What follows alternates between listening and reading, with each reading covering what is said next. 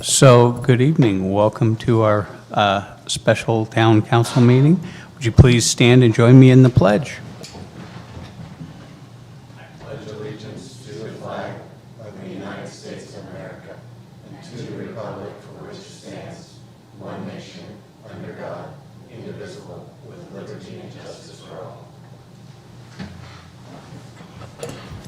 Melanie, roll call. Roll call. Councilmember Bolin?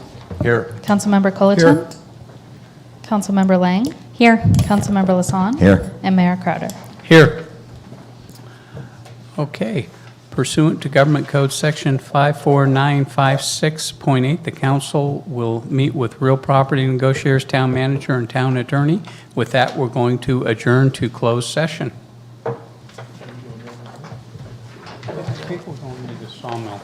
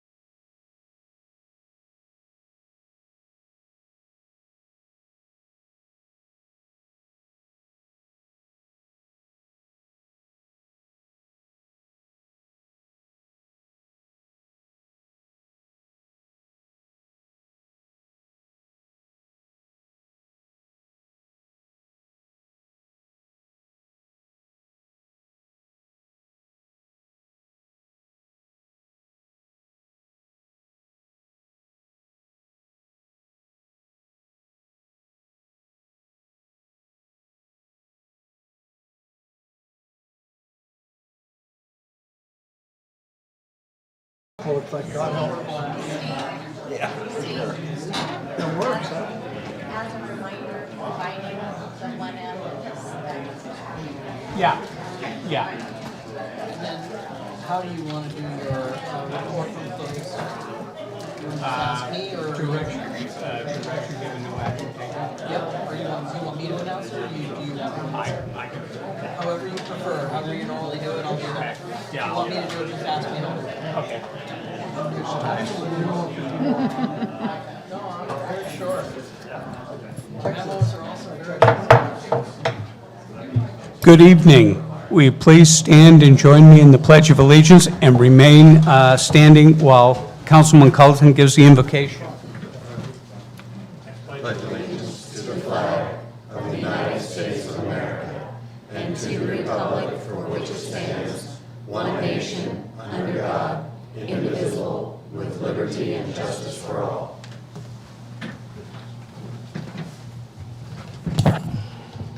Most loving God, we ask you to be with us tonight as we make decisions for the citizens of the town of Paradise. We ask that you protect all of our public safety personnel, our regular staff members, and all those that are working hard to bring Paradise back to its, beyond its former self. We pray for good health for all of our citizens and all of our staff and all of us. Amen.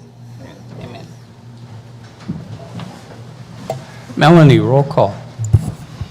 Will you do the readout from closed session? Okay. So, report from closed session, direction given, and no action taken. Roll call. Councilmember Bullen? Here. Councilmember Colleton? Here. Councilmember Lang? Here. Councilmember Lasan? Here. And Mayor Crowder? Here. So before we get into 1E, I've got a couple things with our speakers. Speakers are allowed 3 minutes to speak. When time is up, please stop. When speaking, please address the council only, not staff or audience. Keep comments respectful and language G-rated. After any member of the public speaks on an issue, no clapping or booing. We want to hear both sides of a discussion to be heard and not discouraged or embarrassed to speak due to the audience appearing to support or oppose what is being discussed. Inappropriate behavior, including personal attacks or threats directed towards any meeting participant and/or town employee, will not be tolerated, and thank you for your cooperation. And then one other thing, tonight is our first meeting with our new town manager, Jennifer, and I'd like to introduce her and have her say a couple things. Thank you. I appreciate that. Mayor Crowder, council members, members of the public, I am thrilled to be here with you tonight. I appreciate having this opportunity to serve you, to serve this community, and to really help move forward the policies and the programs of the council. So thank you in advance for everything that you do to help support me. It's been a great warm welcome, and again, thank you. Thank you, Jennifer. So 1E, presentation by Fire Chief Jason Finney.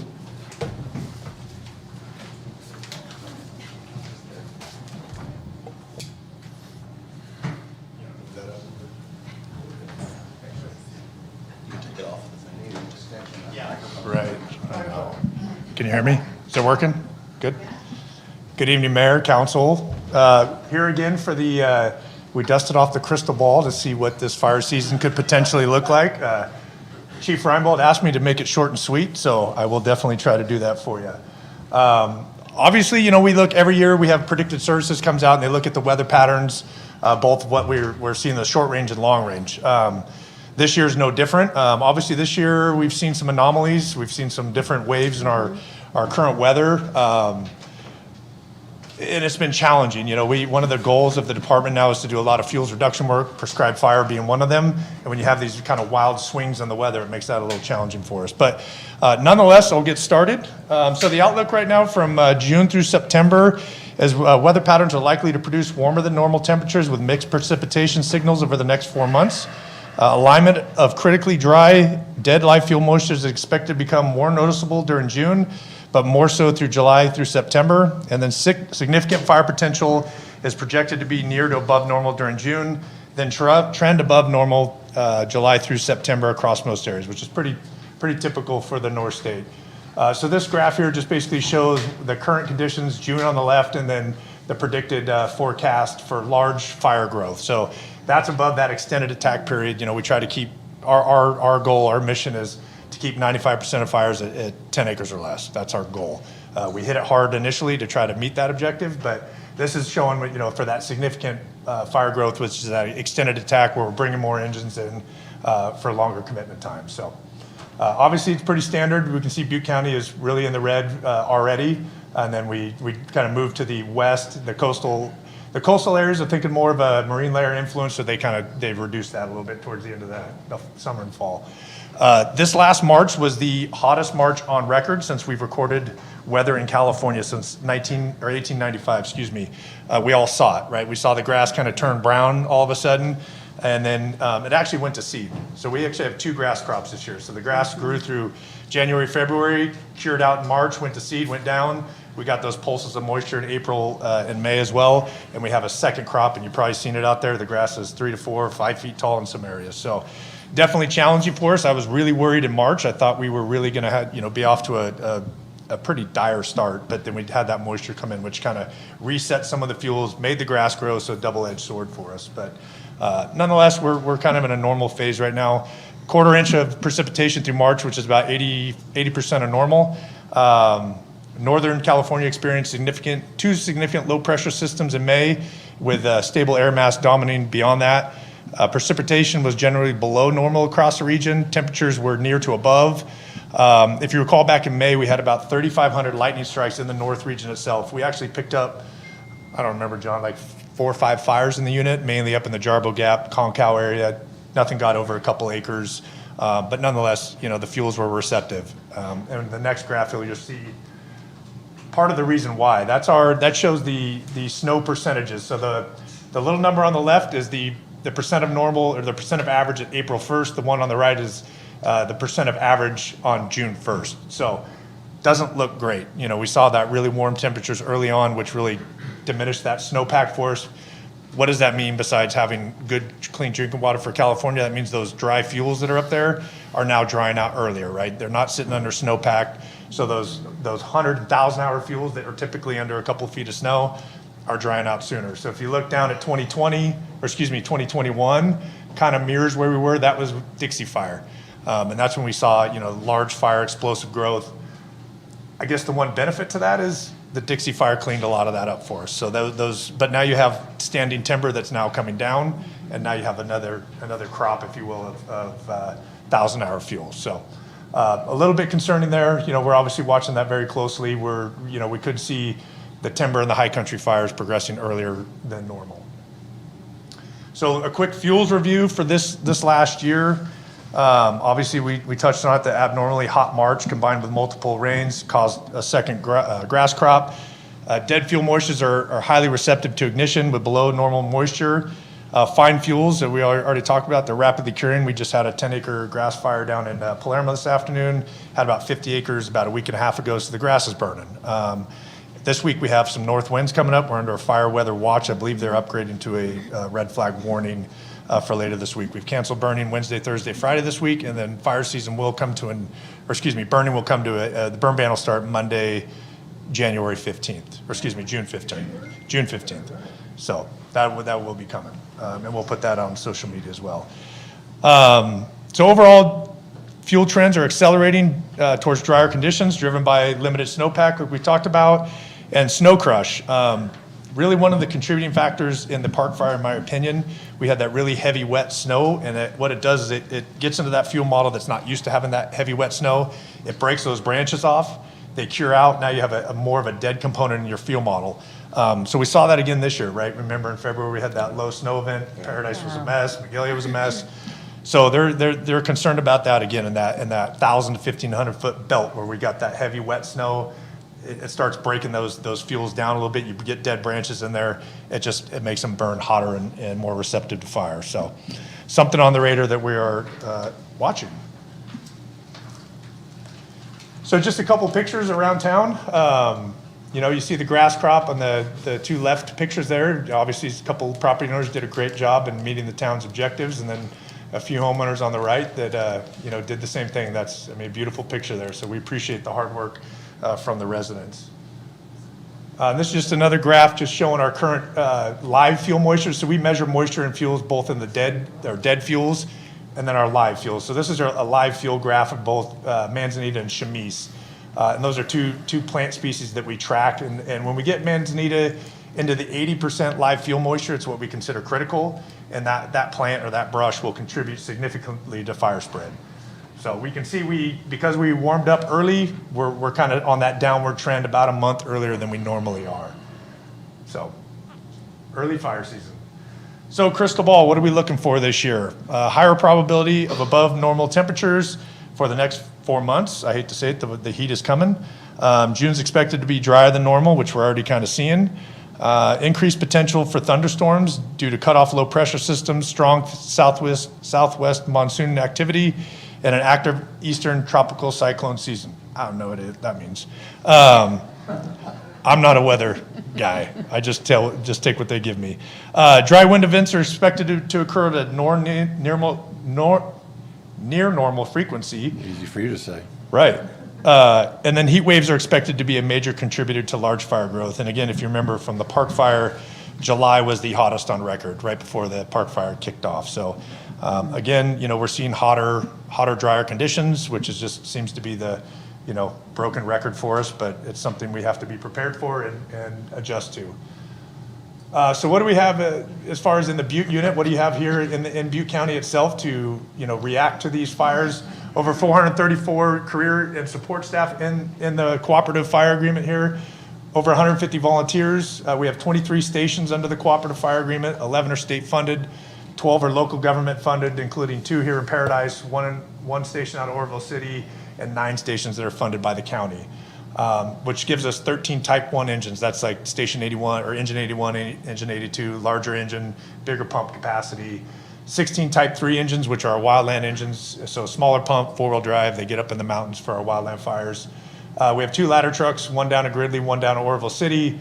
And then we have got a brand new Type 2 rescue that should be here at the end of the month that'll be housed down at Station 44 at the bottom of the hill. And then 2 dozers, and we are working, we're trying to get a county staff dozer as well, which will give us 3 dozers in the county staffed 24/7. So we've really been beefing up our arsenal, but both the state budgets have supported that, Measure H in the county, and then obviously the Measure B and you folks here with the Paradise contract. Our aerial assets, we still have the Air Attack 210 down at Chico. We have one S2, which is a Type 3 air tanker. We do have one contract Type 1 with PG&E that's available to us. One exclusive use copter, which is a Type 1, about 2,500 gallons. It's a Chinook. And then we're still on track for a C-130 coming to Chico at the end of next year, summer of next year. So we currently have 4 online. They've gone through all the replacements and they're online for the state. We currently have 2 fire centers here in the county. Obviously, the one in Megalius, we have crews staffed every day, and then one out at Table Mountain. So those are all available for in-unit responses as well as out-of-unit responses. And just some quick pictures of the aerial assets we have at our disposal. Our Air Attacks on the left. One of our S2s is on the right. That's our one of the CH-47s, about 2,500 gallons. They pack a punch. They're great to come up. And then we have the PG&E copter, which is available both to the state incidents and local what we call LRA incidents. So the C-130, and then we run the Firehawk, the Sikorsky up out of Vina. So we have a pretty robust aerial division now. We love seeing them. They don't put the fires out, obviously, but they kind of keep them at bay so the ground crews can get in there and go direct on the fires.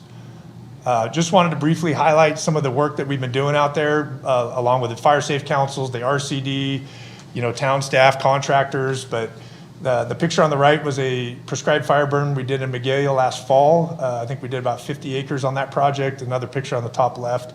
But yeah, we're really trying to reintroduce fire. It's, again, prescribed fire is, we chase the weather, and we're really at the weather's mercy. So when we have those opportunities, we try to strike on them. That's, we're staffed longer now. We're staffed in March until December, full staffed on the state side, which typically we would ramp up towards the summer and ramp down as early as we could.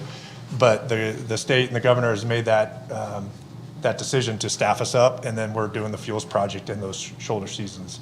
The picture in the middle, a little tough to see, but some of our fuels reduction equipment, we got a Weiler masticator, a little D1 track mulcher. Those were both working on the South Paradise VMP project all spring. We just pulled them off because it's fire season and it's just, we're not gonna have time to really be out there.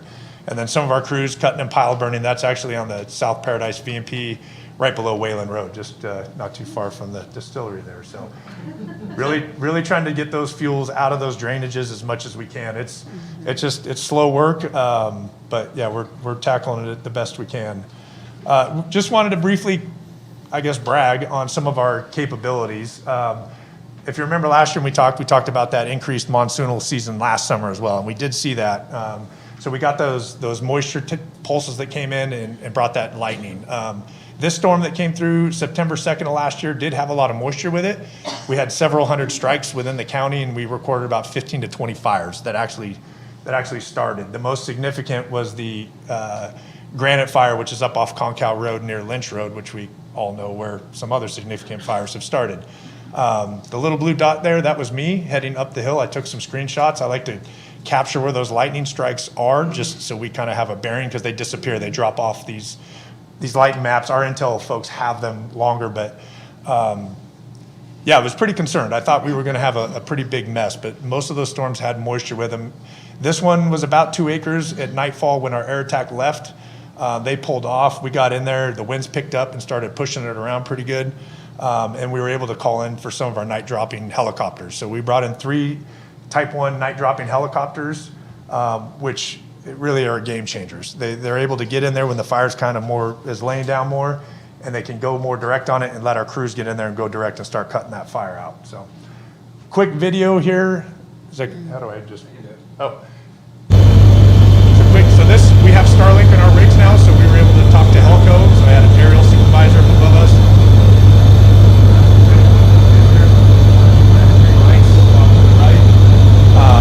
One of those white lights is my pickup truck. The big lights next to the fire tent are a couple of bulldozers. And then the little lights down in there, that's our hay crews trying to walk up. It looks really flat from me, I can tell you that. When you get on the ground, it's pretty steep. But you'll see him make a drop here on the left flank here in a second. So 2,500 gallons. We had 3 of those going for about 3 hours. They were dipping out of Paradise Lake. It really helped us kind of turn the corner on that fire at night. I think we all kind of had the hair on the back of our neck standing up when we see those fires and that wind surface at night. But yeah, hats off to those folks that do a great job and a great resource for us to have here in the state. But yeah, you see it gets steeper as they come around. But yeah, the technology we have now at our disposal is really, it's decision-making tools, right? It doesn't put the fire out, but it helps us see what we have. Because at night, when you look at that, it looks twice as big and it looks terrible. And then to close, just wanted to briefly remind everybody, please, if you can, sign up for the Smart 911. I know Chief Reinbold and his staff in the town has put out a lot of information on that. That's critical for us to communicate with the public. There's other avenues out there, social media, but this is how it comes from the officials here in town and the county. So even if you're signed up for the county, you did it early, we ask you to go back in there and just make sure you click the box for Paradise as well, so you get notified from both entities. So be happy to answer any questions if you had any. Yeah, when you go take 1,500 gallons of water out of Paradise Lake, do you have to pay for that? No. The good Lord brings it with rain, so it brings it back. Holy cow. So the other thing is, when we have a big fire, like I know a lot of local contractors, a lot of other people, you showed us all your staffing models, and that's great. Right. You know, good for CAL FIRE. But I know that all these other people, like, about how many local people are qualified that you guys call in? Yeah, we have a HEMS program, which is a hired equipment program that we run. Every CAL FIRE unit kind of administers one. I think currently we have about 80 different vendors in Butte County itself. So that's from mulchers, masticators, bulldozers, water trucks, I mean, all of that. So we rely heavily on the contractors for help. They do a fantastic job for us. It's a big, yeah, it's a big appreciated. plus. Yep. So every year we sign them up, and then this is a contract year. right? Fuel prices are up, so we're renegotiating some of those contracts with them. So we're at the same level, if not higher, as we were air attack last year. We are equivalent. Yep. Equivalent to last year. Yep, that, the exclusive use, those type ones, you know, that's not it's not written in the Blue Book staffing, so it's kind of a year by year. But we really try to show the value in them, because that's what keeps them, they're expensive. I won't even tell you. It's crazy. More than the water in It's Paradise worth it Lake. though. I mean, you know, you gotta put a, you know, cost, you know, is the juice worth the squeeze? And I would say yes. Yes, absolutely. We got to go on a fire, we got to go and fly in one of the helicopters after the fire in '08. And we were down in Dry Creek Canyon, and that pilot, that was a guy that was had flown in Vietnam.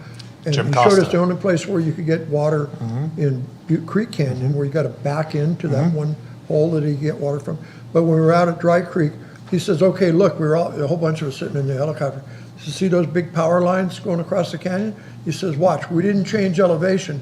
He just turned and they disappeared. Right. I mean, the kind of things they have to deal with Right. in the middle of that Yeah, craziness. and at night it's even Oh, yeah, more dangerous, yeah, yeah. right? So they have night vision goggles. They like to see it in the daytime before they get assigned, but they will come out in the dark. So yeah, no, they risk a lot to come out for us. So Thank you.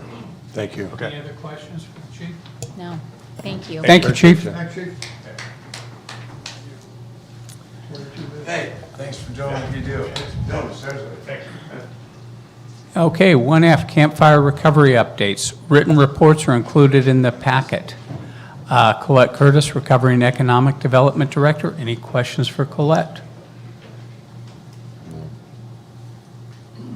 Okay. Mark Maddox, Assistant Town Manager, Infrastructure Update. Any questions for Mark? Okay. So item 1G, the Paradise Sewer Project update, we're going to hold off on, and we're going to combine it with 6F, including the public comments. And so we're going to just consolidate the two. So with that, we're going to move on to 2, consent calendar. I move approval. Second. Motion by Bullen, seconded by Lasson. Councilmember Bullen? Aye. Councilmember Colleton? Aye. Councilmember Lang? Aye. Councilmember Lasson? Aye. And Mayor Crowder? Aye. Motion passes. Okay, no items removed from consent. Item 4, public comment. Cards, Melanie? Yes, first card is Alexandra Byrne.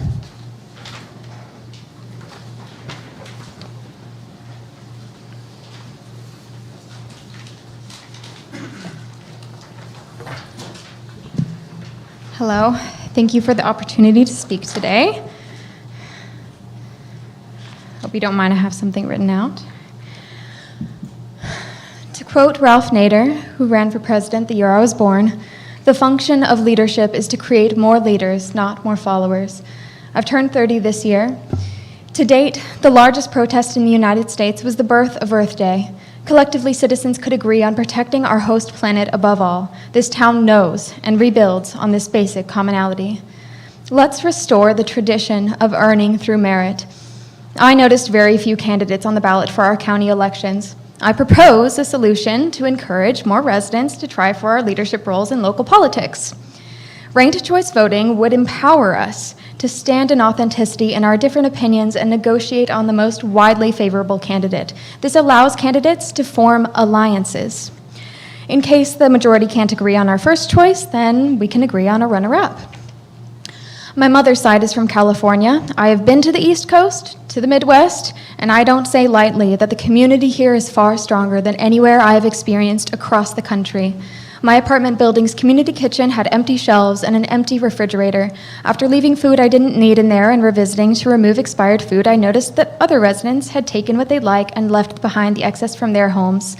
Same can be said for the garden beds I planted. Opportunity available, waiting, just needing initiation. I'm always happy to be the first to dance at a wedding with good music, the first to put food in a communal pantry, or the first to eat off a platter at a gathering. My mother's father built a church, and upon his passing, my grandmother, her Bible in hand, with the verse highlighted about women remaining quiet in church, took over as pastor. Eisenhower is my mother's maiden name.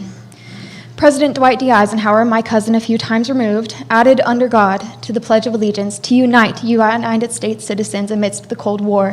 You see, it is the way of my family to innovate, reform, and unite the people. I hope to honor those characteristics today. Ranked choice voting brings camaraderie to candidates. Approaching the 250th anniversary of the United States, Paradise has the opportunity to make history as part of the wave of ranked choice elections redefining the United States for the next 250 years. Let's welcome more candidates by advertising friendly competition. I am only one mind. If you collectively decide against ranked choice voting in Paradise, then I challenge and entrust you all to innovate another solution to encourage more candidates. For if there is only one name on the ballot for a role, then it makes no difference whether we vote for that individual or not, for lack of competitors means lack of democracy. Thank you. Thank you. Next card is Mike Pollock.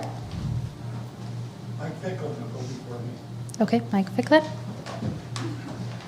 Good afternoon, ladies and gentlemen of the Town Council. I'm back here trying to get fines taken off my property. It's been in escrow. It's been hung up in escrow because of these fines. They've all been put on there fraudulently because it first started off that they were written up as a unpermitted RV. It was never an RV. It was a home that was going to be there, was sold, was being permitted at another location. Took time to move it, but permits were paid. And perfect example is of no oversight on your code enforcement. I got another letter here that's for the septic system, and the code clearly states you can't reside in a building with a septic system with these issues. There's no building there. So it's like the code enforcement just kind of does whatever they want. Nobody's overseeing what they're doing, and I get a fine and have to waste my time appealing it or coming up here asking you to fix the problem. So in the meantime, I guess there's over $4,500 worth of fees on a certain specific parcel there. I'd like to ask you all to vote or somehow and take those fines off there because they're not correct how they were addressed. And again, this new one is a perfect example of it. All right, thank you. Mike?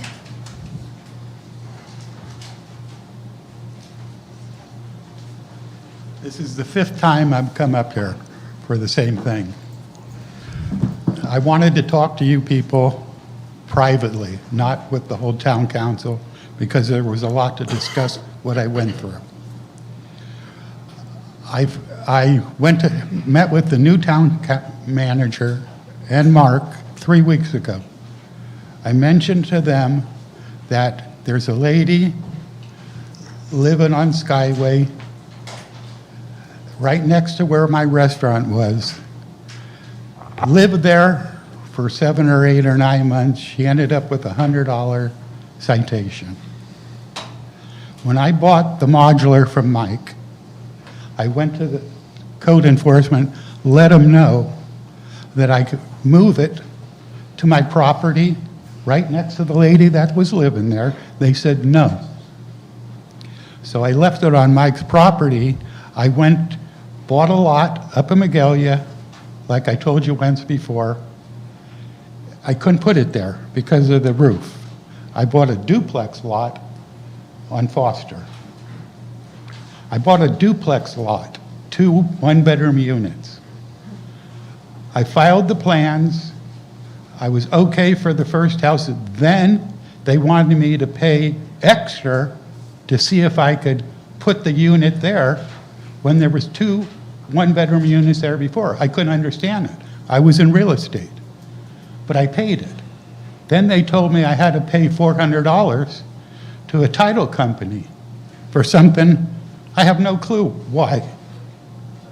So I explained it to them 3 weeks ago. Did they ever mention anything to you people?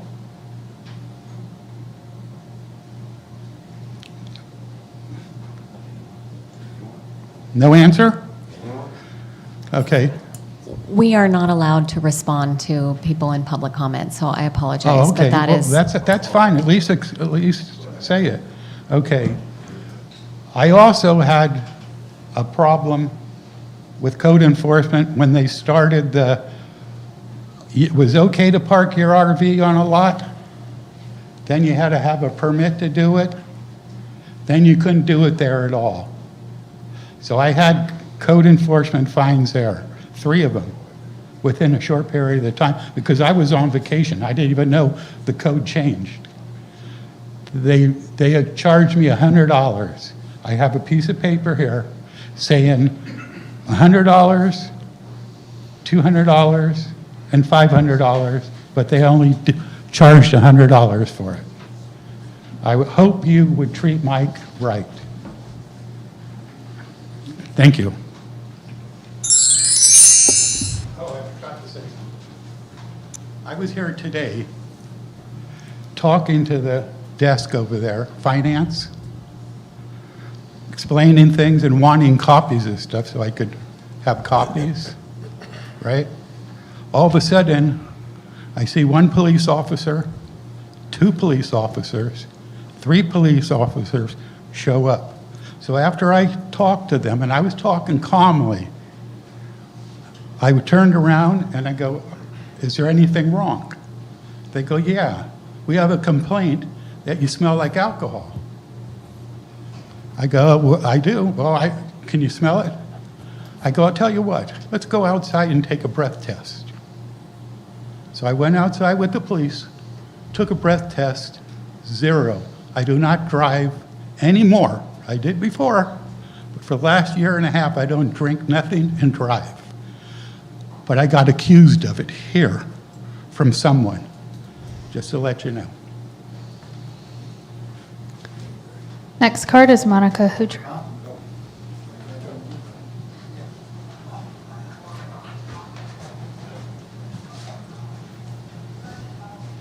And Monica, I want to clarify, you submitted 3 cards, but it's still just 3 minutes total, Not for each issue? not for each issue. Okay, Yep. read them out loud and I'll tell you which one I'll do. Hazardous fuels prevention, no spray list, animal control enforcing the laws, and code enforcement oversight. Oh, boy. So does that mean I have to come back for 3 more months? Yeah. Okay, I'm just going to address animal issues because there's a history. So I had a meeting last year in August, on August 12th, 2025. I wanted to have the meeting with the town manager. I was basically coerced or forced into having the meeting with the town manager, with Mr. Crowder, the mayor. The chief of police had to be there. Tony Lindsay was there, Susan Hartman was there, and Mark Maddox was there, which had nothing to do with him. But I don't know why I'm being required that I have to have the town lawyer also present in a meeting that I want with the town manager. I think it's unnecessary. I feel like I'm being singled out. I don't have a lawsuit against the town. There's no reason for it. Not yet. I don't have one yet. But I don't understand what's going on here. But with regard to animal violation citations, starting in 2018, the neighbors next to me on Harvey Road had big dogs, and they were constantly coming into my yard. I have cats. The cats were not defecating in their yard, nothing like that. Over and over and over again, citation after citation, animal control came out, issuing citations to them, 2 big dogs. Okay, I asked them to stop, they didn't stop. The police came out numerous times. The police have been out in front of my yard because sometimes animal control isn't available, so then you call the police. Okay, then the police says, well, animal control will follow up. Okay, I had to be on top of animal control all the time for them to issue the citations. Over the years, and he had no fence put up. So over the years, 20 animal violation citations issued to these neighbors without following the appropriate government code 36900 that they're supposed to do with regarding the fines. I know what it is. It's clear to me. I've researched it. Okay, nothing was done. The town the chief of police has the authority to prosecute, and I don't mean prosecute with administrative citations, I mean prosecute legally, criminally, okay? So I've gone through HELL, I won't swear up here, but I'm getting emotional, because what ended up happening after this neighbor slandered me and defamed me to this police department, calling me names, saying I'm bringing the food over for the dogs to come over, and it's a long history, and it got very ugly, and I ended up filing a civil harassment litigation lawsuit against him with 4 other causes of action, because there's other things involved. And that'll come up later, because I emailed you, and I'd like to have a meeting with you. Thank you so much for responding so quickly. Thank you for responding, period, because people don't respond. Okay, my cat was eventually killed and bloodied in their front yard, no fence up, okay? The dogs ripped it up to pieces, and the next day they were cleaning it up. 6 more times after that, those dogs came into my yard, and nothing was done. I don't even call anymore. I don't call anymore, okay? Because there's no point, because nobody's doing anything, and I'm asking you, please, please do something. We have another neighbor, I just want to finish, at the corner of Billy and Harvey, and the dogs are barking all the time. Now neighbors are letting the dogs out because they don't want to listen to the barking. I've called the police 3 times, other people have called, and they're not issuing the citations. I have my laptop, I have the video, everything, they're defecating in the neighbor's yard. Can you please get animal control or the police to issue the citations, because when people have to pay, they'll stop. But I don't want to go through this again. These are 2 black dogs, 2 big dogs. There's a record of it already. Please, I don't want another dead cat. Please, I'm begging you. Thank you. Next card is Taft Peterson.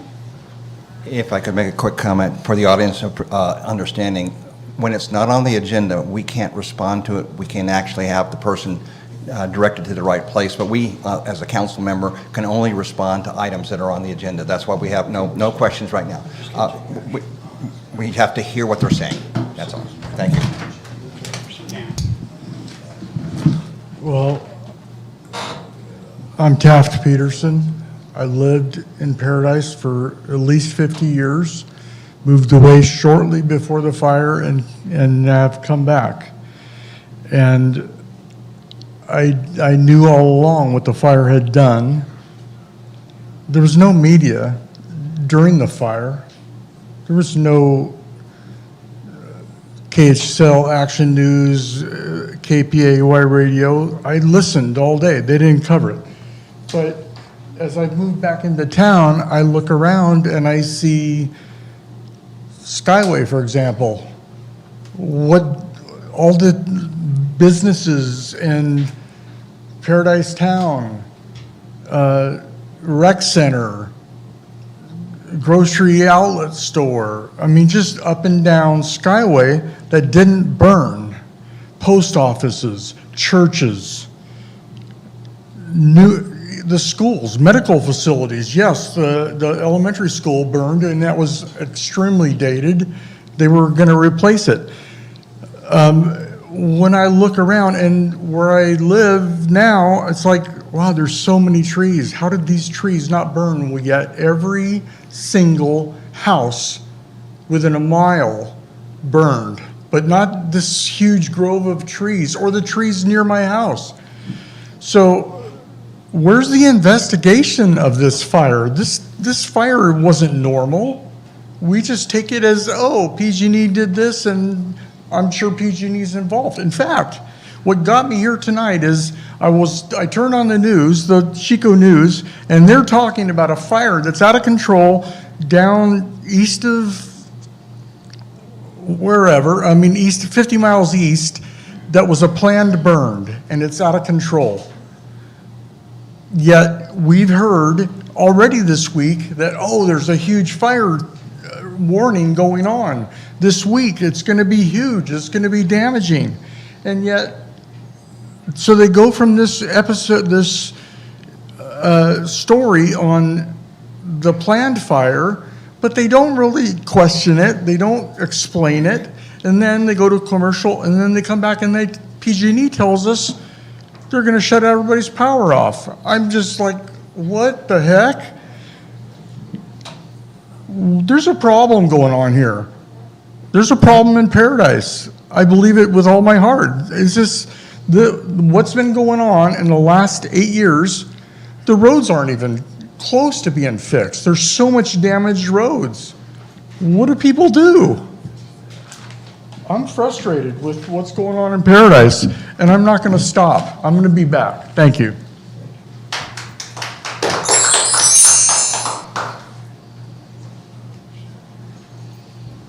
I have no more cards. Okay. So we'll go on to 5, public hearings for items that require a published legal notice. So we're going to conduct a hearing and receive a report on the town's vacancies. Crystal?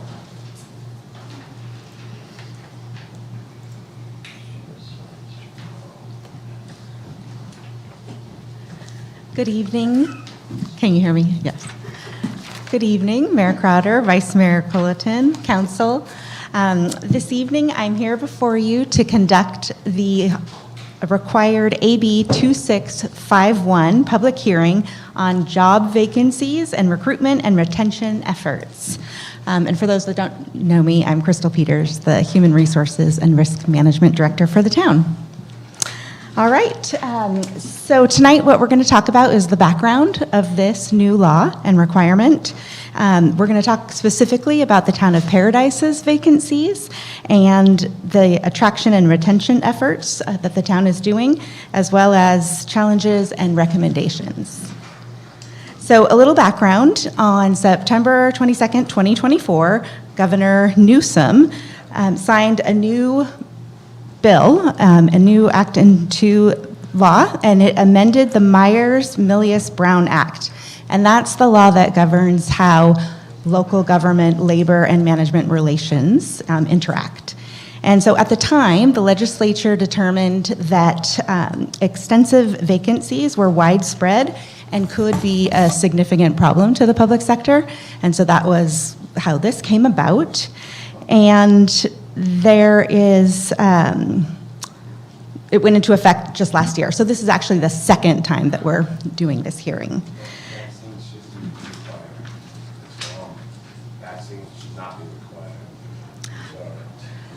We need to be quiet. So the requirements of AB 2561 is that we present at a public hearing at least once per fiscal year prior to the adoption of the budget. And so this is timely in that way.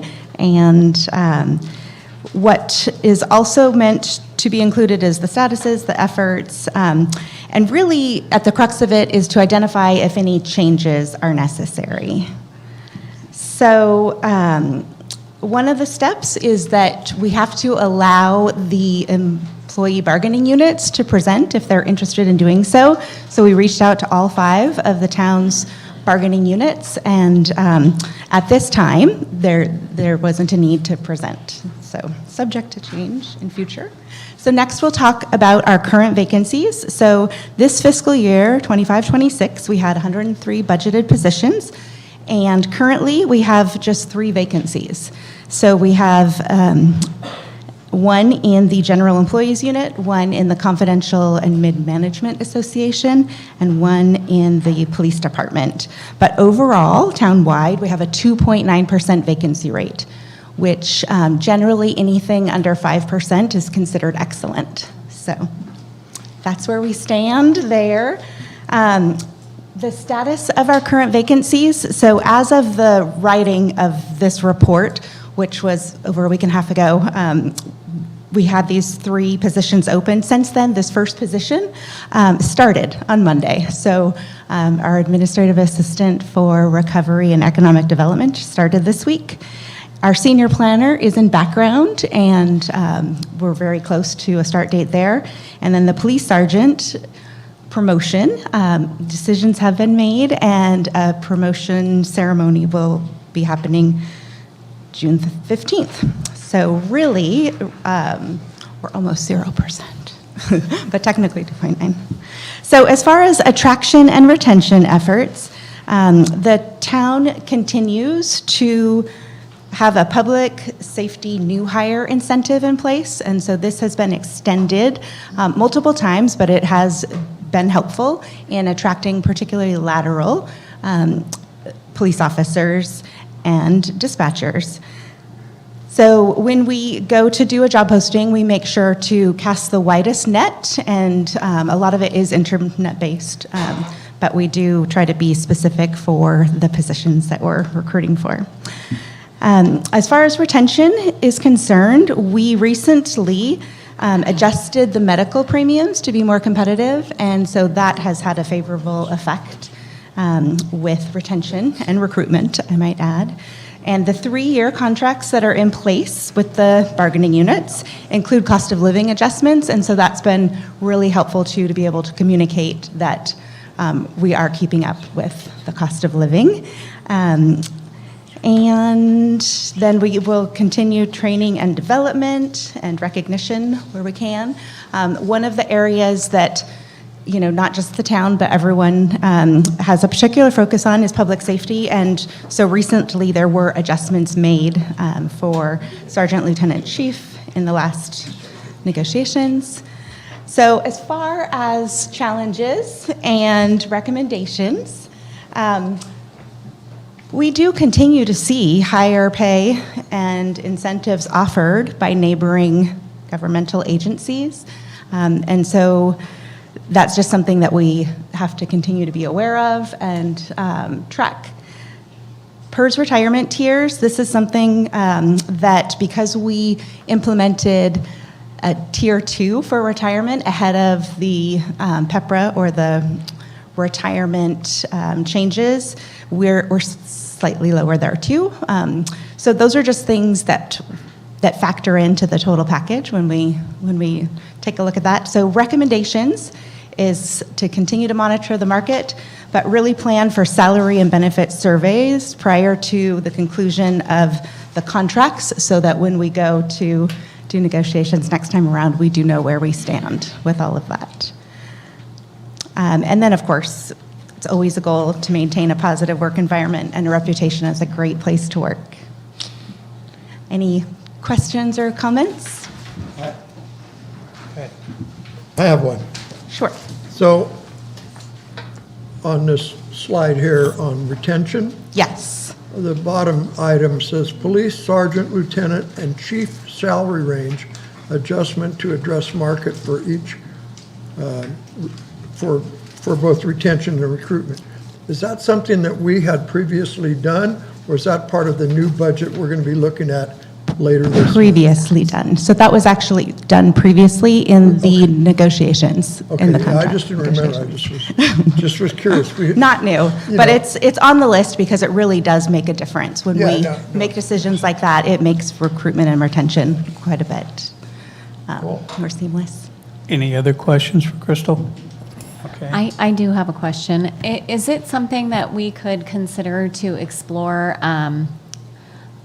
other options for medical, other more competitive medical options? Since I know that's a big expense, both for the town as far as providing them, and then that's a serious consideration for the staff also. So we currently are in contract, and so ahead Right. of, yes, next time But that for would. the next yes. round, because I see that we were, you mentioned that we were going to look at other area salary comps and salary surveys.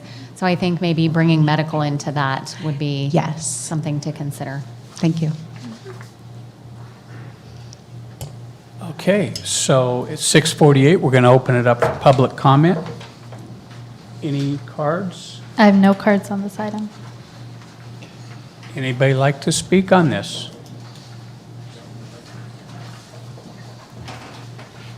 Okay, so with that, it's 6:48. We'll close public comment. Thank I move you. adoption of AB 2561 with the adds of section, is this right? The adds of section 3502.3, the government code, is that right? So you're just receiving this, this report, our Oh. local report.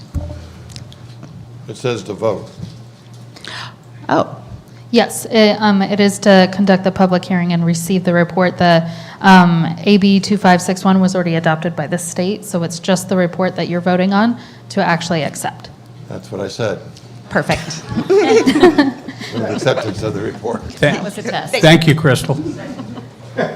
Motion by Boland, Second. seconded by Lasan. Councilmember Boland? Aye. Councilmember Colleton? Aye. Councilmember Lang? Aye. Councilmember Lasan? Aye. And Mayor Crowder. Aye. Motion passes. Okay.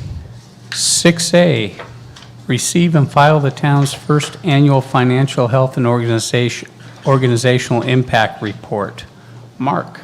Thank you, Mayor Crowder. Good evening, council. It's my pleasure to bring forward again our first annual. This is something we plan to do each year ahead of the budget cycle, and I want to say thank you to Councilmember Lang for bringing this forward as a council-initiated item to really evaluate our organization, our financial health, and then also have some metrics that we can track for our organizational impact and performance. And so it's my pleasure to bring forward this report.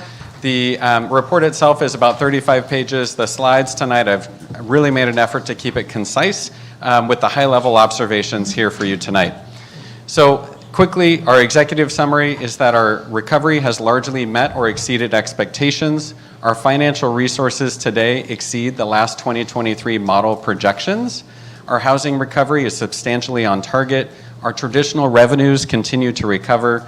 Our organizational capacity to handle the recovery has been restored, including restoration of PD dispatch. Our long-term challenges, though, do remain, and I'll go through that. One of the big headlines here tonight, though, is the town of Paradise has spent over $340 million since 2019. In the same period, our total financial resources has only been reduced by about $10 million. And so that's really important to show, not just we're managing our recovery funds and our pro fund, but also we're being good stewards of grants and traditional revenues and getting work done out on the streets, literally, and then also in other areas for our recovery. So here's a quick overview of how the town of Paradise's finances work. Working from left to right, I have a graph that shows recurring revenues all the way over tracking to the right to services provided. If on the left, you can go through our traditional revenues like property, sales tax, general services fees, state revenues, franchise fees, even Measure V, our local sales tax. Then there's permit fees, gas tax, and program grants and recovery grants that all kind of feed into restricted funds and restricted services for those funds.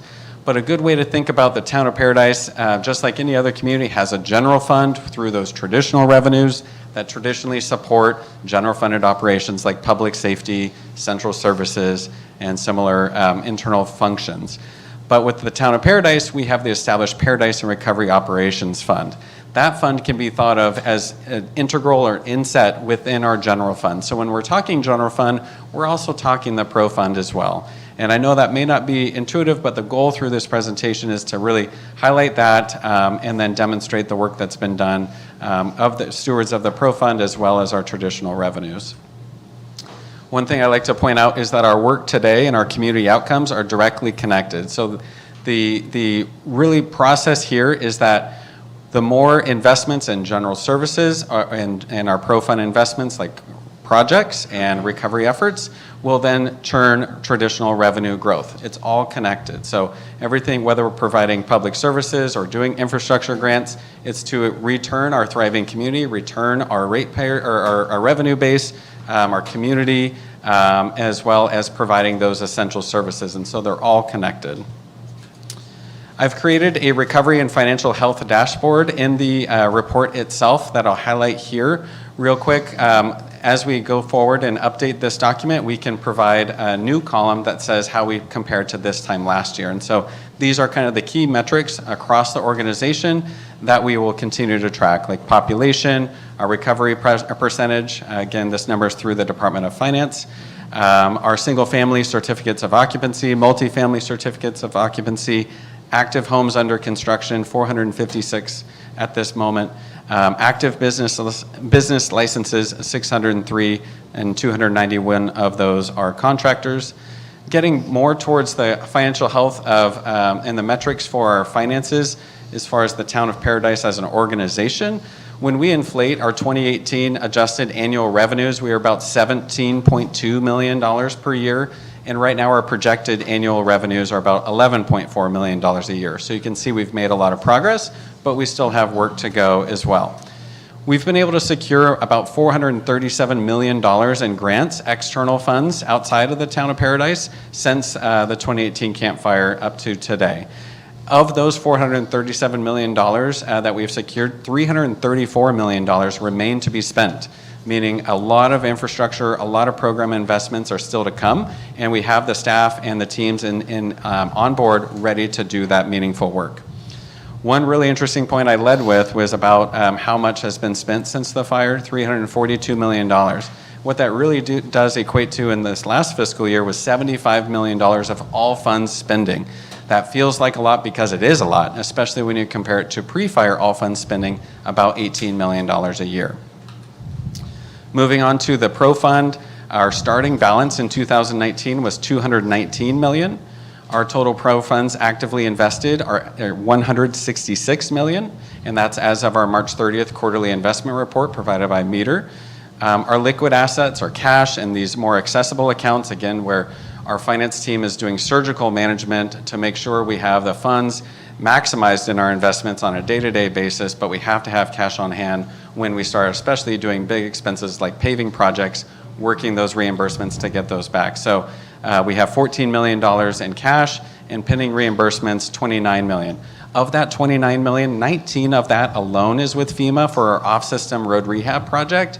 There's been a lot of impacts from FEMA, as we know, national news about shutdowns and changes in policies, but we are working with them. Our submissions are in their review. It's moving through the process. I have high confidence, full confidence, that all of our reimbursements will come through as returned expenditures, especially for the FEMA projects as an improved project. So when you total those three items up between our Pro Fund investments, our liquid funds, and our pending reimbursements, our total financial resources is about $209 million. Again, only $10 million less than how we started. Now, when we compare the 2023 fiscal sustainability model, and I do want to be clear here, this is not an update to the fiscal sustainability model. It's just an analysis of what the model said versus where we are today. And so when you look at the population numbers, it was predicted with the model, I believe, model 4 or option 4 growth scenario, which was more moderate growth. There was a prediction for population of 15,000. Our reality today is about 10,581 if you ask the Department of Finance. And I know there's a lot of scrutiny and attention to that number, and that's why I have one asterisk there, because it really doesn't make sense to us, as you know, and a lot of work has gone to analyze that. But one thing that we can compare is that the model predicted we'd have 6,000 housing units, and we have 5,822 today. So something's off there about how population is counted, but we are really, again, looking forward for all these numbers to align, and we know the Department of Finance is doing their best to articulate the analysis of the county's population and specifically the density of town units. And so there's a lot of nuance there. Unfortunately, this go around, even though we're the fourth or the fastest growing community in California for the fourth time out of the last 5 years, we're really not pleased with this number of 10,581. But when we look at every other metric, you're seeing we're kind of hitting the mark. Traditional revenues, the fiscal sustainability model predicted 12 million a year. We're at about 11.4 for this next fiscal year coming up.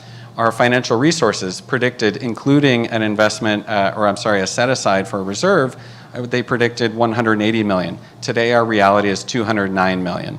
So when we project that out to 2045, which is really the baseline goal of how long these funds need to last, the prediction was 29 million remaining in 2045. If we apply the same drawdown rate, again, this isn't a new analysis, that would leave us with 59 million in 2045. Again, that's an update from that last analysis. To recap, our financial position is made of three major components: investments, reimbursements, and liquid cash, giving us that 209 million from where we started at 219. How the Pro Fund works and the investment summary, the model assumed a 1.5 conservative annual return. The current market conditions are more favorable to the town of Paradise at this point. I mentioned we have 166 million. Our actual yield to maturity is 3.95%. And what that means on an annual basis, when we draw down $13 million of Pro Funds to support operations or investments this council and the community wants to make, we're seeing a same year-over-year period return of $6 million out of those investments with that day-to-day management by the finance team. So that $13 million drawdown ends up being a net 7 at this point because of the performance of the investments have been so far.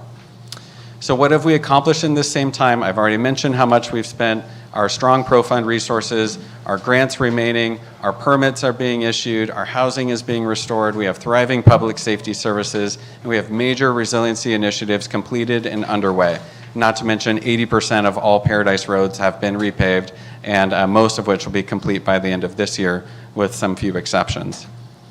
So moving on, I'm going to walk through each department because that was one of the requests, to have a department by department analysis.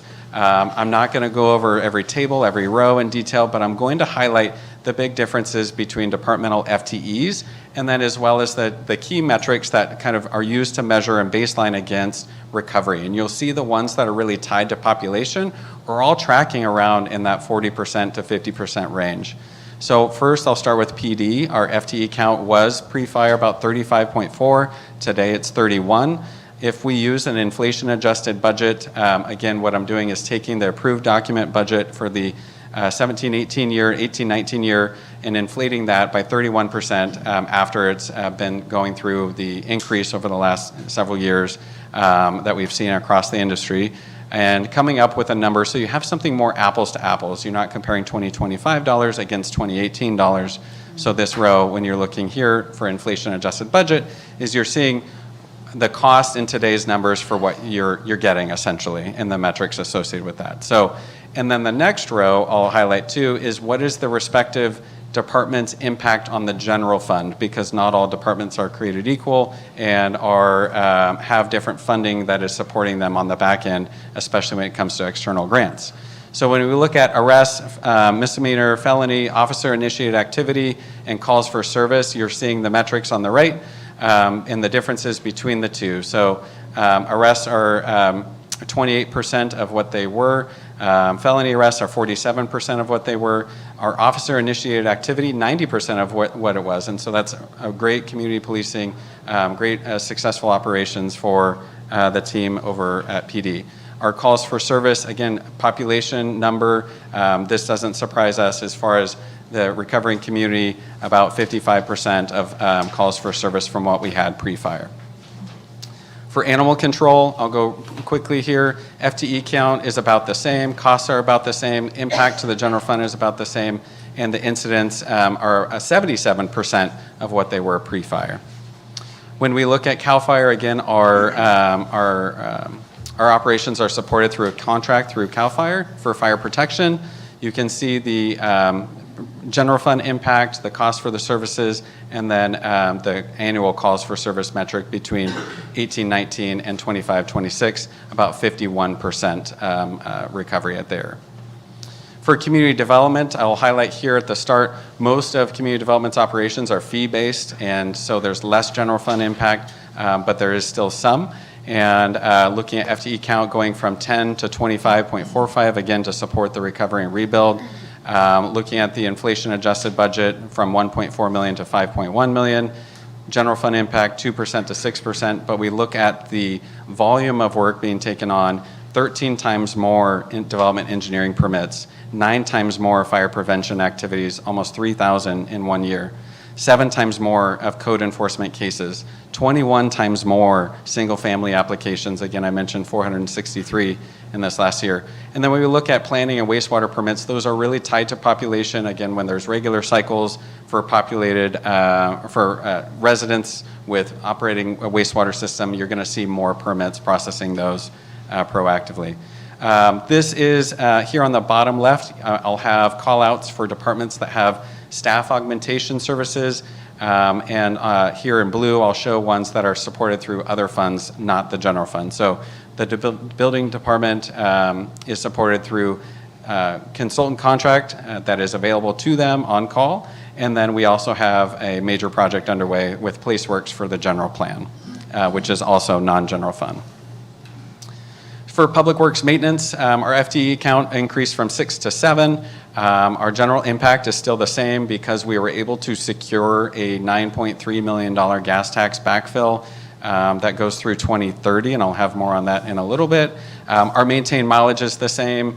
A lot of the work is the same, but we have a lot of more recovery impacts on our roads and on our drainage system. So the work and the team is working just as hard, if not harder, here today than they were pre-fire. But they are currently being supported by hazard fuels reduction efforts by Arbor Pros, and then we do rely on a landscaping contract with Green Ridge to support some of our town facilities. Looking at fleet, I'll highlight here, still about 2% of the town's overall general fund because our fleet has grown from 75 to 140 items of equipment to support our grown staff. Engineering, there's been a lot of changes in engineering, and so our previous FTE count was just 2, and then today it's 10 of us. And so our general fund impact ranges between 1% and 3%. Our total CIP projects that we manage have grown from 16 to 29. Our CIP budget has grown from $16 million to $364 million, and our annual project delivery has increased, again, that 23 times larger, from $3 million a year to $67 million a year at essentially no cost to the general fund. We do have grant-funded consultant contract support for civil engineering services, DACA and Jacobs Coastland. Those are probably synonymous with projects you're aware that they're working on. And then we do have staff augmentation for our owner's agent for the Paradise Sewer Project through HDR. Moving on to recovery and economic development. Again, this is a department that did not exist before the fire, but certainly something that is integral in the success and recovery of the town. Our current FTE count is 4.7.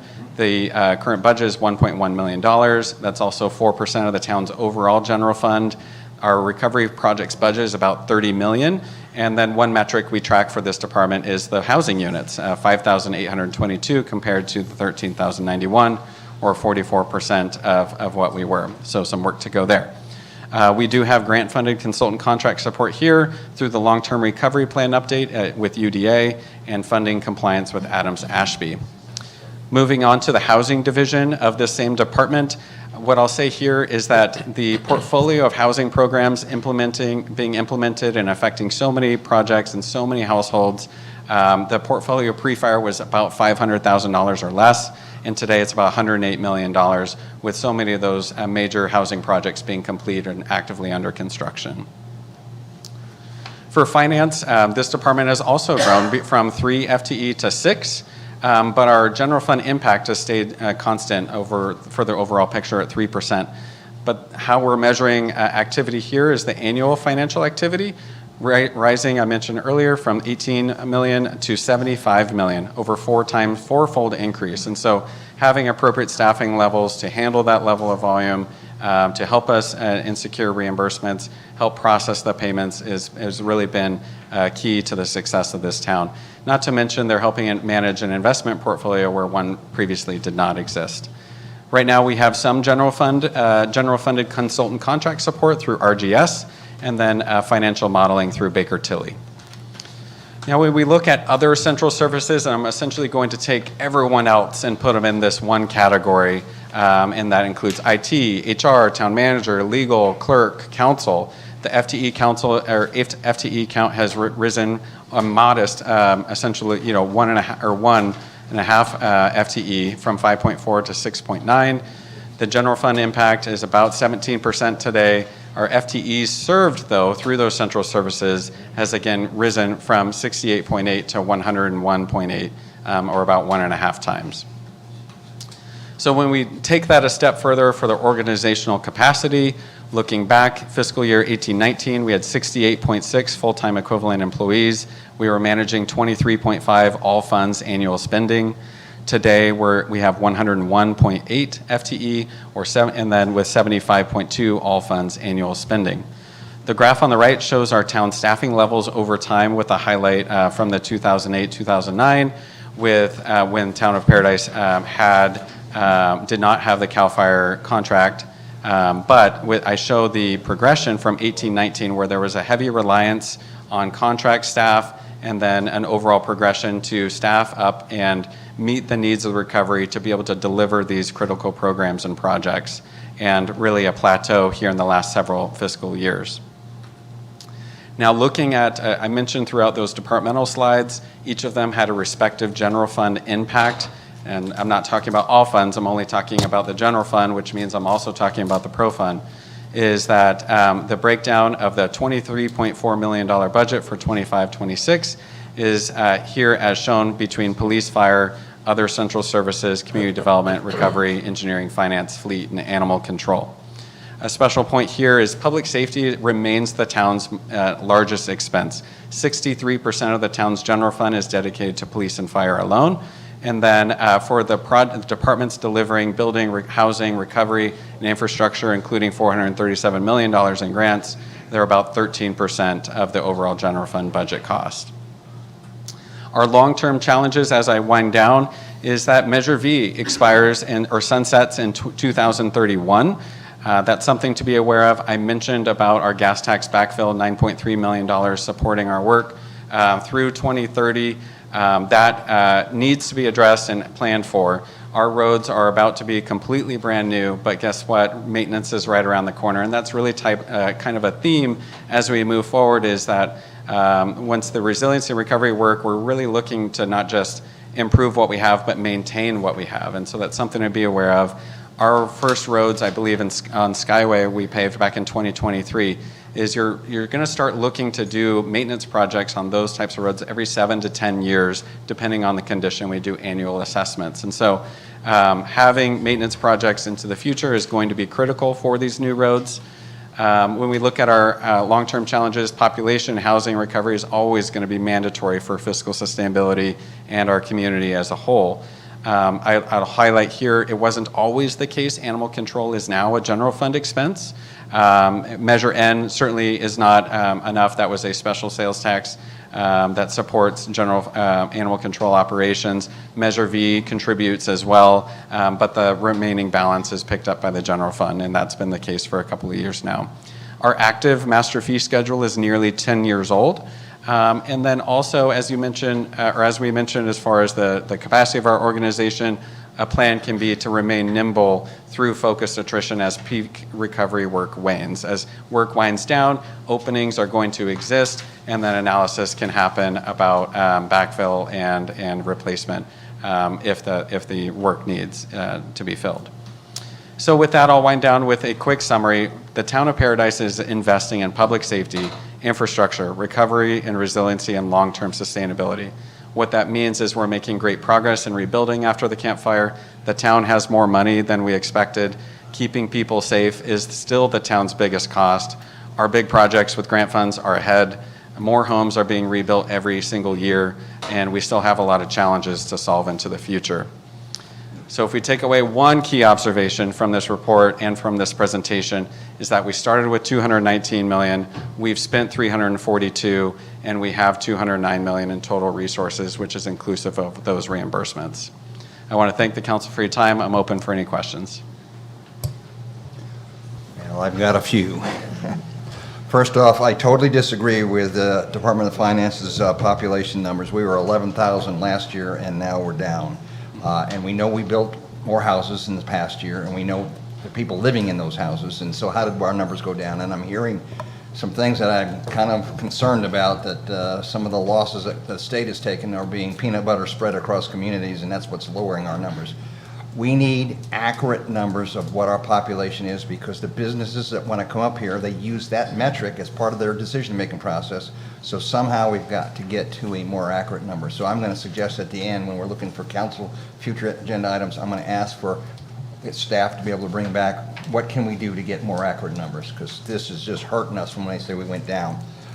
The other thing I need to talk about is this report was absolutely outstanding. This is the best report I've seen on finances, and well, I was in business for 43 years. I've not seen something as comprehensive as this and as easy to understand it. The fact that we're now at 10 million down from 219 to 209 in the pro fund, that's been an area of this council's concern from day one, that we're going to burn that down, and that's our savings account. And you're telling me in all the years that we've only gone down 10 million, excuse me, and that's amazing. And it takes a lot of concern I've had in the past about, hey, we're hiring too many employees. What are we going to do long term? Are we going to run out of money before we run out of the rebuild? And being 10 million down at this point is it's phenomenal. So I want to commend you folks on doing that. Now, the $29 million in reimbursement concerns me, okay? We need that tracked here at the council level.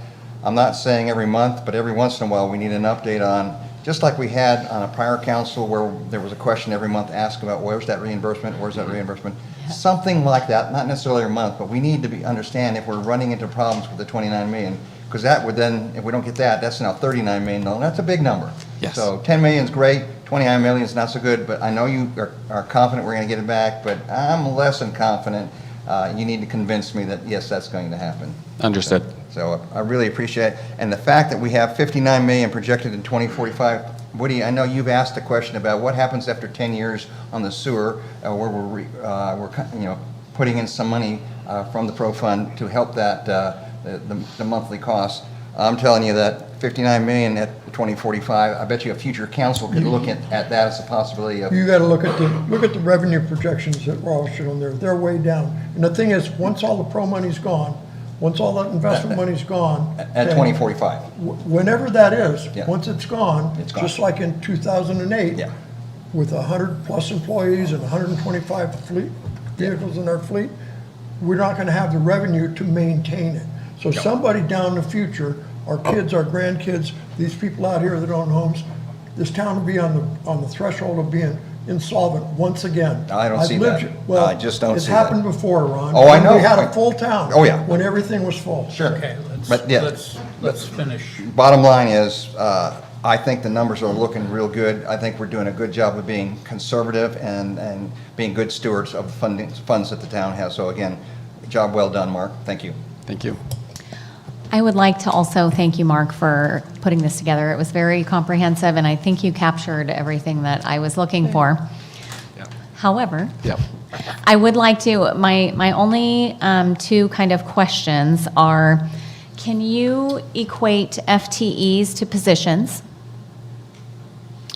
Can you Because part-time positions don't necessarily, it's not apples to apples. Well, I'll say that the FTE numbers that we give, when you see a 0.4 or a 0.9, that's essentially accounting for those part-time positions that are in there. So there's just one part-time in each of those things? Well, for example, when I go through each department and looking at central services, 5.4 to 6.9, that means FTE, and I apologize for that, FTE stands for full-time equivalent, meaning that someone working full-time counts as 1 FTE, and someone who works part-time, let's say they work half-time, they'll count as 0.5 FTE. Right, so is it just So 7 people in that 6.9 FTE? Or could that be a combination of however many part-time FTEs? That's what Yes. I'm asking for, Yes. is a Number of bodies. translation of FTEs to positions or Okay. bodies. Yep, I understand that. So Thank that would you. be fabulous. I'll do that next And time. then my only other feedback on this is that it's the first annual. Mm-hmm. My intent for asking for this to be established is to generate some data like a runway. Mm-hmm. So even if we don't have this reported on a regular basis, could we be tracking this to establish that runway for us to review when we get to, the point of considerations for negotiations and that sort of thing? Yes, Okay, thank you. thank you. Yeah, thank you. Want to see trends? Yes. Any other questions for Mark? Any cards, Melanie? I have no cards on this item. Steve, I don't know, I didn't fill out a card for this one. You got a card. Okay. One of the things that I have seen in my business and both in my neighborhood, we have a lot of single-person homes. We have a lot of people that are widows. Just within a quarter mile of my house, about 60% of them are single person living in the house. And when you get 1 versus a 2.5 or a 2.7 or a 2.3, whatever it is now on the average per thing, it makes a big difference. And I think that might be where the adjustment is coming from.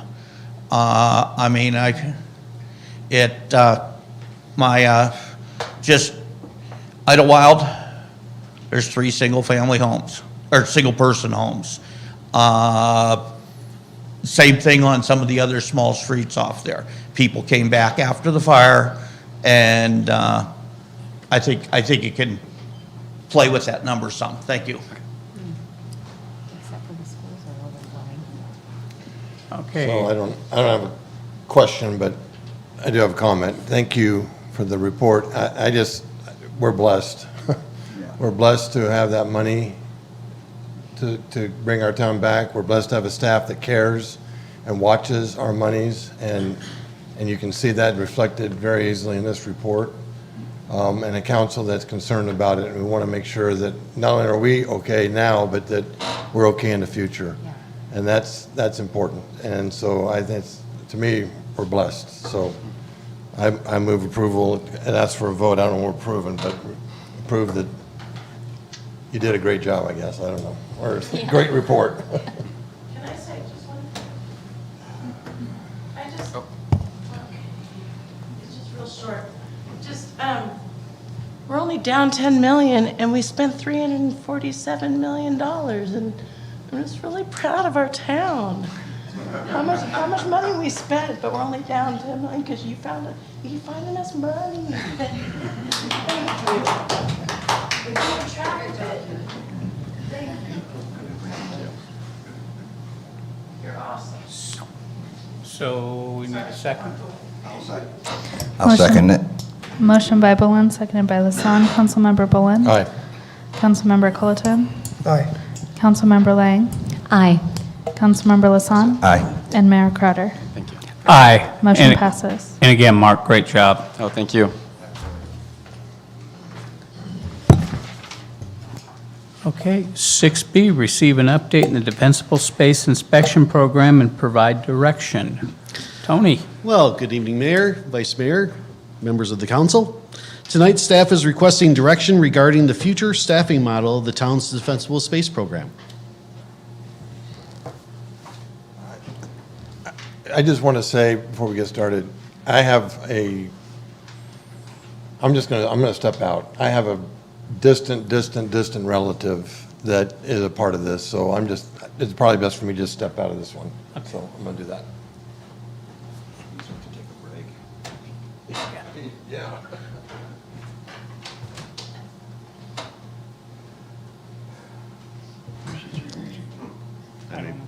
Go ahead. Go ahead, Okay, Tony. great.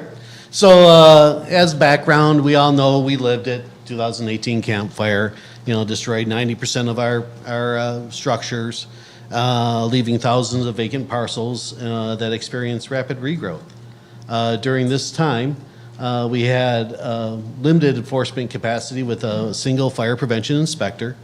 Was responsible for overseeing more than 11,000 parcels while also conducting fire system and occupancy inspections as well as development reviews. As a result, defensible space compliance remained relatively low.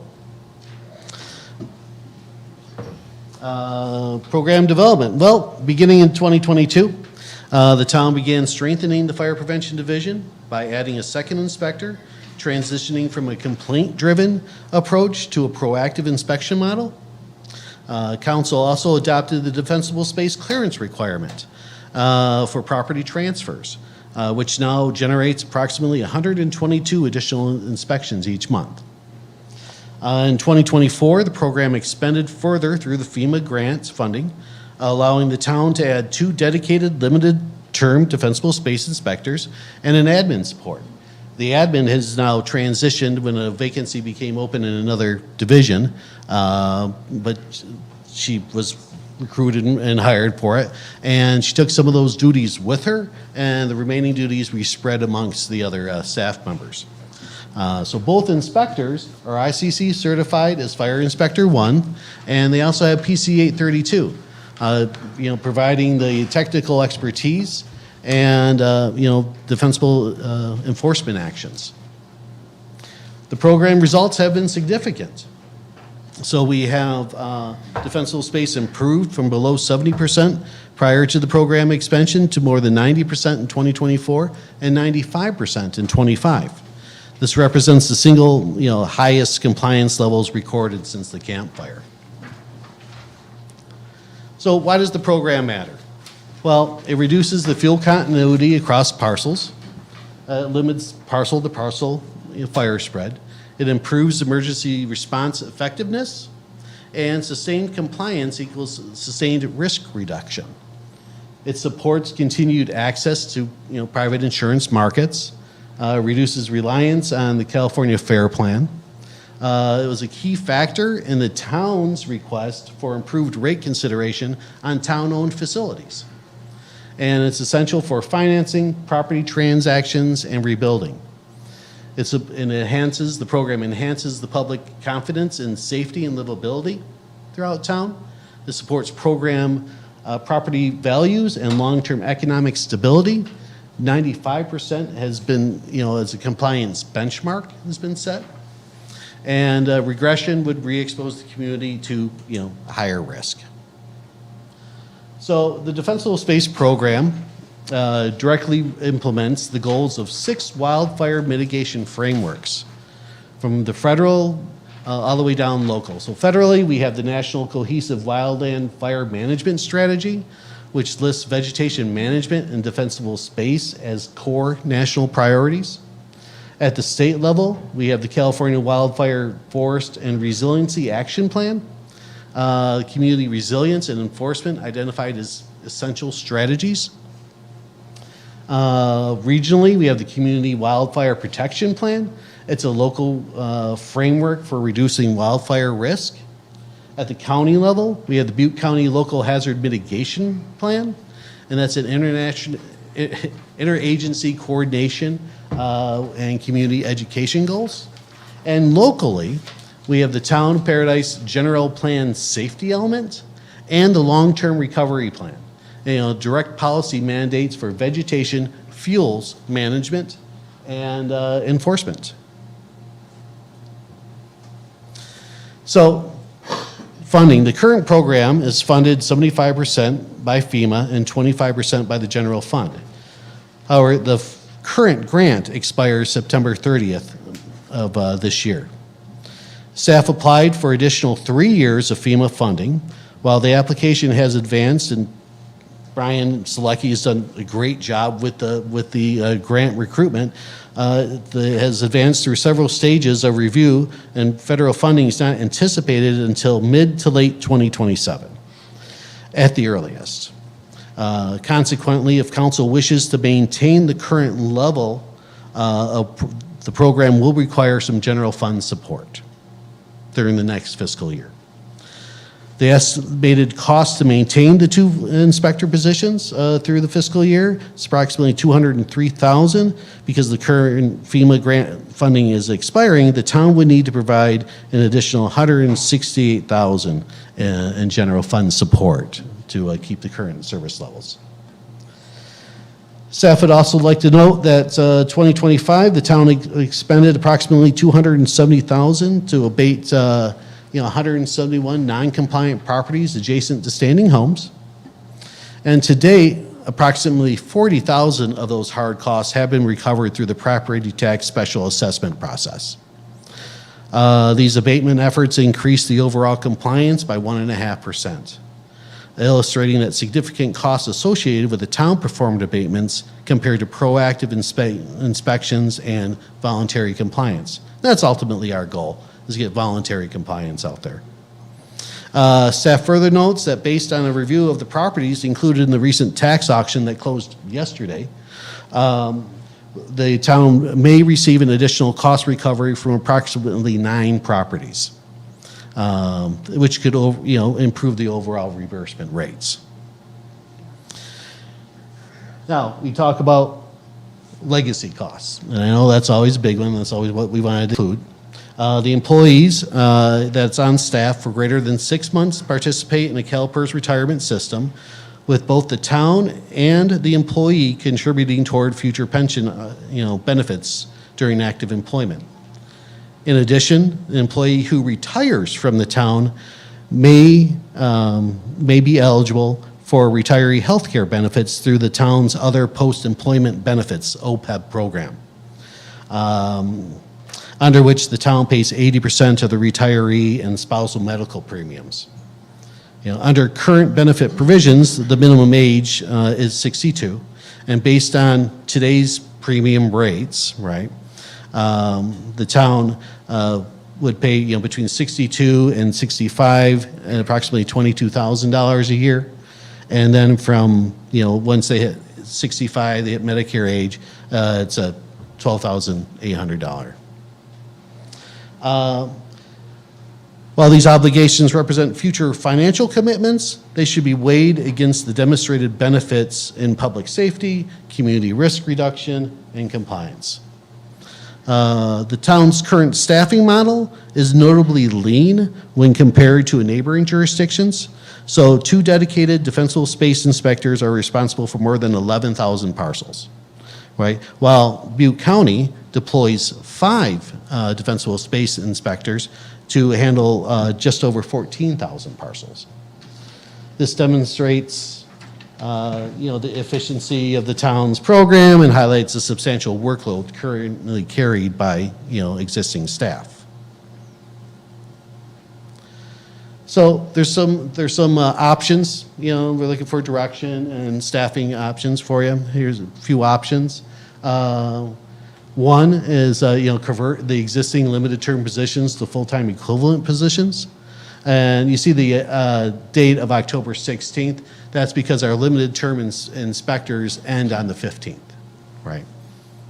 That's what their term is up. But however, you'd have to utilize general fund to fund the positions. We could separate and rehire for a more extended limited term. You'd have to, whatever, council wishes to decide for the limited term. Still utilizing general funds to fund those positions. Another option would be to separate and rehire as limited term positions if and when the grant funding becomes available, right? Or allow the positions to term out and, take no further action, right, on the program. Obviously, staff recommends making both inspectors permanent, right? That would be ultimately goal, to keep the compliance rates going. We know the benefits that, the community, that the community receives from that. So that concludes my presentation on defense, and I'd like to bring up my offense. So here's Chief Finney. We'd also like to take the opportunity to provide additional comments on the program.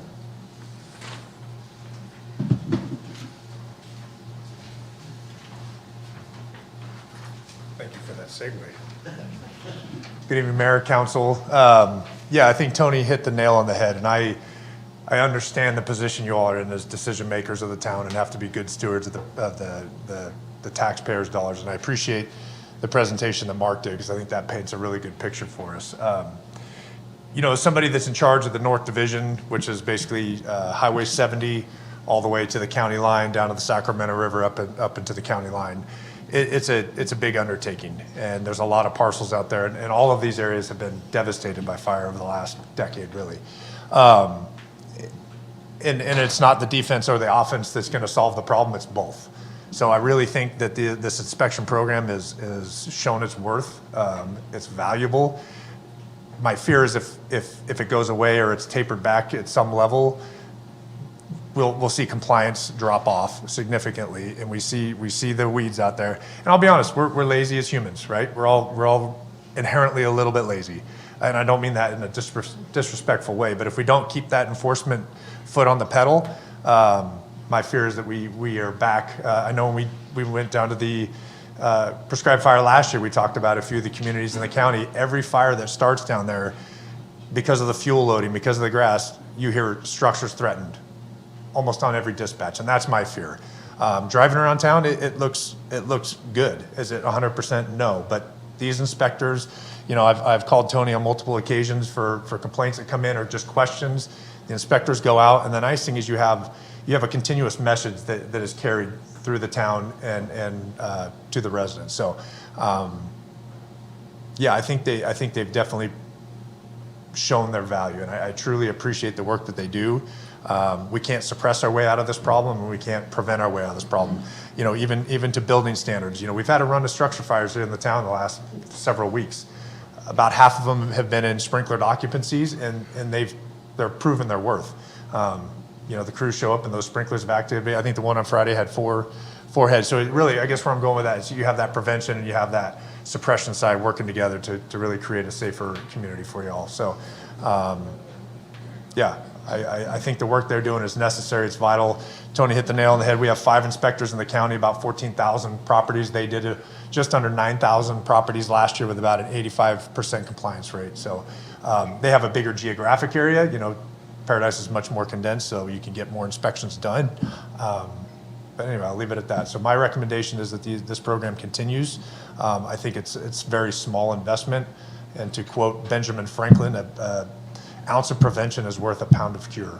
So I'll take any questions. So will you give us 200 grand from the fire budget? Actually, sir, yes. Last year we had some savings for the town. So if that's how you want to pull it out, that would be more than happy to do that. We saved, we would have to check with Amy, but yeah, we saved, we didn't charge a certain amount in our budget, so, yeah. So. Thank you, Chief. Thanks. Again, thank you. So, questions for? I have a couple questions. One, back to the administrative support position that you had said had moved to another position.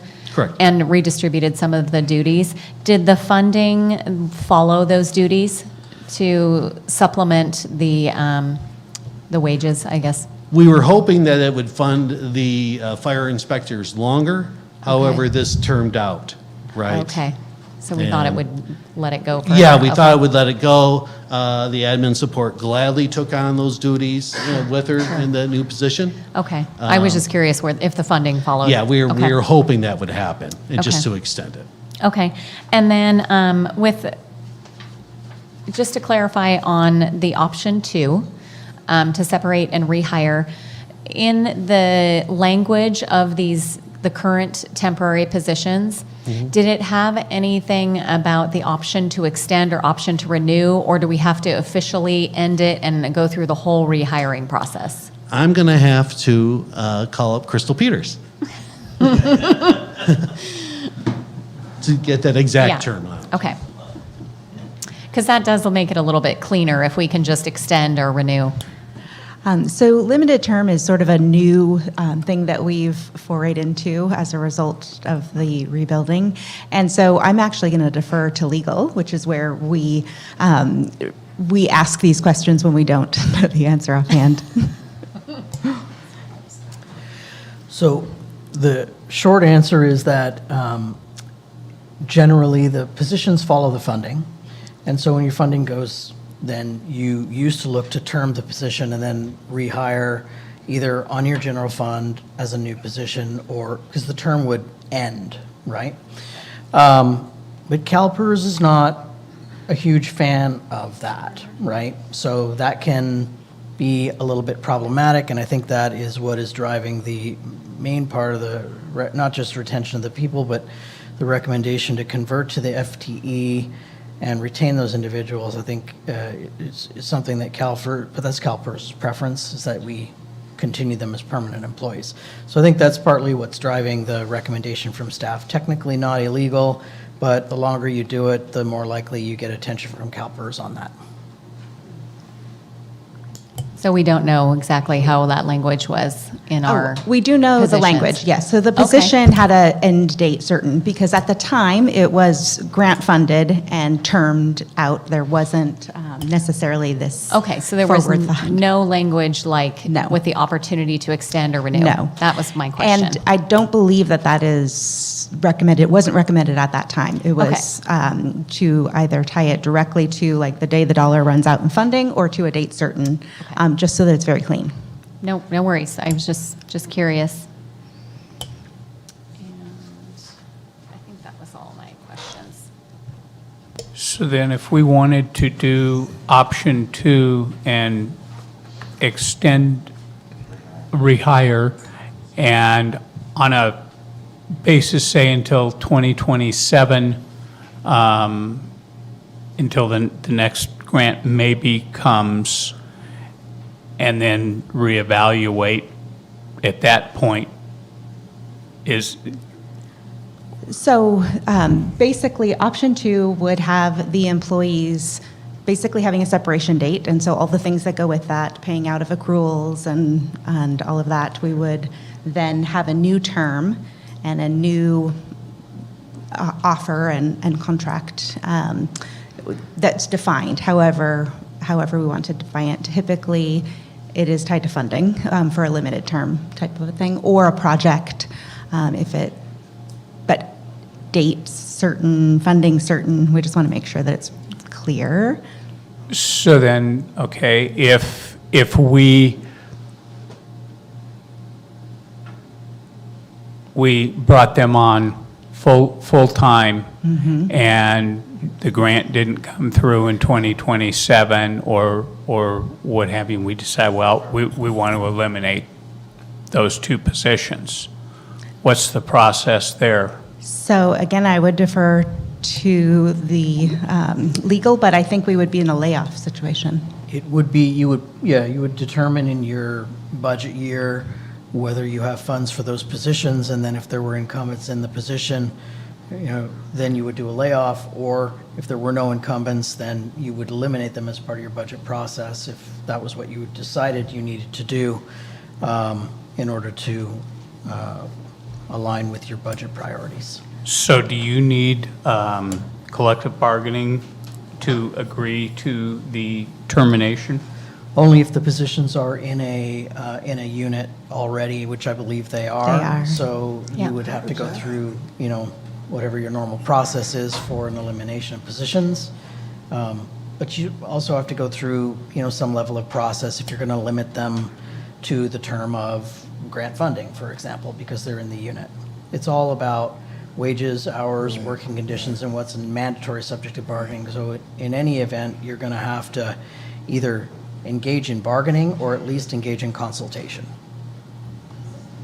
So how does that work if those decisions are made off of a negotiations year?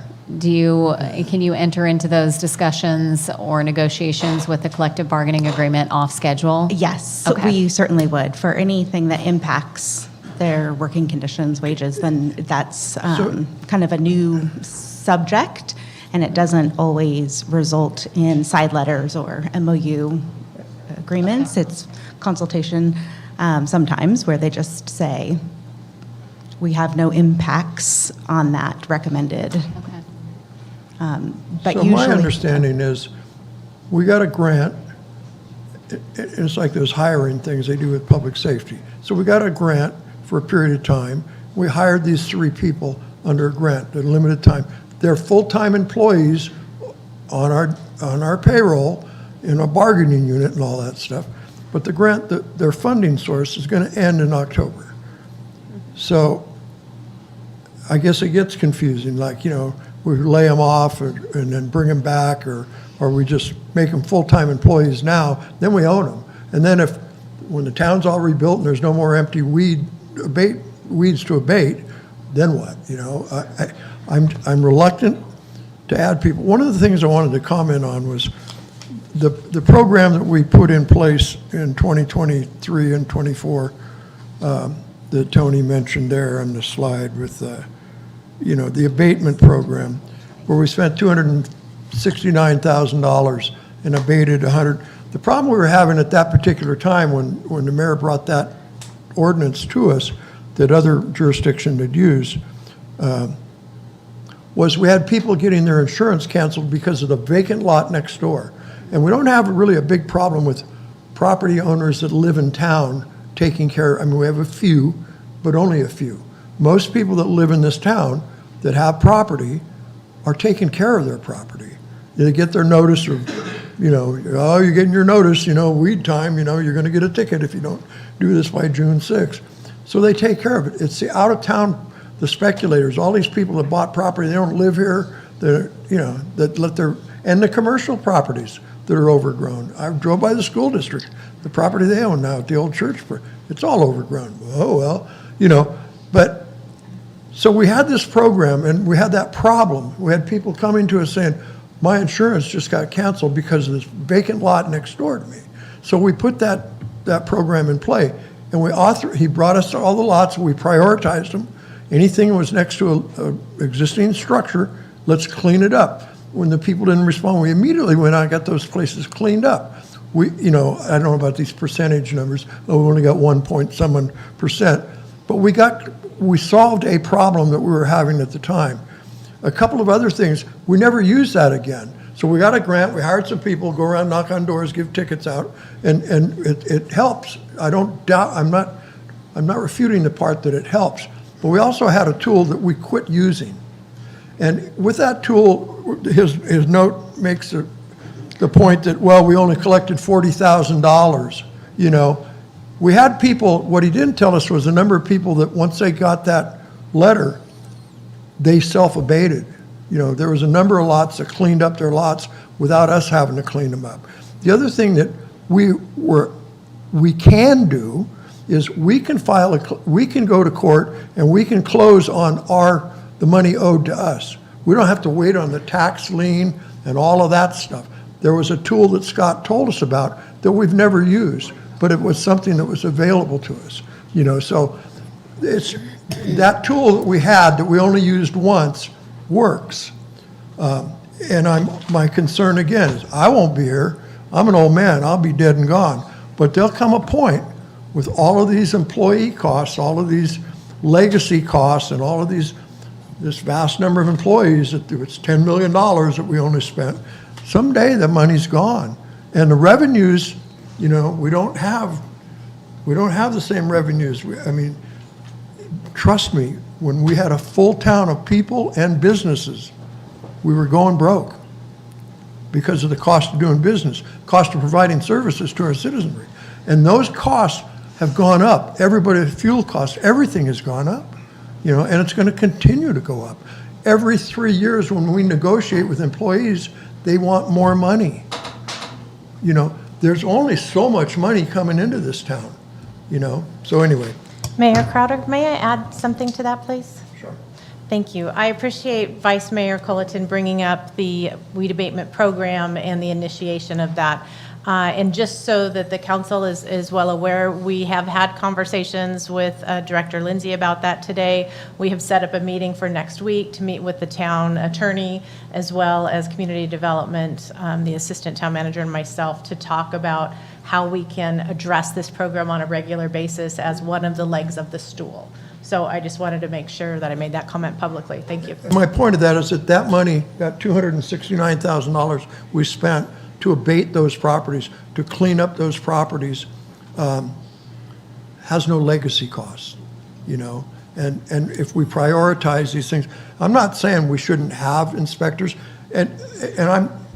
it falls on deaf ears when people make these comparisons of our community to Chico or to the Butte County. We don't have their budgets. We have never had their budgets. Right now, we have a nest. We have some money that we're using extremely wisely. We're doing a lot of positive things rebuilding our town, but we don't have the budget that Butte County has. So we can't have 5 inspectors to go investigate 11,000 properties.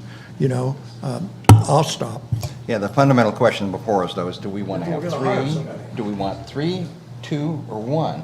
And that's really what, if we don't do anything, we go back to 1, right, Tony? If we don't do anything? Yeah, if we use option 4, they term out and take no further action, we go to 1. 1 inspector, is that what? We'll be back down to, yes. Okay. And essentially. So Yeah. Well, code enforcement is separate from fire prevention, right? Right now, we have 2 dedicated defensible space inspectors rolling around out there. And we have code enforcement doing something else, though we combine efforts when we do those abatements, right? So we have to monitor the contractors going out on site.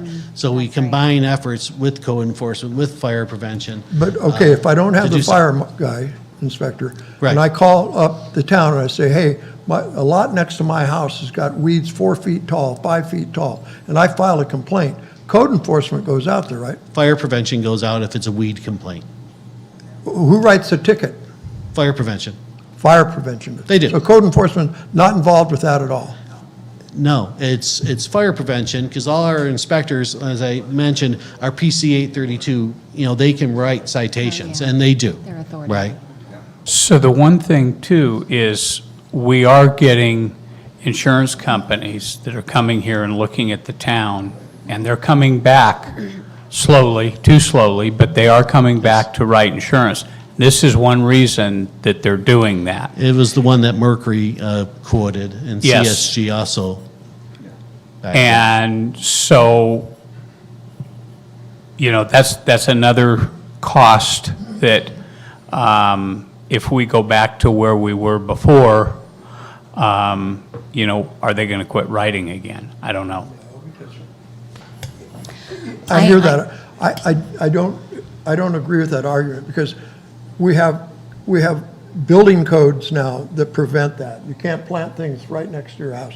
We have weed abatement program, the ordinance we have. You can't let your property become a fire hazard. We do a lot of things that are also the reason insurance companies are rewriting. On the latest thing, on one of the latest red flag things, we're not even in the little red flag. You have to have a mechanism to enforce those regulations, right? And when we have. I do want to add a couple of things. With regard to the representation of the expense of this program and the cost recovery, I think it was clear when we first approved this that we recognized that the cost recovery could be a long game.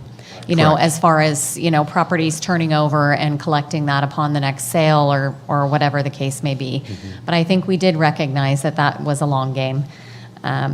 I want to, on one hand, agree with the hesitation of Councilman Colleton in adding additional FTEs for the legacy cost. I mean, we are in a very unique situation with our budget. We're doing great, as Mark represented in the presentation earlier, but we don't want to get cocky and start adding FTEs to that necessarily. However, this program is vital, I believe, to keeping our insurability and our safety. I mean, that's something as the insurance committee that we're plotting to get out there. So I do want to maintain that program. So finding that balance in, maintaining compliance and safety and fiscal responsibility in the long term. And so personally, I would, while I understand that it might not be the cleanest, neatest, tidiest option, I would recommend that we consider option 2. It's not perfect, but I think that's the best balance. Well, and then Ron mentioned it, because one of the options we're looking at is we want to keep 3, but so we have 1, Chris, right? Chris is our fire guy. Yes, Chris. So we have 1. Let me, so Chris Rainey is funded by 3 different programs, right? So he's part, private development, building. A third is hydrants, because we maintain and manage the hydrants out there, right? And then the third would be, the defensible space stuff, so. Yeah, and I think PID's looking to take over the hydrants. The thing is, Tony, everybody in this organization wears multiple hats. That's, to you guys' credit. Every one of you guys is doing multiple duties, which is hugely appreciated. I think he just wanted to clarify that it wouldn't be a dedicated, like Chris would not be a dedicated person. So one of the things No, I thought we there's- talked about is, whatever, you had 2, there's only 2 people.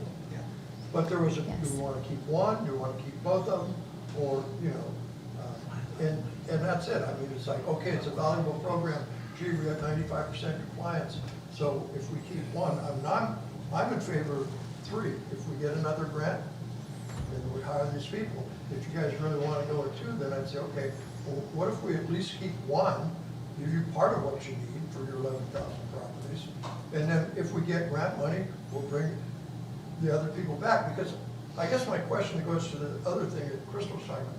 If the grant ends, so we let them go on October 15th or 16th or whatever, and then, if we hire them as full-time employees, which are, if we hire them as, then the grant becomes available in June of 27. Are we able then to Vice Mayor pay for Colleton? them? Can you turn on your mic so the people online can hear? Yeah, it's on. Thank you. Correct. Then the funding would transition back to grant funds and will And continue. is that? Yeah, and that's what happens, you know, we anticipate, I mean, we can't guarantee it, right? But we anticipate that honey, For an existing employee? yes, and to refund the program, correct. We can keep it rolling and we'll continue to recruit. We are just very close to getting a Forest Service grant, but then the election happened and, you know, funding went a little sideways on that. So we'll continue looking, and our Prop 4 monies are just, you know, coming available. Now, you know, California voted that in, you know, and those funds, we're seeing the grants roll out for those. I think another consideration of mine as far as like long-term is that at this point, we have a pretty significant volume of vacant lots, which you Correct. mentioned are the problem. It's not the occupied lots. And at this rate of rebuilding, our balance of occupied lots to vacant lots is going to start to shift. We'll have less and less to police for vacant lots theoretically. Correct. We have approximately 6,000 vacant lots right now. Okay. And as we rebuild on a level from 350 to 400 homes a year, Right. you can see that will, over time, right? So Right. we'll definitely, these, you know, if we had brought these on, we definitely need them for the next 10 years. Right. Right. And there'll be daylight and there'll be attrition and all those factors involved. Yeah. Right. So if we go with option 2, our cost would be Can you turn your mic on? Thank you. no, Yeah, so if I can go Yeah, back to it, you know, hiring, $156,000? well, okay, so as this is described, you see July through September includes the FEMA Right. funding. That's and our the- match. And the town's match to The that, town's 25%. match, 46,000. From October 26 to, you know, the end of next fiscal year, we need approximately 156,000.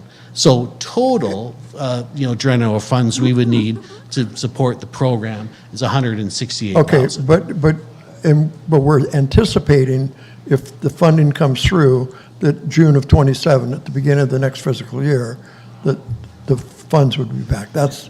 Crossing my that's the fingers. Yeah. that- You know, okay. that All happens right. and then That we're, makes and it then. more palatable. Okay, yeah, that's what we're ultimately trying to do, and we'll continue to do it, right? I mean, that's, you know, I think, you know, Brian Selecki's been very, you know, he can write a great grant, right? And, you know, get those monies, you know, to us, and we're even throwing in our support to get additional, you know, funding for it. So that's ultimately the goal, is to keep the grants rolling in to support the program. Because you know, the grants have other options, you know, helping with the chipper programs and, you know, there are other activities and really getting out in the community. And that's where we are. We're just, you know, as I stated in my staff report, we are on the cusp of going into the next stage, and it's really hitting public education and community, right? That's where you have to go. You know, how did we all learn to stop, drop, and roll? Well, we learned that in school, right? We learned it. Stop, drop, and roll. That was probably before your time. But How to get under my desk in case there's an atom bomb. so, anyway, here we go.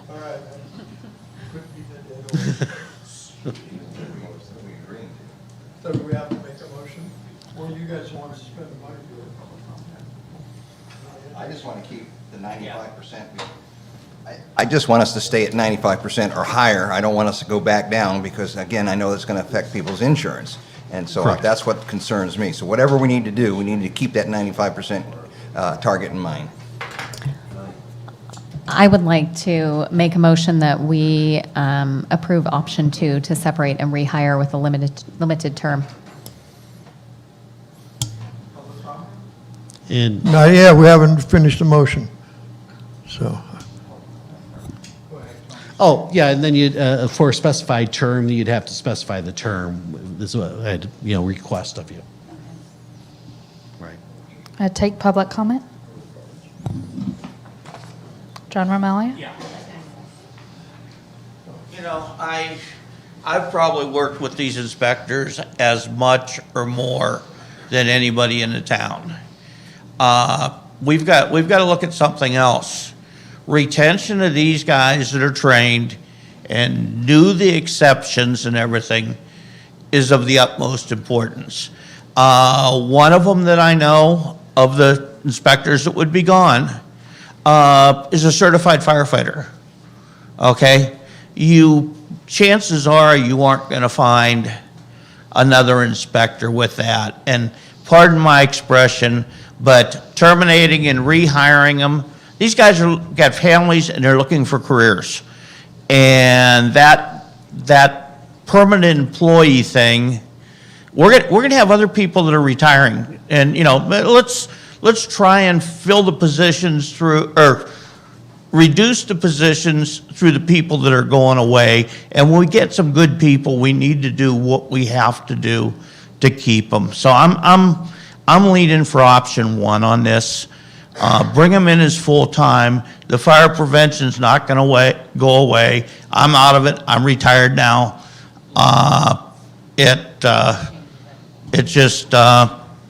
It's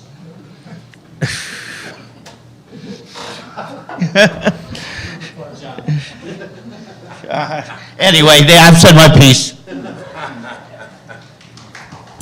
I'll second Heidi's motion. Okay. I was going to say, do you want to finish what you were, or did you finish what you finished? You're done. Oh. There's a motion on the floor. Okay, motion by Lang, seconded by Colleton, for option 2. You were the second, right? Yes. Okay. Okay. We needed to define the term. A term. That was the last thing he would say.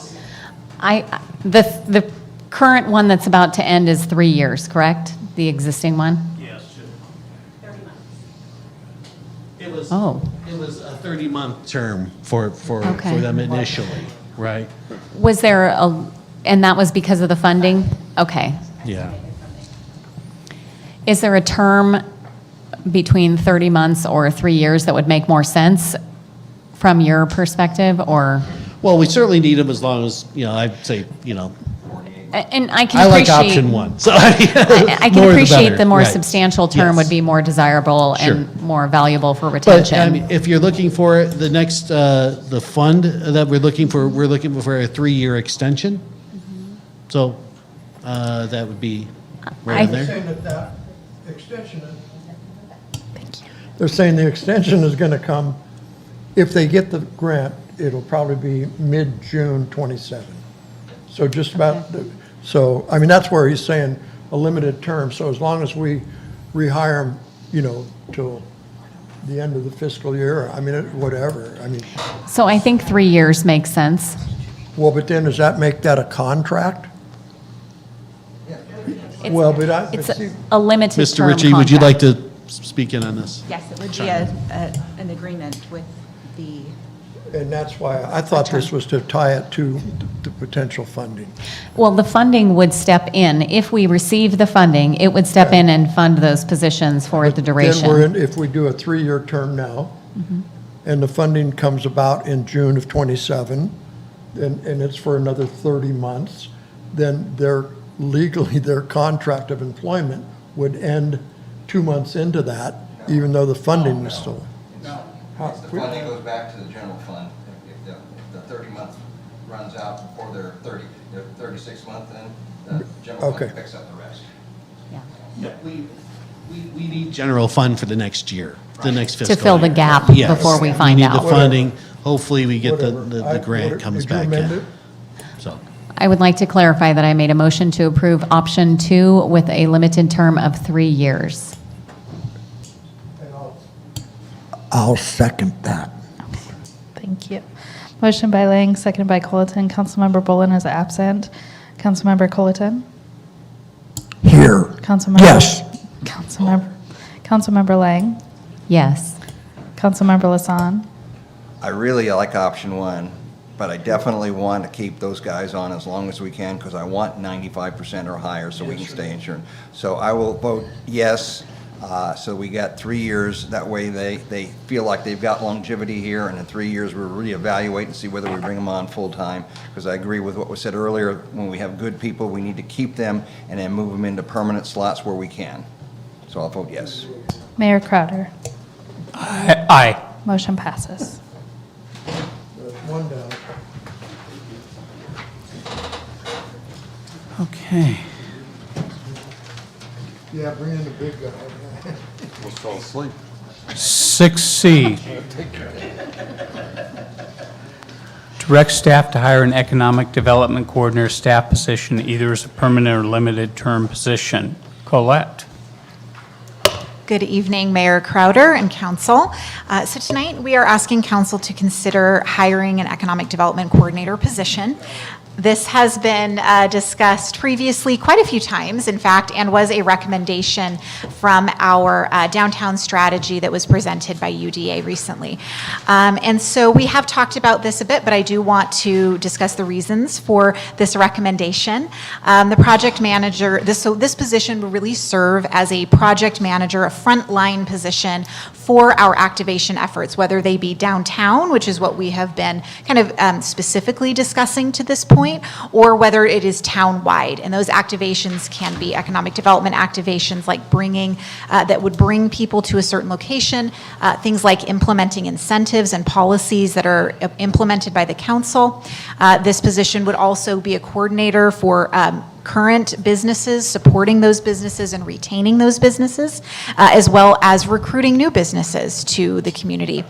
They also would be the staff lead for the implementation of all economic development initiatives that would come and work very closely with myself on those activities. Really, what we would be looking for in this position is someone who can interface directly with the businesses, have a local connection, and be a person who is here working with our community each day. So a real project manager in this way. And so the options for council to consider for this position, the first is to hire a staff position, and we're calling them option 1A and 1B. 1A is to hire a permanent full-time economic development coordinator as a staff position, an FTE, as we have been talking about so often this evening.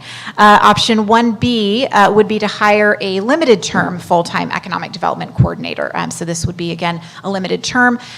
The difference with this is not tied to a specific funding source. There is no grant for this position. This would be a general funded position. So if there was a limited term discussed, that would be up to council and how to decide that. And then option 2 would be, rather than hiring a staff person, issuing a request for qualifications for an economic development firm to provide the services that we're looking for in this position. So I'm going to go through very quickly what these, kind of the pros and cons for each of these would be. So option 1A, the permanent full-time staff position, this really does leverage local connections. We would be looking for someone who has the local knowledge and connections here within Paradise, within our community, to be able to do the activities that council has directed staff to undertake. Having this permanent full-time position would build long-term internal capacity for these activities and create a consistent point of contact with our business, including in improving our institutional knowledge, long-term council priorities, and would be able to reply faster to challenges and opportunities that we have here. Some of the challenges or kind of cons for this would be, of course, the ongoing salary and benefit commitment. Anytime you hire someone, there's a consideration. There is a recruitment and onboarding period that can take some time, so there would be a little bit of a process to do that. And then this position would require some training and professional development along the way. Option 1B would be the limited term staff position. So this also would provide a dedicated staff support. It would have a reduced long-term financial obligation, even though, as we just heard, limited term positions are still part of long-term funding considerations like PERS and retirement and all of the fully benefited parts of a position. So that still would be part of that. This would just be a shorter term. And there would be flexibility if the needs would change over time. Some of the challenges with a limited term position, it can be a more difficult recruitment. Trying to recruit an individual for a certain period of time can be challenging. Most people are looking for longer term employment.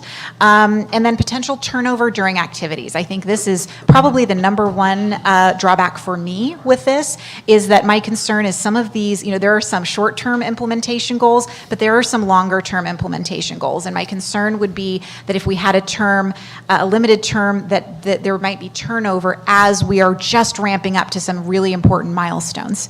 And then there would be, a reduced continuity if that were to take place. For option 2, the consultant firm, the advantages or the pros here would be a rapid deployment. We wouldn't have kind of training and onboarding and all of that. Once we would, sign a contract with a firm, they would be on board right away. We would also have access to additional expertise that we may not get with one individual. And we would have a more flexible scope for the contract duration and be able to manage that a little bit differently than we would with a position. Some of the challenges, the first here would be higher long-term costs. So just inherently, consultants charge more than we pay our staff positions. And so there would be higher costs.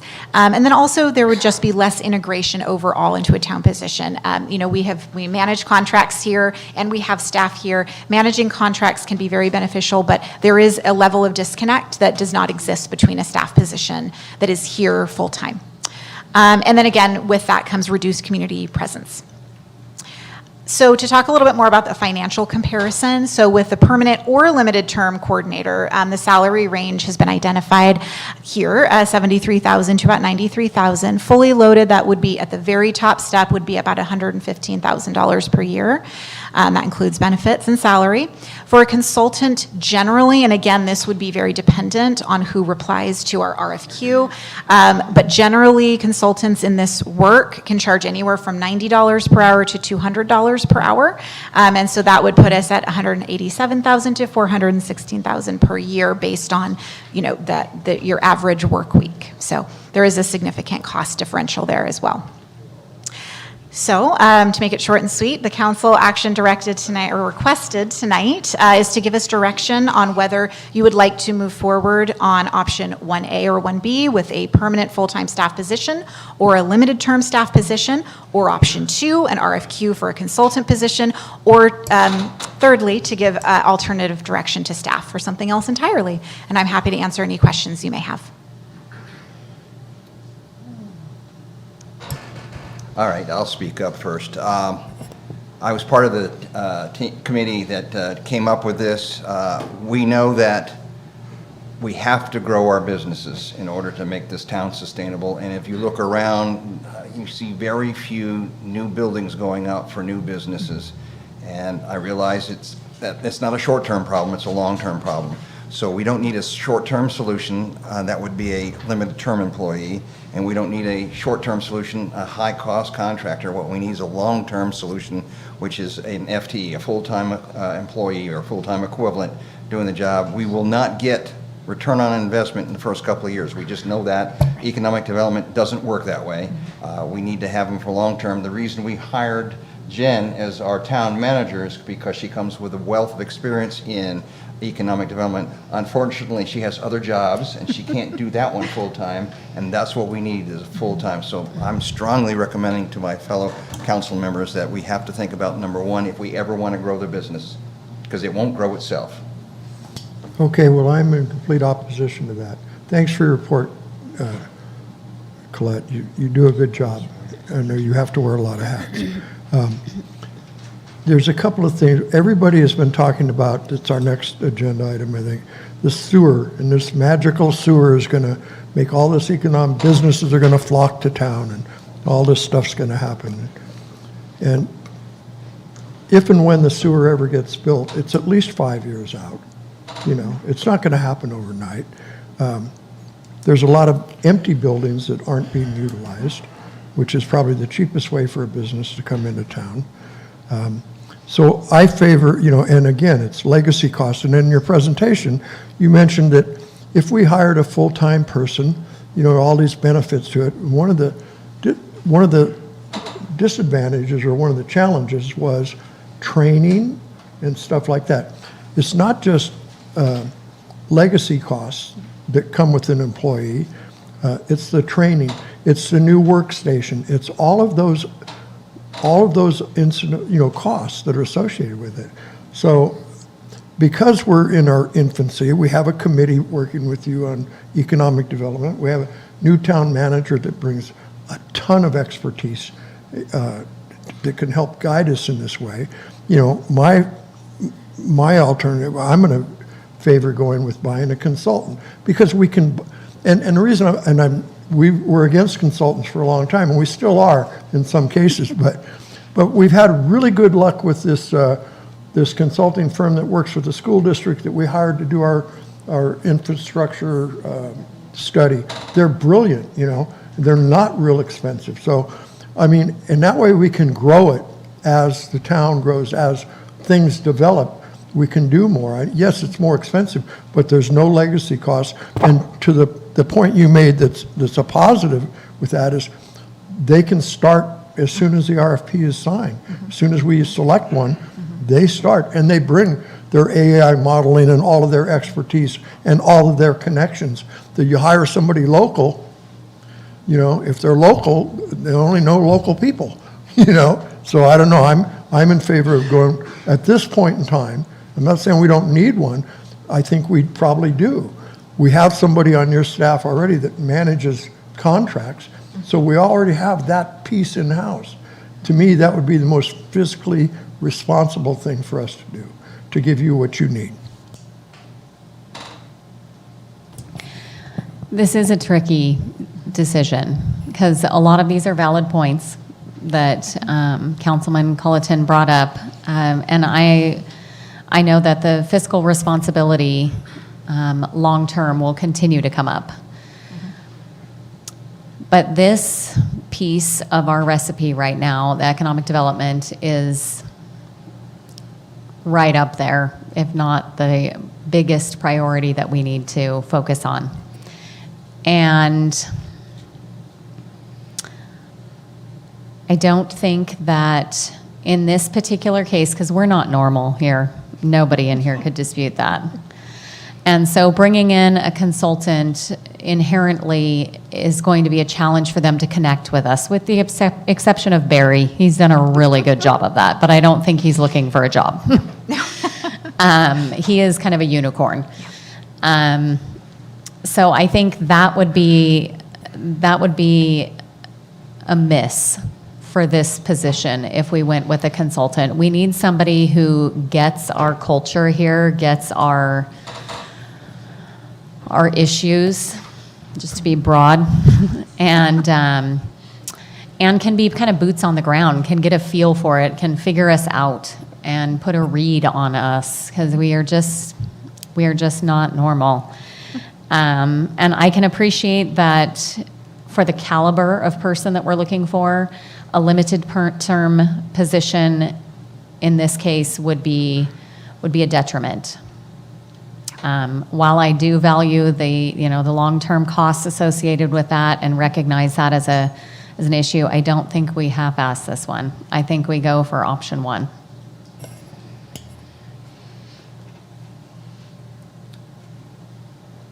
So I want to comment, but is there any cards? I don't want to. No, I have get no ahead of cards on this item. So I know we've battered back and forth. We're sitting financially in a good position right now. Our next step is we have got to do an investment into our business. We've got to develop a tax base. We've got to bring that in. If we don't, that's why we were in trouble before. Our tax base was not existent. It was small, and everything was about property taxes, and we can't live on that. To get to that point, we can pray, we can hope, we can do all that stuff. I'm not that kind of guy. I'm the kind of guy that I think we need to invest in where we want to go and invest in our future. And that's the way to do it, is to do it this way. I've rubbed elbows with these kind of people before. They're not just local people. They might be local, but they're not people that just are on the street that come in and apply for it. These are people that have connections, big connections. When I ask them questions about something, they go, well, let me ask the guy that runs the West Coast, you name it, whatever the big situation is. But what I also like about this is we're talking about this person helping local businesses also in their business plans. And we have a lot of local businesses that need just someone to bounce ideas off of, that's important for them, and because they have nobody to go to, nobody to talk to. This person might be someone that can spur them on and give them some ideas. That's huge. That is absolutely huge for the local people and for looking at people coming in. And I think it's a great opportunity for us to, again, we have to invest in our future. It's not just going to happen. So that's my thought. Have a card? Yes, now I have 2 cards. Jared Kramer. Did I bring that on? No, you're good. Council, sorry, I'd normally be dressed better, but I forgot it was meeting and I ran on in. Specifically on this one, I would like to say I agree with Lang. I do think we do need a long-term position for this, but I kind of have with my consulting background, especially in system dynamics, kind of have a twofold face look at this. You might want to have, or consider, I should say, I would consider having someone, you can put out the job proposal and see who comes back and what you get back in. But the project management portion of this and the economic development portion of this, which is largely systems thinking and the interactions between departments, community, government, schools, water, et cetera, those are 2 very different skill sets. One's highly analytical and very data-driven and should be scientific if you have a really good consultant doing that work. The other is largely carrying the football across the goal line and the project management piece. Not every consulting firm or individual has both of those components. And so I would just advise from my community standpoint and my background, really think about that when you're looking at the position. Hey, we need a strong project manager to carry this across the goal, but we also really need a really strong strategy person. Those may be 2 different pieces. So maybe you have a consultant putting together a plan, someone else carrying across the goalpost for the next 5 years. Those 2 should be looked at in conjunction together and how that would operate, and really consider that with whatever position you go to hire. Thank you. Good point. Good point. Melissa Schuster.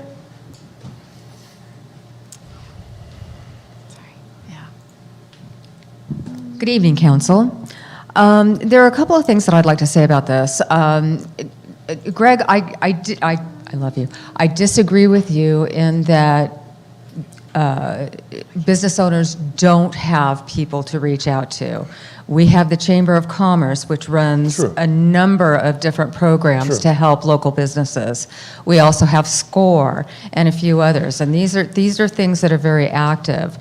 I think with the Chamber of Commerce, although the Chamber of Commerce is primarily to support its members, I think you have an opportunity there to partner with the Chamber of Commerce. I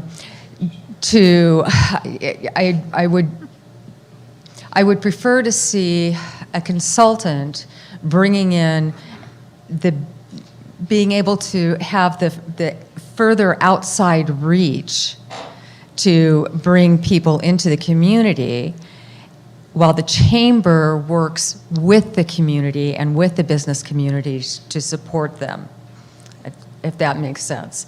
I think it would be really wonderful to have someone on staff that people could go to, but for those services, I feel like that could go through the chamber.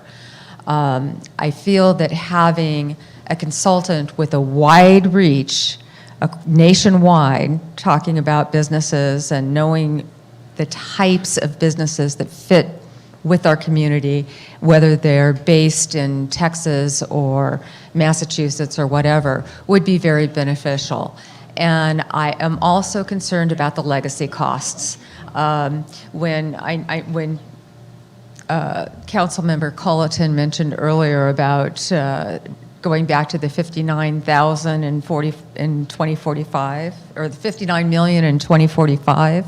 $59 million in 2045 dollars may be a whole lot less. It will be. Yeah. So I am very concerned about CalPERS and all of those legacy costs. And I also remember when our town, we had no money, no hope, and no people. And I don't want to see us in a position where we are funding those who have retired and we don't have any money to bring new people on. So, my thoughts. Thank you. And I totally agree with you in your thoughts about the chamber, yes.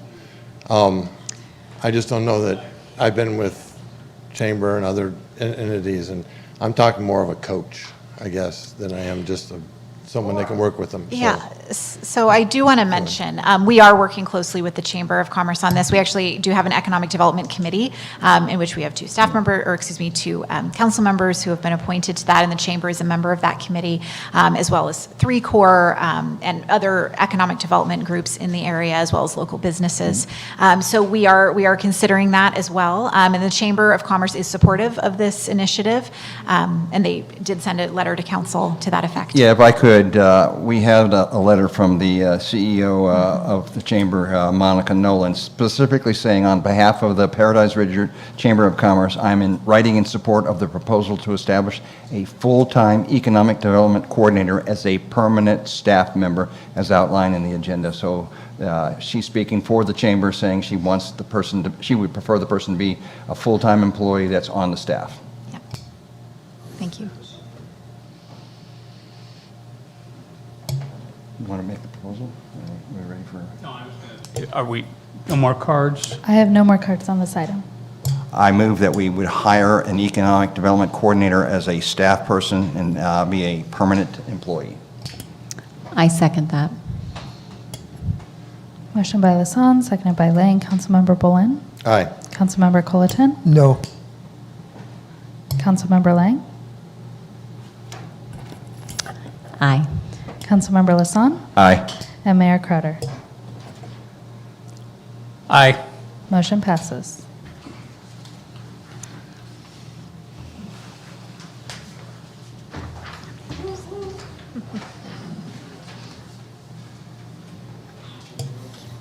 D, consider reviewing and receive the FEMA Cal OES emergency warning system. And Colette. Thank you, Mayor Crowder and Council again. Good evening. This item is the culmination of one of the biggest recovery projects that we began way back in 2019 when we applied for funding to initiate emergency warning sirens within the town of Paradise as a direct result of our experience in the 2018 Camp Fire.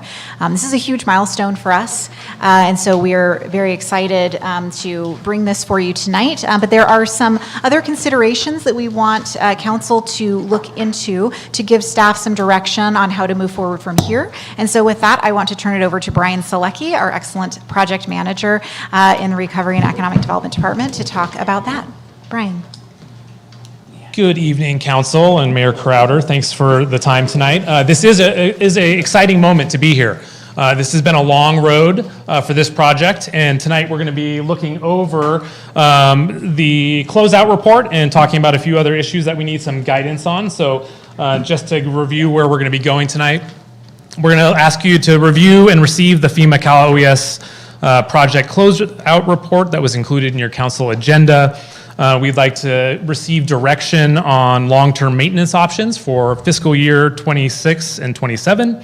And we'd ask that you provide some direction to us on if you think there's a need for any modifications to the testing protocols. So one thing to note is that we are not asking for approval of a maintenance plan or anything tonight. We're asking for direction. Anything you direct us to will come back as part of the budget, and also if a contract was signed, that would come back to you again another time. So moving forward, here are some of the project overview highlights for you. This project kicked off in 2019 as one of our top priority projects from the long-term recovery process post-Camp Fire. And then we directly moved into a season of seeking funding, working on a phase 1 feasibility report. We ultimately received funding and move forward with funding from Cal OES and FEMA through a hazard mitigation fund, as well as HCD, CDBG MIT funds that are used to cover the match requirement. Part of that process, through evaluation and comments by the council, we added in the safe units, which many of you have seen. These are the safe units. We do have these to hand out, and we've been handing them out every day, and we'll be handing out at the party in the park, and you can pick them up at town council any day. In 2023, we really jumped into construction, and we did face all sorts of complications and delays, supply chain delays, utility coordination delays, location delays, pretty much every delay you can have on a project.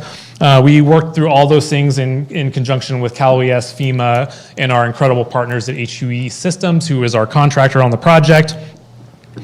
Getting us to 2025, the system has been fully operational now for almost 2 years. We've been testing it monthly, every month on the 15th at noon. Those tests are audible in we've done different types of testing. We've tested zones, we've tested citywide or townwide, and we are continuing through that testing process. And from that testing, we work with our partner every month to evaluate, to refine the software. We've done a lot of software design with our partners to make it more functional, easier for dispatch to use. They've been great partners at taking the feedback from the dispatch team, from Chief Reinbold, and making changes to the system. That brings us to today. We are continuing, like I said, to refine that software. We are moving forward with continued training with dispatch. They are now fully in control of the system, and they are operating it on a month-to-month basis. So great news to get us to this point. Next slide.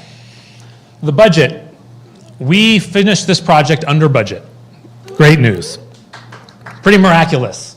Funding was provided again by FEMA, 75%, 25% by CDBG MIT funding through HCD.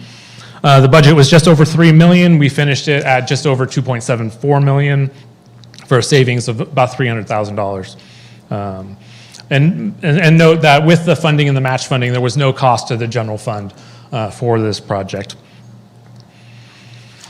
Any council questions or clarifications as we talk about the closeout report? That's available in your council agenda in full. But any questions or comments there? Well, moving on. Maintenance. We always have maintenance on projects, don't we? As Mark said with the roads. Great news, we've got all these new roads going in. Bad news, we have maintenance. We do have a number of opportunities and options for how we proceed. One thing to note is this is a highly technical, highly complicated system in our community. It's not something that really lends to self-maintenance. It doesn't lend to having one of our town staff really get up into the tower and operate and use this highly complex equipment. The equipment is robust, though. That's the good news. The good news is that this stuff is intended to last for the lifetime of the system. As we all know, with cards, with other sorts of things, it doesn't always go that way. The only thing that does have maintenance requirements is the batteries that need to be replaced every 5 to 7 years. So what is the lifetime of the system while you're sucking down some water? What's the lifetime of this? What do they consider this to be? Is it a 25-year lifetime? Yeah, they're looking at about a 20 to 25-year lifespan. Okay. Most of it's a very compartmentalized system. Things can be replaced, pieces can be replaced, modems can be replaced, horns on the towers can be replaced. So there is options to keep it going and going and going. And so, but they do not anticipate that this is a system that needs high impact maintenance replacement year to year to year. Whether or not we discover that to be in reality, we're going to find out. What are battery costs? Battery costs, I believe, are about $400, $500 each for the long term per tower. One battery per For tower? one battery per tower. And so, but those don't, they will last 5 to 7 years and then they begin to degrade. That doesn't mean they don't work. That just means they might have a little bit lower. Isn't the battery just a backup? Yes. So when you operate them, the power is too low. The batteries are only used in the event of lost power. They're just being trickle charged at all times. They're available if we don't have power. Correct. Brian, I had a question. When it references in these options, technical support and that sort of thing, does that include software updates? Correct. So I'll jump into that for Councilmember Lang. Some of the options. We do have full service options we have the option of not having any maintenance plan. It is up to us. And that's what we're asking for direction on tonight is what do you want us to bring back as something to put into the budget?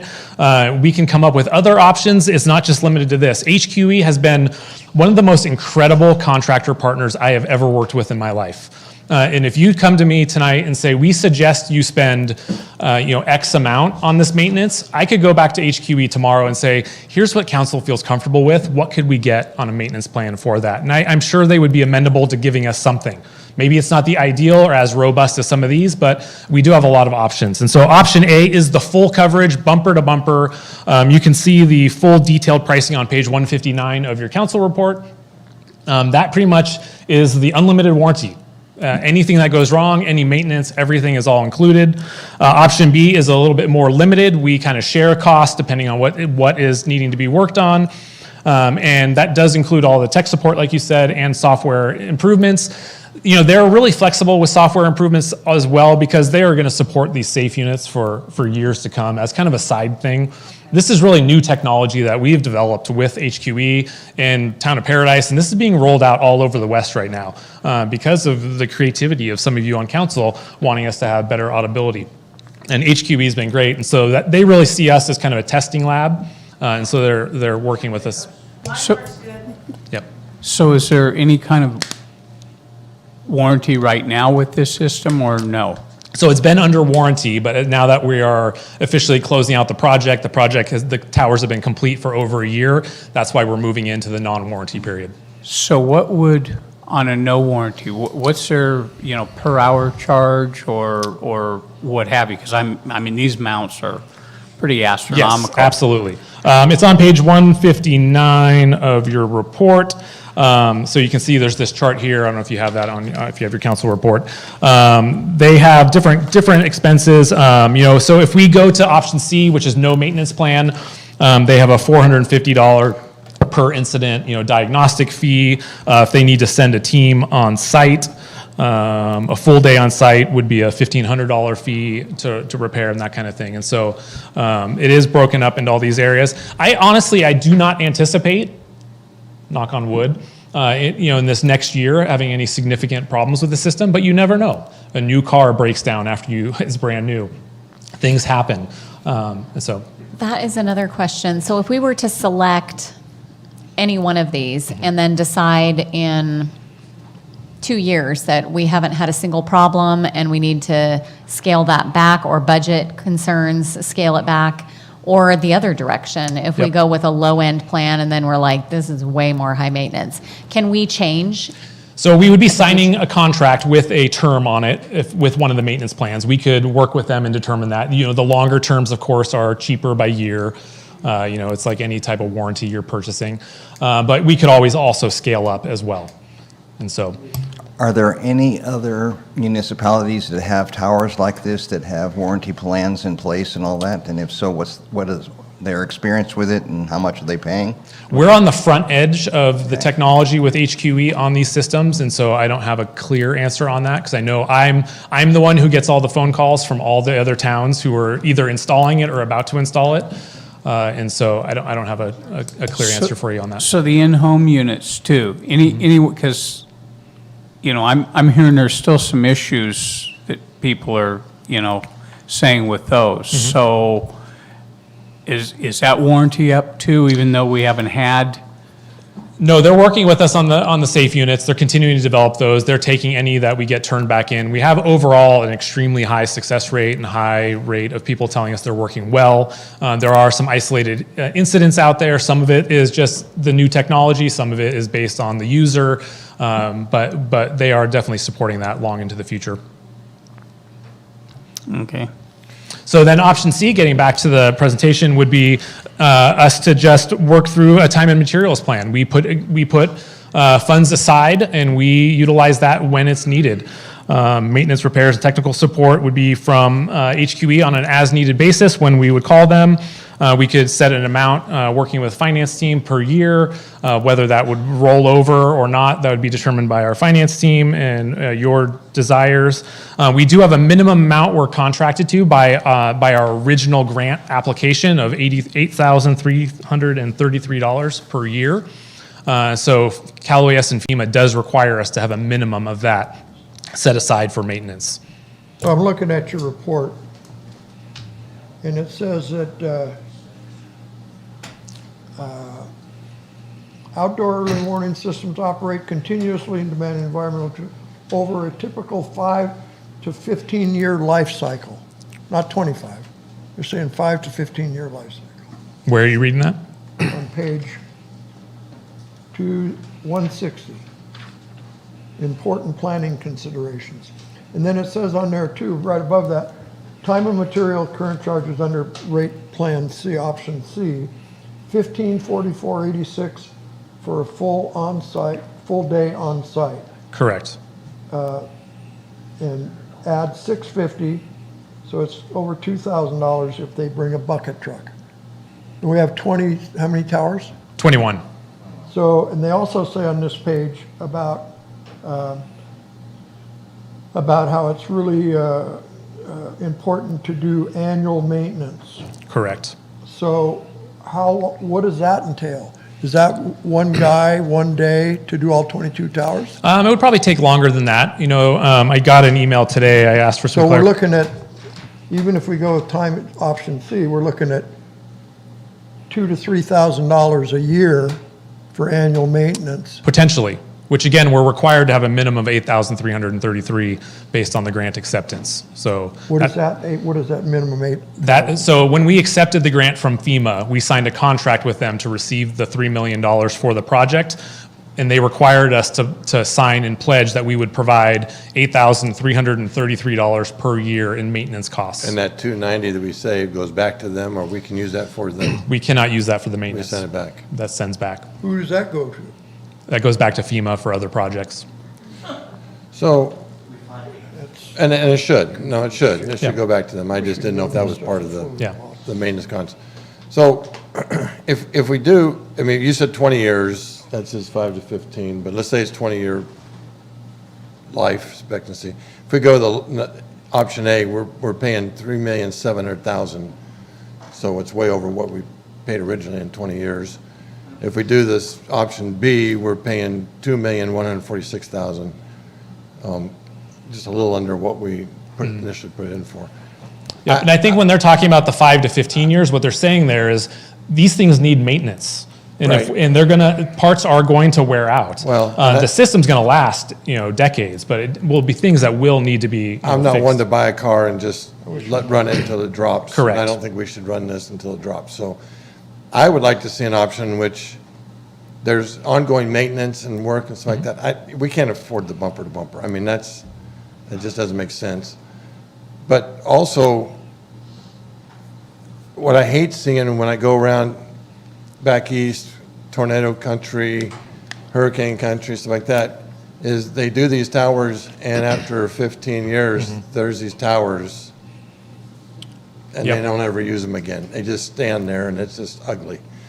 I don't want these trees standing there and not being used and being functional, so. I agree with you completely. Not only do I want a maintenance thing, I'd like to have some money that we set aside that we're going to repair this or replace this someday, because technology in 15, 20 years, trust me, I mean, we have no clue what's going to happen. Things are changing so quickly that there's going to be something else that we're going to need money for to make Absolutely. it work. I So- do just want to mention, the staff recommendation in the report is to set aside $15,000 for this next fiscal year, which satisfies the FEMA requirement and has a little extra for this year. Since, as Brian said, we really don't know what this is going to look like, so we want to have a little period of observation to see how this is going to go, and then we can make some future decisions for future budget years based on what we see. Correct. So if we go with option C and found out that was a problem, we could go into another plan. We could request from them, can you give us a new estimate on, starting next month, what would a 3-year plan of X, Y, and Z, support? but we're going to put $8,300 every year. Regardless. And if we don't use it, They say to support the, I'm trying to remember the exact language FEMA used. Did I print out the letter? I didn't think I printed it out, but it was to support the, long-lasting, maintenance and functionality of the system they're paying for. So it's not defined. It doesn't say forever, but it doesn't say, for a certain amount of time. No. So that's just, we have to spend that on maintenance. We have to commit to spend it on maintenance. FEMA doesn't want us to invest all this money into this system and then, like Greg says, just have it sit. Yeah. So we spend it, or, I mean, if they have to come out and do maintenance, and it's very minimal maintenance, $2,000, I mean, you don't have to spend the whole $8,000, correct? Right, it's not So required that'll to carry, spend that it. will carry over until, Correct. FEMA wanted to make sure we had a minimum amount for maintenance if it was needed. And that was what we committed to when we originally signed the grant documents back in 2019. I think that staff recommendation of setting aside 15,000 sounds like a good place to start. I think that sets aside enough to cover the majority of circumstances we might encounter and kind of get a feel for what the demand is going to be for maintenance and repairs. And I can go back to HQE and say, the council feel, for this year, we're going to do this, time and materials, we're putting away aside 15,000. But I can also say, they would like some other options. And I can bring those back at another time. I like what Greg said made some sense. Why don't we go ask them if they'll give us option A, full coverage for $150K? I didn't say that. No, but the point you made was like, like if we go with A, which means we don't have any costs, they're going to take care of these things. Over the 15-year or 20-year period of time, it's $3 million. It's not even as much as we spent. Well, it's a little more than we spent on putting all these things up. Right. But so I mean, there's an advantage to having full coverage. It's pretty nice when you have it. It is. No, But I like the idea of, let's get a year or two under our belt and see what the costs are becoming. We have no clue. I don't know. I haven't looked under this hood. I don't know what it is. I mean, you would have a better idea, but I'd like to see what it is. And then we start talking about, but I'd like to set aside some money for replacement down the road. Because if this only has a short life, again, I don't want these trees standing there. We got the basis there. We just got to do the new wiring, new system. I don't know what it is. But let's have money set aside for And that. just for your information, I'm not aware of any major component failures on any of the towers since they've been installed. I am aware that they upgraded all the modems to a newer technology and whatnot. They're like, we're still here. We're going to give you the newest thing before we move on, and some minor little things here and there. But I'm not aware of any major component failures on any of the towers. Are these towers somewhere where they've been for 30, 40 years? No, they're not that old, are they? Some of the component, like the horns and those kind of thing, yes. The more high tech, the modems and satellite connections and all the stuff we can do with the towers, that's all newer technology. The root foundational, like speakers and whatnot and amplifiers, The ones I've seen, I don't know that they say anything. They just, it's just a bang. I mean, they're just telling you, hey, a tornado's coming. Get in shelter. You know what I'm saying? It's just loud. So. But Brian, we do know electronics will fail over time. 100%. And so we will have some maintenance on board replacements and things of Absolutely. that nature. So we have to plan for that. Yep, especially things that are outdoors and Right. in the elements, whatnot. so I'd like to make a motion to go with option C for now. Do you want to, because we also still have the previous item of accepting, do you want to go through everything and then come back to motions or whatever pleases the council? So we can circle back to this in a moment. Well, great. So I think I got some good direction on that and we'll talk about it more in a moment. The next thing, the testing overview. You are all very familiar with the testing procedures that we've been going through. Every month on the 15th, we fire off the towers. Some people are really grateful for the tests. Some people despise the tests. We get the whole gamut of feedback, as you are, I'm sure, well aware. I just wanted to clarify a few things tonight for the council and also for the public who might be watching. The test happens each month on the 15th. The testing protocol is what you always hear. This is a test of the Paradise siren system, then a 30-second tone, and then this completes the test. In the event of an actual emergency, the protocols that we have currently accepted from the town council from a couple years ago is that the siren tone will go for 1 minute. And then it will give a voice command, and then it will go for another minute, and then it will pause, and then it will go for another minute, and it will go a voice command, and then another minute, and it will go nonstop until the chief of police or his representative says to stop. So if there's ever, the question I hear from the community is, how do we know if it's a test? How do we know if it's the real thing? You will know if it's the real thing because it will not stop. So I want the community and for you to hear that. That takes too long. So, and another reminder for the community, the Siren Towers is actually the last step in our emergency notification system. Before the towers would be evacuated, unless it was a very fast-moving event, there would be social media posts of an incoming situation. There would be Smart 911, and again, I know Chief Finney mentioned it earlier. We can't stress enough how important it is for the public to get signed up for the Smart 911 system. Code Red is not active any longer. We are now using Smart 911. That is going to be something you get a message on your phone. And I know those who have had it and have been seeing how it works the last couple months, it's fantastic. I get a phone call, I get an email, I get a text, I get a voicemail, everything. And so that is going to be something we want everyone to make sure they're aware of. If they need information, Smart 911. The towers would be the last thing. This is the the last resort. So next slide. We wanted to get some input from the town council, though, after we've been testing this monthly for a couple of years, because we do hear a lot of feedback from the community about we should do it less often, we should change the way we do it, and wanted to get input and direction from you as the council on what you're thinking about that. And so 2 options for you to consider and give direction to staff on tonight is 1, do we maintain the current monthly testing?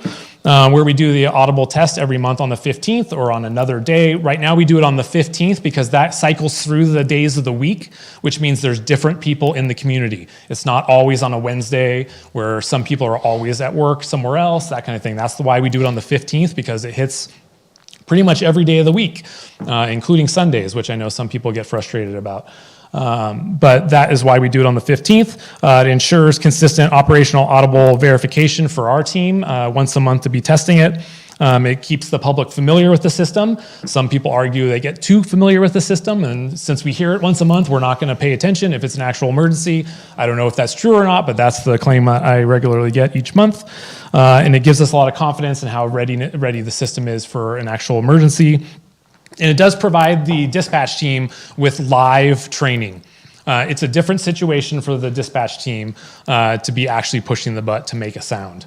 And one good thing that came out of the MIST test a couple of months ago is we did work with HQE to create an entire training module. So now they can put the whole system offline, and it functions as if it's live, but there's a big banner that says we are offline, nothing is going to happen. So it does give the dispatch staff another level of training where they can actually be pushing the buttons, because previous to that, the only time they got to push the buttons was on the 15th. And so that was a great addition to our team, to our process championed by Chief Ryan Bold and Lieutenant Kovacs and the rest of the emergency operations team. Option 2, change the frequency of our testing. We could test every quarter or some other rotation. We would do, and we will do either way, silent and internal diagnostics are always ongoing, so it's not like we just do this once a month. The system is constantly testing itself. That will continue. The dispatch team will continue to train regularly in the offline mode, and it would reduce community disruption from siren activities, as some people do really not like it happening every month. And so those are some options to consider. We can leave things the same. We can change it to some interval. We would really seek your guys' input. Well, I can appreciate some people maybe not enjoying the monthly tests. I think it does provide some benefit, especially because we have a pretty steady influx of new residents to town that may not be familiar with the process. And of course, the ongoing training. And then this is one of the many tools that we have in our little arsenal of preparedness and prevention. And so I do think it warrants continuing on the monthly schedule personally. Yeah, I would concur with that. I lived in Tornado Alley for 5.5 years, and we heard the siren go off every Friday at noon. And I guarantee you, when we heard it go on and stay on, we knew it was a live event. It wasn't a test. So the fact that we hear it once a month is not going to get us complacent and say, oh, I don't care about that anymore. Because if they hear it repeating over and over again, as you described, they will know it's a real thing. So I don't see any concern with that issue at all. That's helpful direction. I'm good with every month, too. Well, great. Well, we can go back now through the action items as one. I could step aside while we have some public comment, if there is any, and we can come back and finish. Any cards, no? I have no cards on this item. So I'd like to move approval of the, Go through action items. well, that's what I was going to do. We got to approve accepting the equipment, right? So it's accepting the closeout report and the Closeout equipment, providing any direction on maintenance options, and providing any direction You want on that all changing. together as one package? However, the pleasure of the council. That's what I thought, 'cause Okay, I thought we were going to do it in pieces. Sorry, my misunderstanding. It's whatever the pleasure of the council is. We'll jump on it. Go Package for it. it. You're on it. Do them all. Let's do them all. Get her done. Okay. First off, go ahead.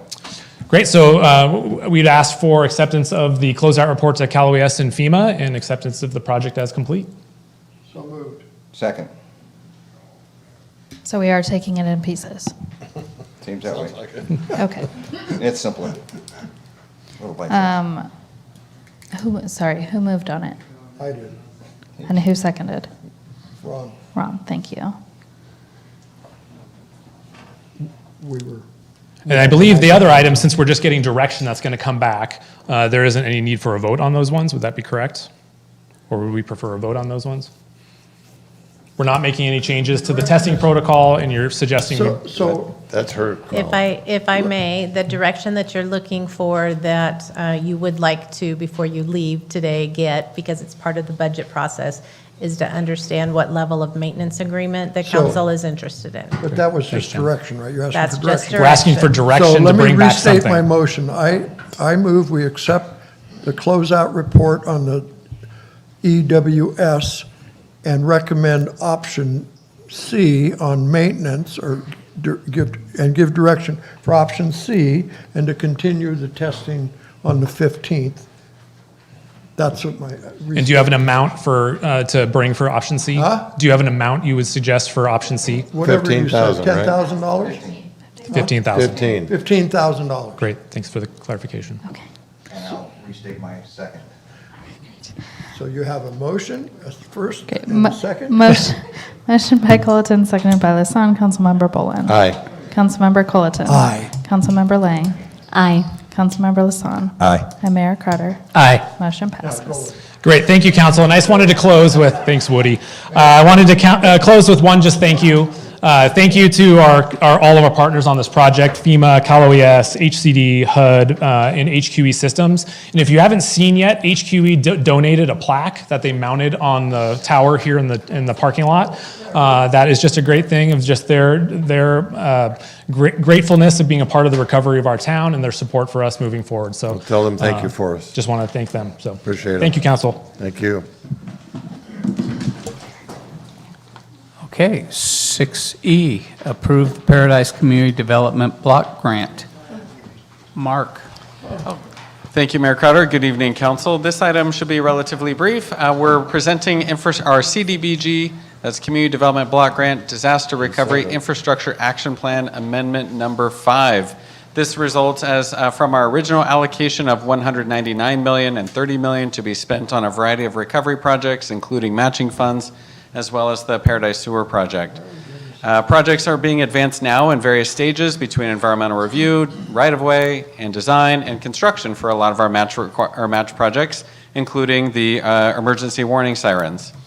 Last year, HCD notified the town of a new allocation in addition to the funds that were originally allocated of $13.5 million, which council approved in Action Plan Amendment 4 and dedicated those new funds towards the sewer project.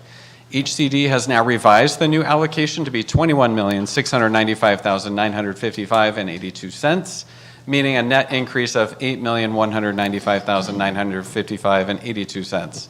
Staff is recommending council review and adopt the Infrastructure Action Plan number 5, which dedicates these new funds also to the Paradise Sewer Project. I'd be glad to answer any questions you might have. That is incredible. I mean, that is just, Yep. we're just blessed to have partners like that, so. Anyway, no questions. I'm happy. Why 82 cents? They were cleaning their accounting systems. I don't ask questions. Yep. Used to be 2 cents, but inflation. Okay, inflation. Okay, so no questions. I move approval. Do we have cards? I Acceptance. second it. Do we have cards? Do we have any cards on this item? Went too fast. 6F. We do. We do not Okay. have any. She's stepped out for a minute, and there's no cards on this item. Anyone from the public? No? All right. So we had a motion from Councilmember Bolin and a second by Councilmember Lang to move forward with the acceptance of amendment number 5. With that, Councilmember Bolin? Aye. Vice Mayor Culleton? Aye. Councilmember Lassonde? Aye. Councilmember Lang? Aye. Mayor Crowder? Aye. Passes 5-0. Thank you. That was fast. Yep, I promise. You're gonna give us money, I mean, that'd be fast. Okay. Who made the motion? 6F. What's that? Oh, there goes our fastness. Okay. 6F, consider adopting resolution number 2026-38, a resolution, Town Council, Town of Paradise, modifying the Paradise Sewer Project description. Mark. Thank you, Mayor Crowder. Good evening, council, once more. Tonight, we're presenting another moment of transition, inflection, and progress for the Paradise Sewer Project. So on the quick agenda, I'll say the agenda is quick, but the presentation will be longer than the last item, unfortunately. But with that in mind, we're going to do a quick recap of our 2025 alternatives analysis. We're going to have a project update. That's why we're consolidating the earlier presentation from under the 1 section. We have Carollo here tonight. They're going to be presenting an analysis of the hybrid versus full-step collection system, as was requested. I'll be providing some information from the Division of Drinking Water that governs what we can and can't do when it comes to beneficial reuse. We'll talk about our ad hoc committee and a recommendation that they've made after reviewing this information. We have a funding update. We just took action on it, but we have a big picture to review. We also have a new update as far as the rate analysis and a model that will be planned for in the future, as well as next steps on our environmental review for the project with council concurrence and direction. Okay, so with that, after the regionalization of the Paradise Sewer Project was abandoned due to increased costs and understanding what it takes to actually design and construct an export pipeline 18 miles west of the town of Paradise, we pivoted towards a local version of the project and undertook an extremely high level of effort to analyze the different alternatives and reviewing different communities, looking at what can we do to present a complete solution between collection, treatment, and disposal. So many tours happened, we engaged with other communities, got our hands dirty, and really did the work to help inform our team, inform our committee. That ad hoc committee, I should say, is formed of Mayor Crowder, Councilmember Lang, Paradise Irrigation District representatives, town staff, as well as consultant staff supporting, as well as the Regional Water Quality Control Board, who has a major role in permittability for the project. So through the work and through last summer, Paradise did consider what to do moving forward because our goals for the project were to find a fundable, scalable, and permittable project. In doing so, making sure we keep in mind affordability in everything we do. And so that's why we presented and concurred with the recommendation of Alternative 1, which was a hybrid step system with gravity trunk lines to collect the wastewater, a aerated lagoon and evaporate for the treatment process, and then land discharge, meaning that we were going to rely on evaporation and percolation ponds for the disposal process. And so that was Alternative 1. Council approved that and gave direction for us to move forward last summer.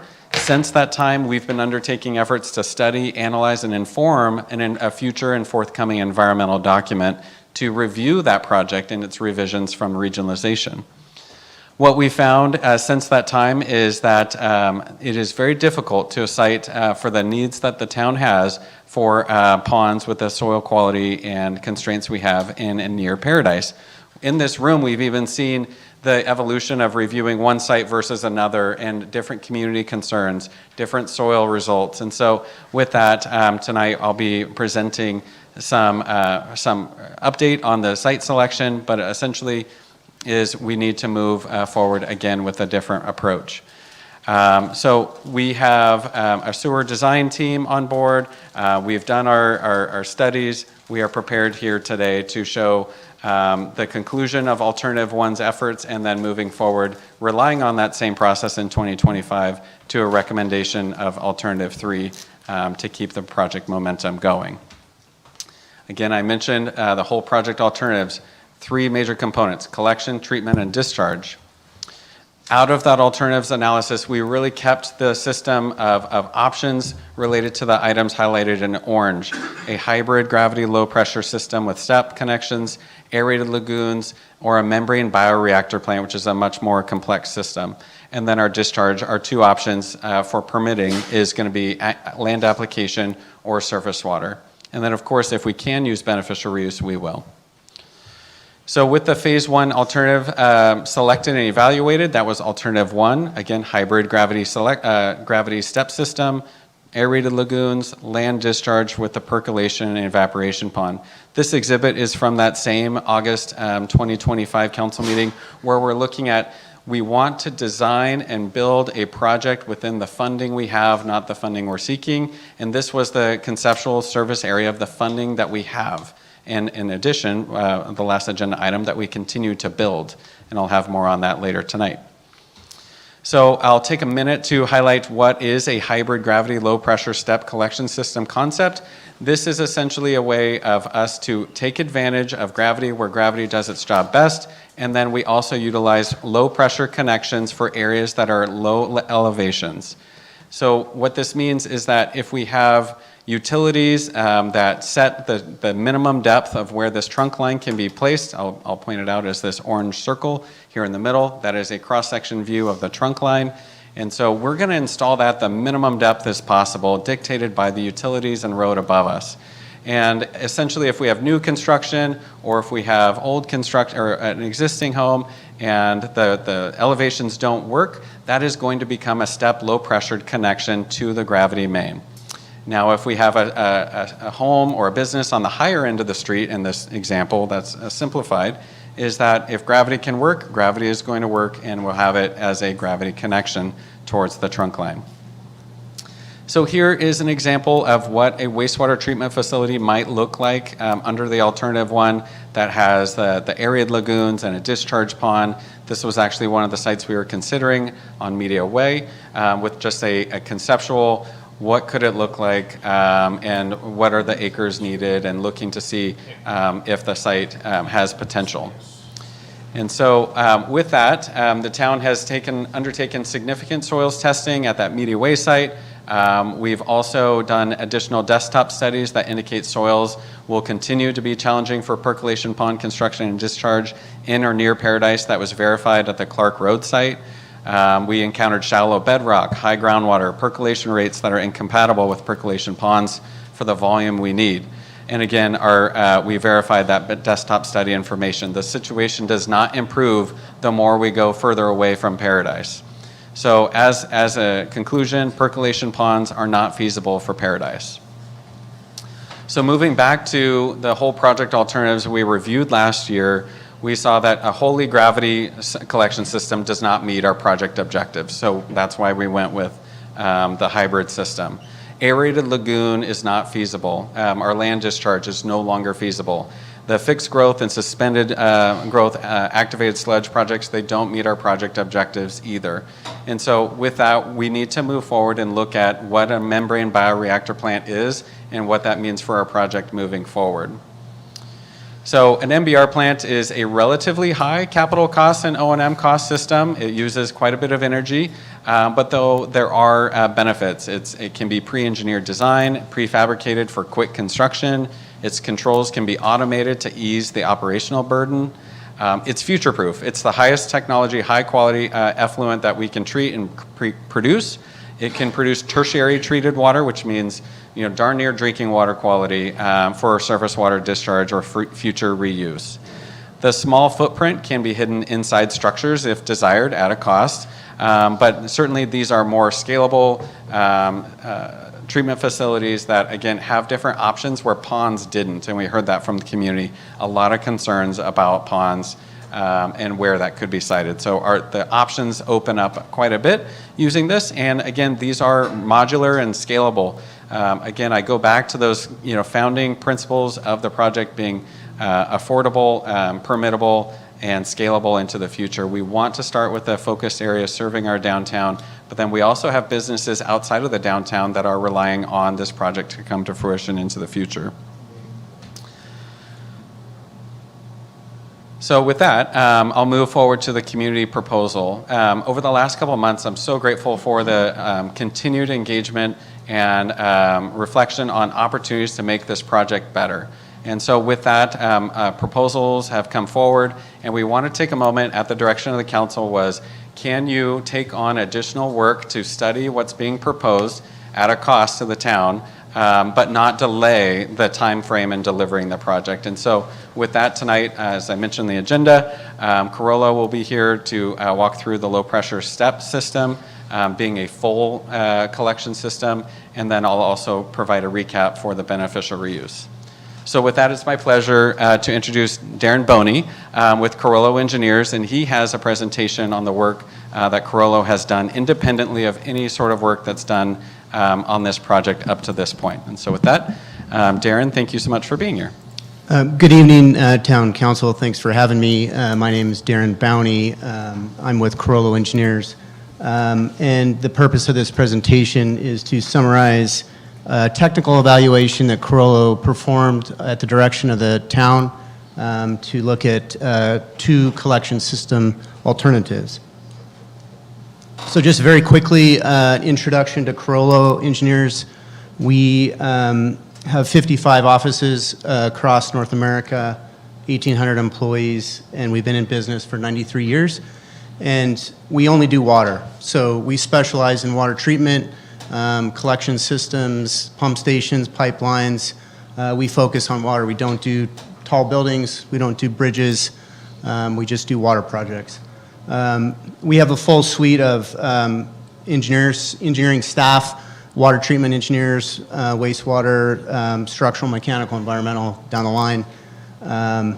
And then just a little bit about me. I've been with Carollo for 23 years. I have a bachelor's and master's in civil engineering from Montana State University, and I run our Northern California infrastructure group, which infrastructure to Carollo means water infrastructure outside of the treatment plant fence. So projects just like this throughout the region, including Hawaii. So Mark reminded the group of the goals. I just wanted to remind the group again of the goals of the project, and that's to implement a collection system for phase one of the sewer service area in a manner that's affordable, scalable, and permittable. The graphic on the right shows phase one of the project of the collection system in the orange highlighting. And the blue line shows the build-out of the sewer service area throughout the town. Okay, so purpose of this presentation. The town requested that Carollo develop a technical evaluation to compare collection system alternatives. We are comparing the hybrid gravity and low-pressure collection system, which is essentially a gravity backbone throughout the town, and then potentially in low-lying areas of the town install a low-pressure system. There's different types of low-pressure systems to lift wastewater up to a gravity system. We are developing the preliminary design of this alternative as we speak. We're under contract with the town to develop the basic design report. So this is kind of our baseline alternative. There's the ask was to look at a full low-pressure collection system throughout the town in lieu of this hybrid gravity system. The full low-pressure system would include step tanks or grinder pump stations at each connection. So each connection is the home or the commercial business. And in this system, it pressurizes wastewater pipelines that deliver the wastewater to the treatment plant.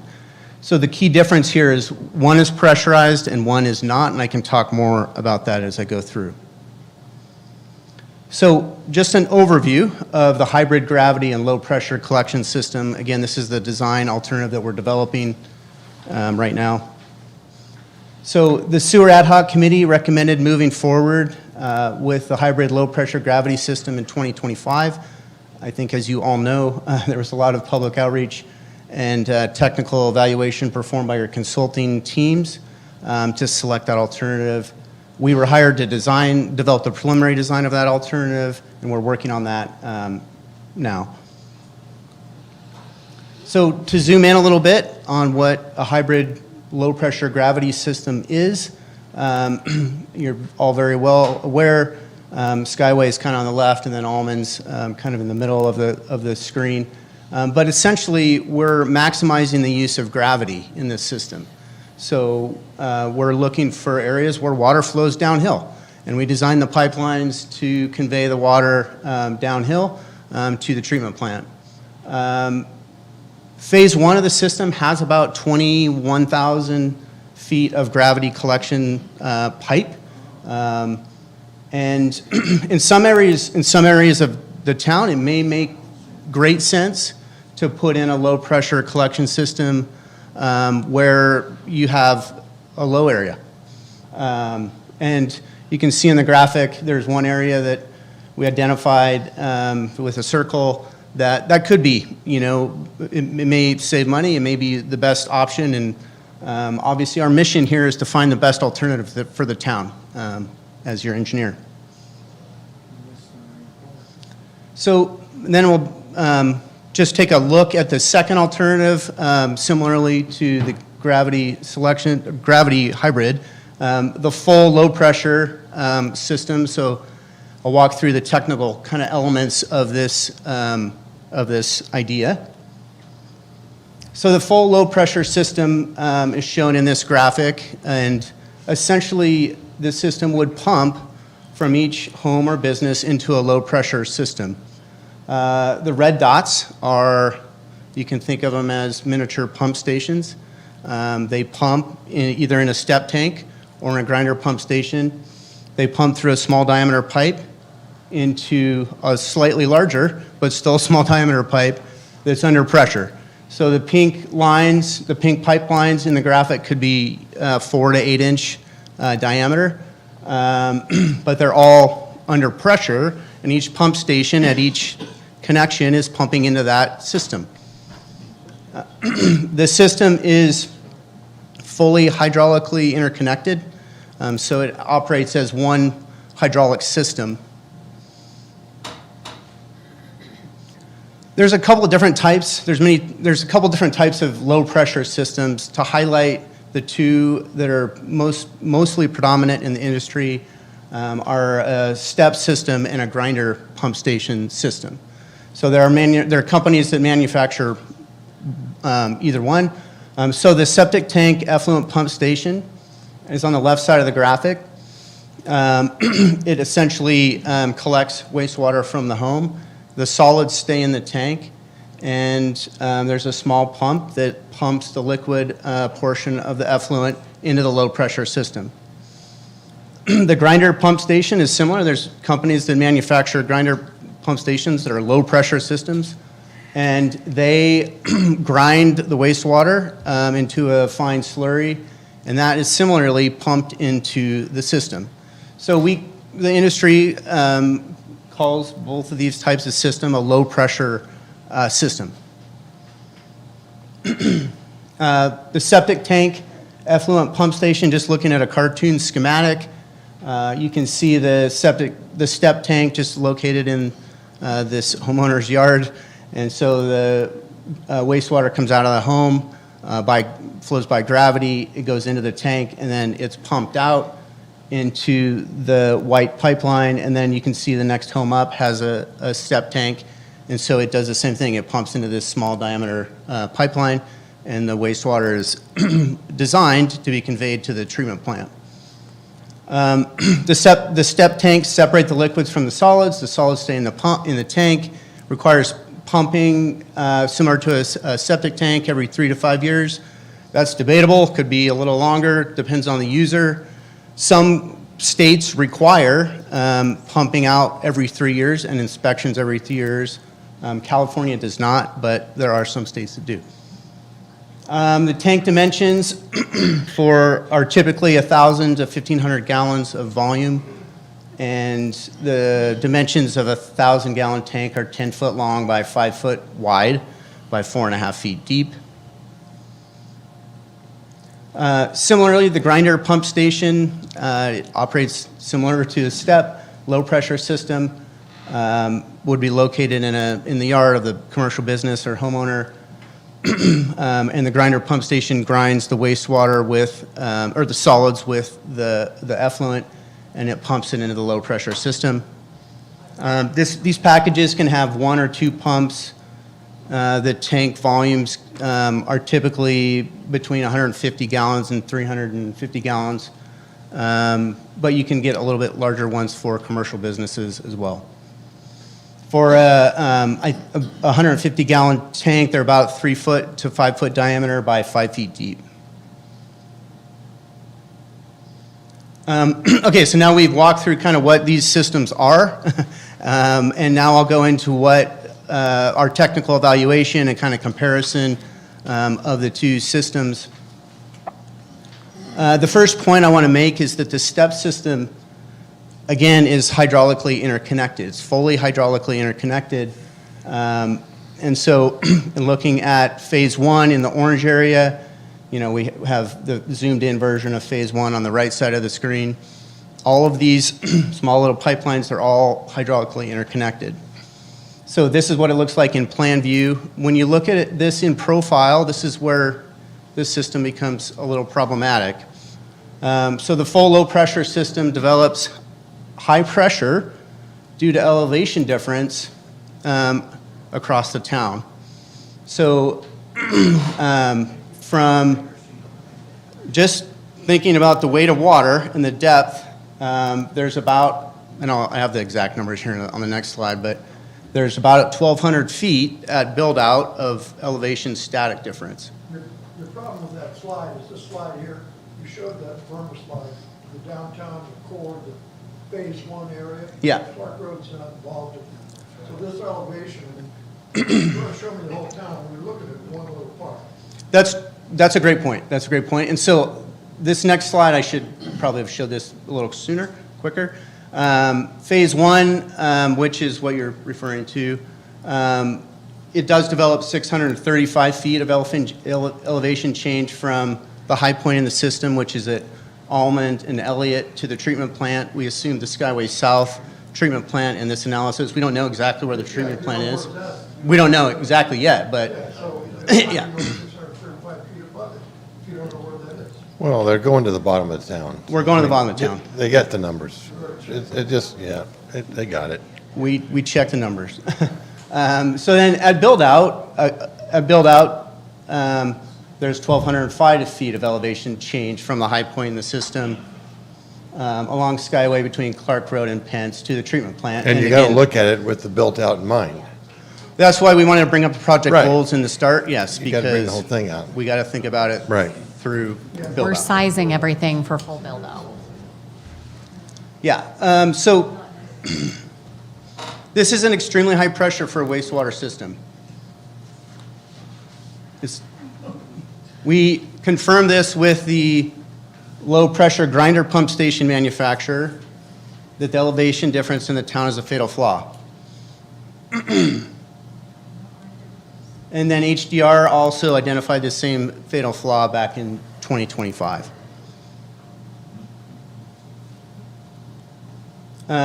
Continuing, typically we have nothing against a step or a grinder pump station. We're just trying to find the best technical solution for the project.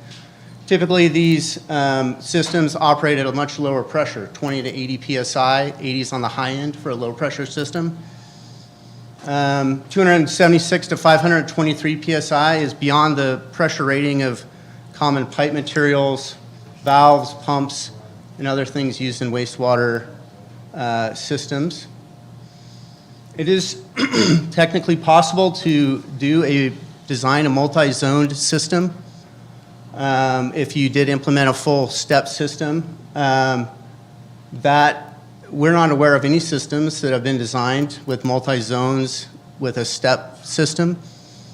It would require highly specialized valves and control systems and pressure reduction between zones. You could probably have to break head between zones as you lowered the pressure as you went down the system. Could we ask, can you guys be quiet? I'm trying to hear, and all I hear is you guys mumbling, so if you don't mind, I'd like to hear what he's saying. Thank you.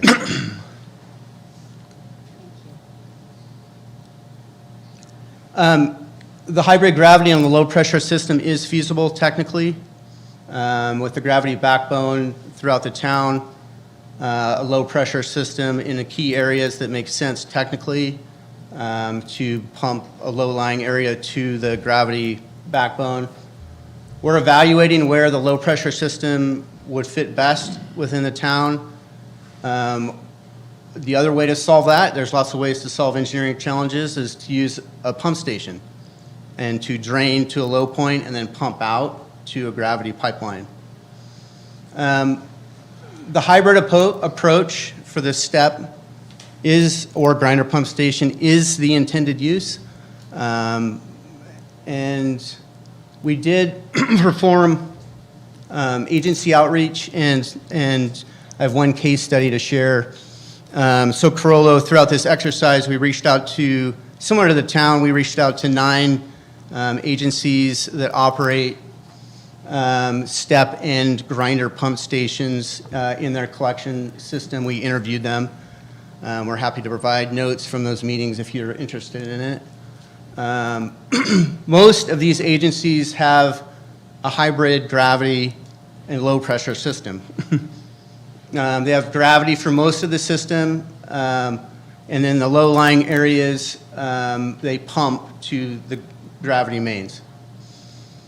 We learned a lot of things in these interviews, just a couple of highlights. The ownership and maintenance responsibilities must be clearly defined.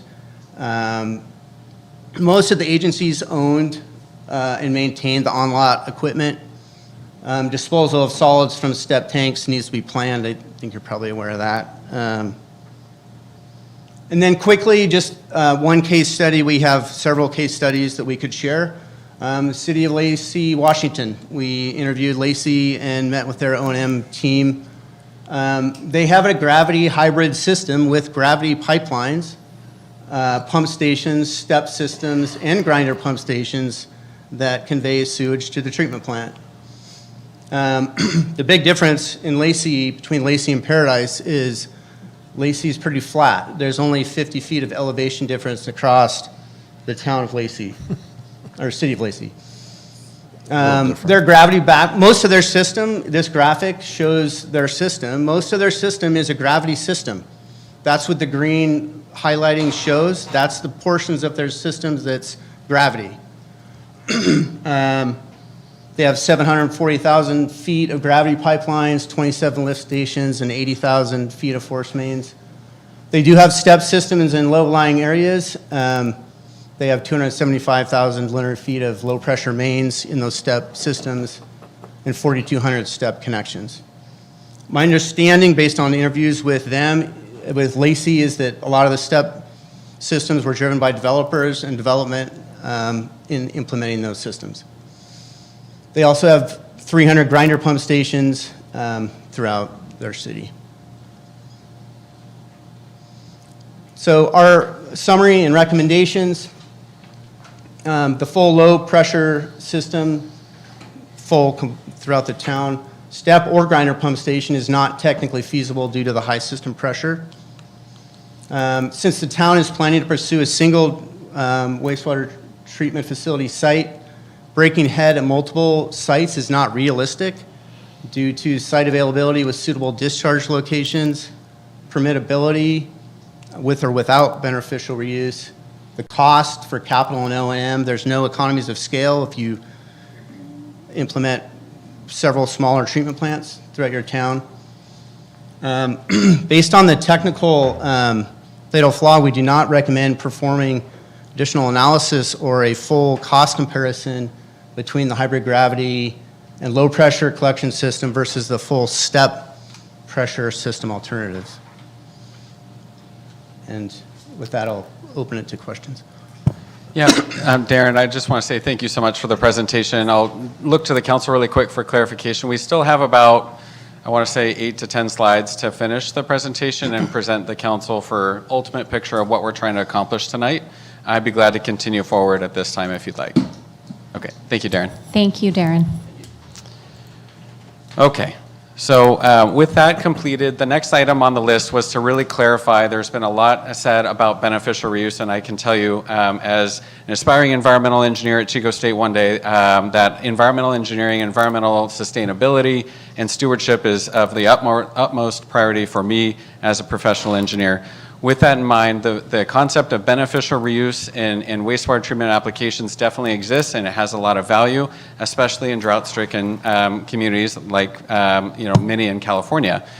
So with that in mind, this project does present an opportunity to review beneficial reuse, and with that, we were able to coordinate with the State Water Resources Control Board and their Division of Drinking Water, because much has been said about our ability to go ahead while we're doing a collection system to collect the wastewater however it's collected, an opportunity to do a distribution system of treated wastewater in that same trench. Printed before you in your items is that copy of the letter dated May 14th from the Division of Drinking Water that really spelled it out for us that we need 6 feet minimum maintained separation between the treated wastewater and the collected wastewater. And so with that, with our typical trench width of being 1.5 to 2 feet, we cannot put these two things, a collection system and a treatment collection system and a beneficial reuse distribution system, in the same trench. So though that it has a lot of value, because it cannot go in the same trench, beneficial reuse is cost prohibitive. Outside of that, there's a lot of other factors like seasonality, El Nino. We have to have in a closed system to distribute beneficial reuse or treated wastewater. You have to have the demand. A lot of communities satisfy that demand through parks, through golf courses, through other opportunities for major year-round redundant systems to handle that demand. But most of them, if not all of them, always have a surface water discharge permit in the backup to make sure that they can do that. And so with that, I can close that missing piece on the project evaluation and then get back to where we are moving forward. We have different types of collection, treatment, and discharge. And if the project is starting to feel like the process of elimination, it's because it is. And the reason of that is very intentional, trying to do the most affordable version, scalable version of this project to meet the objectives of the community. So with that, we're down to our last option of doing a collection system that again meets the intent of helping low-lying neighborhoods with step connections and a hybrid gravity collection system, a treatment type of a membrane bioreactor that we covered, and then working with the water board immediately if we get concurrence from council tonight The critical path begins tonight and tomorrow with coordinating on where can we receive a permit to discharge wastewater in or around Town of Paradise limits in a creek, a seasonal creek. Let me be clear there. We do not, one of our challenges is we do not have a Sacramento River like the city of Chico does. So with that, getting back to what council approved last August, here it is, the three alternatives. The whole alternatives analysis report and the presentations that we gave last August are in your agenda packet tonight. And so if you're looking at where we were and what we chose and what we know now, alternative 3 is our most and last viable path forward for the project. Hybrid system, MBR, surface water discharge. And that was validated and concurred with by the full ad hoc committee, and a recommendation for you tonight. So with that, again, the action that's being requested is to modify the project description for alternative 3, being a hybrid gravity low pressure collection system, membrane bioreactor wastewater treatment facility, and a surface water discharge. Our conceptual service area includes the downtown where recovery and growth has lagged. The MBR is flexible for future expansion or reuse implementation. In fact, I remember the days in our ad hoc committee, and MBR was, top priority. If we can afford it, we want this in Paradise. So now that we're here, we can do that with confidence. And again, this revised alternative serves the project mission, fundable, permittable, and scalable to meet Paradise's needs today and into the future. Now getting to a couple of closing slides about our next steps, one of which being funding. We saw the last agenda item allocate an additional $8 million towards the project. Well, since last August, we've gone from total secured funding of $66 million to $126.2 million for this project. So that's very exciting to move forward. We still not have accounted for it all, and the funds that we're seeking and working with the Water Board on ranging between $28 million and $75 million. And those funds that we do secure, being that we're looking to build and design to the funding we have, that when we do secure funds through the Water Board in this range, this will really shape what our Phase 1 service area gets finalized as. And that will be a future council action item for you. Is here's our service area, here's all of the parcels we can reach, because we may be able to go down Pearson or we may be able to go further up Skyway than this limited area. And what happens when you do that? You achieve higher economies of scale to keep the project more affordable. So with that, I'll share, we are still working the Army Corps of Engineers and the Environmental Infrastructure Program for that request. We have had significant support from Senator Schiff and Senator Padilla, and hopeful that through the appropriations project process that we will receive the $2 million that we've requested to start designing what a Phase 2 version of the collection system would look like. So now I want to get to opportunities for continued public input. This is not the last time, and certainly not near the end of the last time this project will come before the council and the community. We are firmly in environmental. We have a certified programmatic environmental impact report for the regionalization project. I'll talk more about the subsequent environmental impact report in a moment, but right now we are working to study and evaluate what will the environmental document study. A month ago, we would have said we were looking at ponds, and now tonight our viable project forward looks like an MBR with a surface water discharge.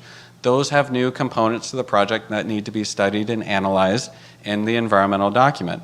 And so that presents significant opportunities for public input. And then after and if council considers that environmental document and says, yes, we want to move forward, then you will have a parallel process between design and public input and establishing rates. If we are to get direction to move forward and we can work to evaluate what the environmental has as far as a site that will work, that will allow us to achieve, again, how many parcels can be served by this Phase 1, that's when we can develop that rate analysis model. And then that will continue to inform a more formal rate study and develop those policies that the council needs to review, which would then inform a Proposition 218 rate study, which then would inform a council action to adopt those rates. And then parallel to that is moving design to something that can be constructed. So all of these steps along the way are ahead of us because we need to know what the project looks like moving forward before we get to construction.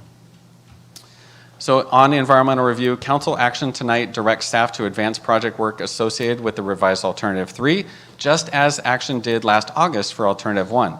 Tonight's action does not commit to a wastewater treatment facility site, does not finalize a sewer service area, it does not authorize immediate property or right-of-way acquisition, and it certainly does not circumvent forthcoming environmental reviews and studies. But what does come next is environmental would review the project alternatives within Alternative 3. We will prepare a subsequent programmatic environmental impact report, which incorporates the 2022 final programmatic environmental impact report, as well as studies the new impacts associated with the project that I described. The subsequent PIR includes an analysis of general plan consistency, as did the 2022 programmatic environmental impact report. Additional benefits of this revised analysis now include the additional sewer service overlay performed in the adopted housing element, as well as our general plan is now underway. So that's really good progress as well. And with that, I can also say that a subsequent PIR is deemed most appropriate, as the project is substantially different with a new level of analysis. This new resource topics and scope of analysis will be defined and analyzed in that document. If we get concurrence and direction from council tonight, we can expect public review of the environmental document this winter and council review and certification next summer, which will then lead into further design, site acquisition processes, and then eventually construction.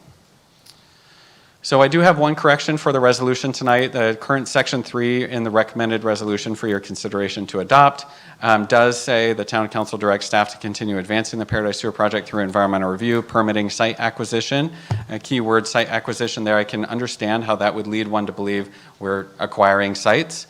So the red modifications remove the word site acquisition and replace it with right-of-way engineering, and then also added the addition for engineering design, funding pursuits, and related implementation activities with required council consideration of major milestones and actions consistent with the modified project description. So with that in mind, I'll go to the action requested slide, turn it back to the council. Darren, myself, we're available for questions, and thank you for your time. Questions?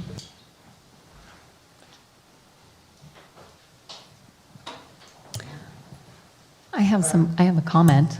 I have a question, and it's going to be the same one I'll always ask. How many properties have to be hooked up to this sewer? Do you have to have, how big does this area have to be affordable for people? And I know you can't tell me that till you do all this other things, but that's my question. At some point, I need to see the whole plan, because this little downtown, you're gonna go spend hundreds of millions of dollars to build something down the hill off the Skyway and pump it into a creek that doesn't have any water in it. It's never gonna be affordable. And you know that, and everybody in this room knows that. So we have the millions of dollars set aside to subsidize that. So these people that would maybe pay $85 a month for their sewer. So how many people, how big does this have to grow? Because, and someday you gotta tell us, the public has to know. You've told me in private conversations that there may be a point of future council has to make hookup to the sewer system mandatory. That was a comment you made to me one time. And I'm just saying that we need to know the whole picture. We need to know when, because the little downtown that we're trying to do in phase 1, designing for expandability and all that stuff, it'll never be affordable unless you get way the heck up Skyway somewhere, or over on Clark Road. And I just want to see what that number is. I want the public to see what that number is, because I pay $38 a year for a working septic tank. This town's existed for a long time, with people who've lived here for over 100 years with septic tanks. And I know there's areas that fail. I know there's limitations to that, but I'm just saying, why would I say, no, I'm not gonna use my septic tank that was built in 1965, that still works, and that I pay $38 a year for? I'll pay $85 a month, on my Social Security income. I'm not gonna do that. And even if the town says it's mandatory, I'd probably move, but, so someday, whenever you can, as soon as you can in this process, I really want the public to be able to see, here's the whole plan, and here's how many properties have to be connected for this to be affordable. That's all I want to know. Well, I want to say thank you, Councilmember Culleton. I look forward to providing that information to you. The two things I need to know is where are we treating the wastewater and how much can we afford to tie in the number of connections. This industry and this operation is so dependent upon economies of scale. We talked about that, and the number of parcels we can serve will inform, and especially where we can treat the number of parcels we can serve, will inform what rates can look like, and then council can consider operations and maintenance costs, as well as a potential subsidy that was similarly committed to with the regionalization version of the project. So I look forward to being able to provide that information. Me too. Yep. Thanks, Mark. You're welcome. I just wanted to add some comments to this. I wanted to emphasize that as a member of the sewer committee, and having gone through this process that has been very comprehensive, and I started out on the front end of this as being on the critic side of it, to be quite honest, when we ended the regionalization concept, and have had very high expectations and of our engineers and our staff, and they have met every one of those expectations. And I can appreciate Councilmember Culleton's concern about the end result for the ratepayers, which is exactly why it feels like we've taken the scenic route here. We started with our goals of selecting a fundable, permittable, scalable concept for collection and treatment. And so that's why we started with the most affordable option for treatment with the aerated lagoons and percolation ponds, because that would take the least amount of money out of our big pile of money and allow us to have the most money left out of that budget for connections to add more ratepayers. That was our primary focus. If money was not an option, if budget was not an option, we would have started out day one with this MBR concept. But we started out with the most fiscally responsible concept for treatment so that we could have the broadest sewer service area with the most connections possible. But here we are, process of elimination. We've done our due diligence to rule out that as an option. We've done more than our due diligence, quite frankly. We had an extensive alternatives analysis. We went on sewer tours. We have literally heard from anyone and everyone multiple times now, and we have aired out every other possibility. And so I am very confident in this new direction that we are redirecting to the MBR, and I'm still confident with our hybrid collection system. So thank you, everybody who's contributed to this process, even though it has felt like the scenic route.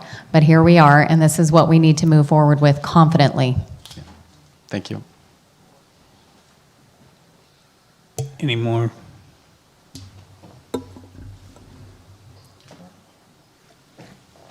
Cards?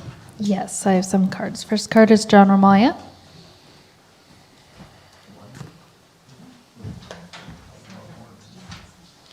John. John? Ramon. Yep, yep.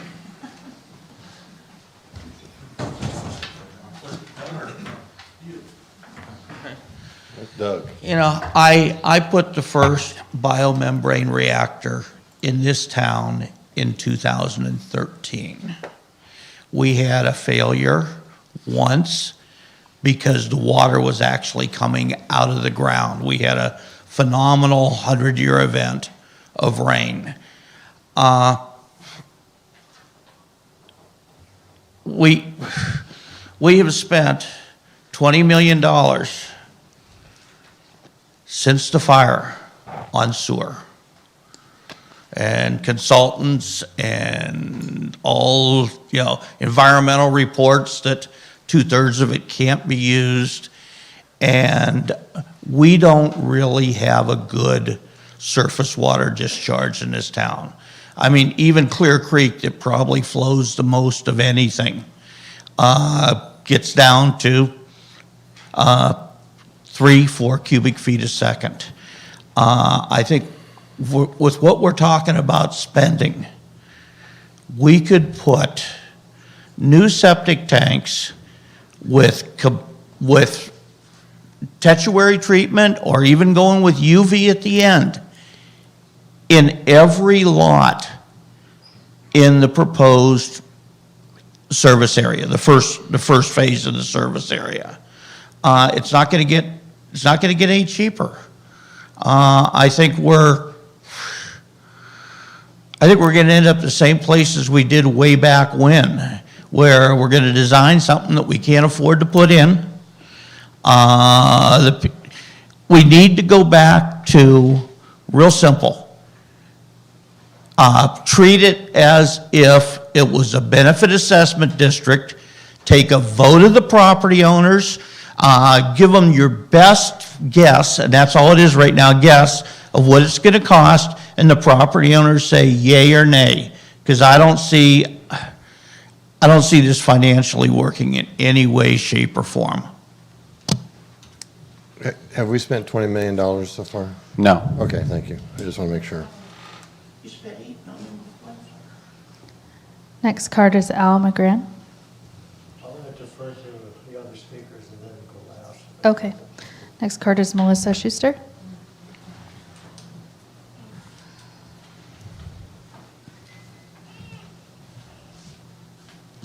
It has been really, really interesting watching this process, and I do appreciate very much the work that has gone into this.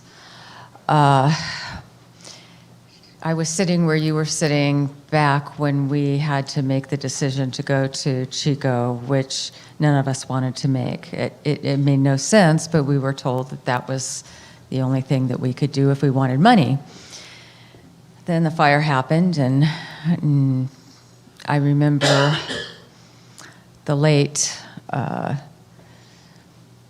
LaMalfa on one of our very, very first meetings with FEMA and Cal OES talking about all the money that would be flowing into this community. And Doug leaned over, I was sitting next to him, and whispered in my ear one sweet word: sewer. So there has been a lot that has gone into this, and I have been following this very closely. I do believe that remembering an MBR is the way to go.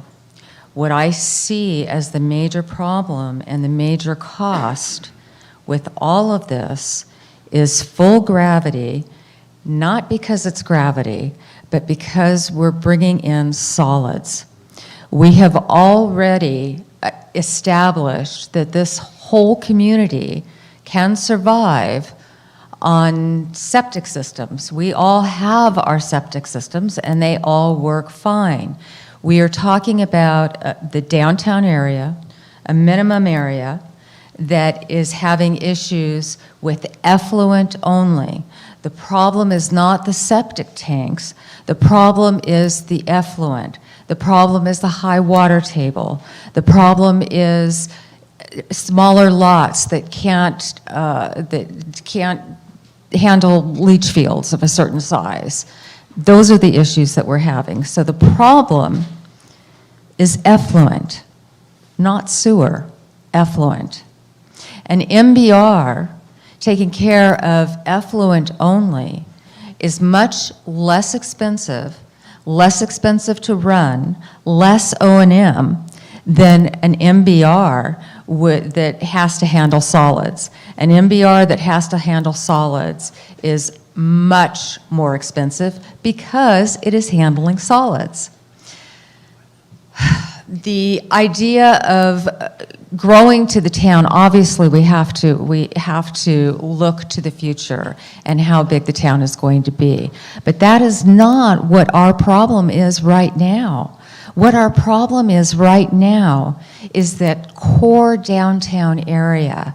We can set up a zoned, I'm past 3 minutes, but we could set up a zoned step system with smaller module MBRs in small areas that we can build as the community needs it, rather than building a whole system that the community, we don't know what our community is going to look like in 10 years. And so rather than building a system to something we don't know, let's build a system for what we do know. Let's build a system that we can afford right now, and let's build a system that addresses the problem that we have, which is effluent only. Thank you. Next card is Cliff Jacobson. Can I ask a question real quick before that? Is from you guys, is solids, I don't know that much about this. Yeah, are you asking the Are question? to- solids an issue with I keep hearing that as the issue. Certainly, so the question is, the statements being made is that, a effluent-only system treated by an MBR is going to be cheaper to install, cheaper to maintain. And I don't professionally agree with those statements, that they're about pretty comparable. And, I don't see a major difference there. What is being said is a community zone of multiple MBRs at sites that I'm not Right, I aware of, understand. Yeah, with that does discharge make- locations no, that I'm that not does make aware sense. of. But that solids issue, if gravity can work on one side of the street and it doesn't work, to simplify it down on the other street, Right. certainly we want, the most easy to operate, maintain system as possible. Okay, I'm sorry, excuse me. Go ahead. Cliff? Good evening, council. I know it's been a long night. I've given you guys quite a bit of data over quite a few months, and you know my position on step versus full gravity sewer. I heard some statements. I wish that the presentation that was given to you about step not being able to handle it would have been in written text so that I could have reviewed it ahead of this meeting. And I think they did you a disservice by not doing that, because you didn't have the time. They want you to vote on something tonight, and they've given you facts that are really not facts. And I wish that I had that data, because I could have shown you that things aren't true. I'm going to give you one example of what I heard, which is not true. How do you find 500 and some odd feet of head when you don't even know where the wastewater system is going to be processed at versus where you're collecting it from? And even if it could be 1,500 feet further down. But unless you're going to start collecting stuff on your way down to your wastewater treatment plant, you're not overcoming any feet of head. You've already pumped it into a line that's going downhill. So like Woody said, where's it going? It doesn't even really matter. Cancel that out unless you're picking up some more on the way down. I don't think there's many houses down on the Skyway where you're going. So, I mean, I wished I would have had that, because I don't want to go on, but that you were sold something because everybody wants you to build a big gravity system. And it's full build out. You don't even know if you're going to have full build out. You don't even have your general plan done. You don't know where 5, 10, 20 years from now is going to be. The downtown corridor is what you want to address. That gentleman just stated that the whole downtown area can be on a step. But then he said it wouldn't work because he added 500 feet of head to the discharge. Well, that's downstream of where you're collecting. Simply not true.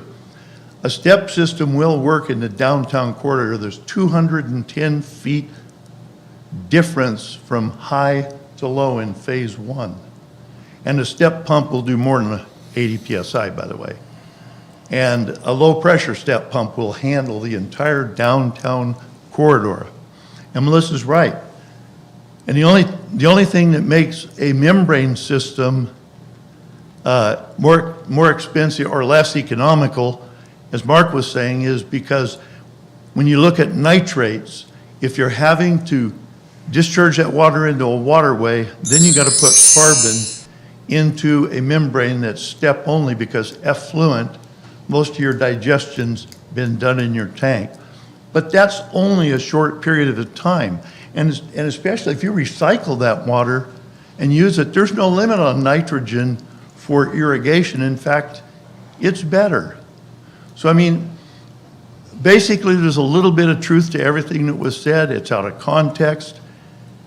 Nobody says put a step system all the way up the top of Clark Road and Skyway and try and make it work at 800 feet ahead. You don't, you zone it. And valving is not exotic. It's PRV valves and things and zoning. It's done all the time. You guys have been fed what they want you to hear, and I'm sorry. And I've given you enough data. If you guys can't figure it out now, I think I'm done.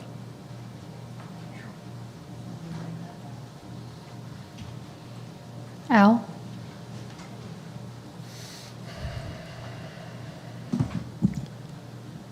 It's been a long night for everyone. Appreciate your patience and your willingness to take some input tonight from me.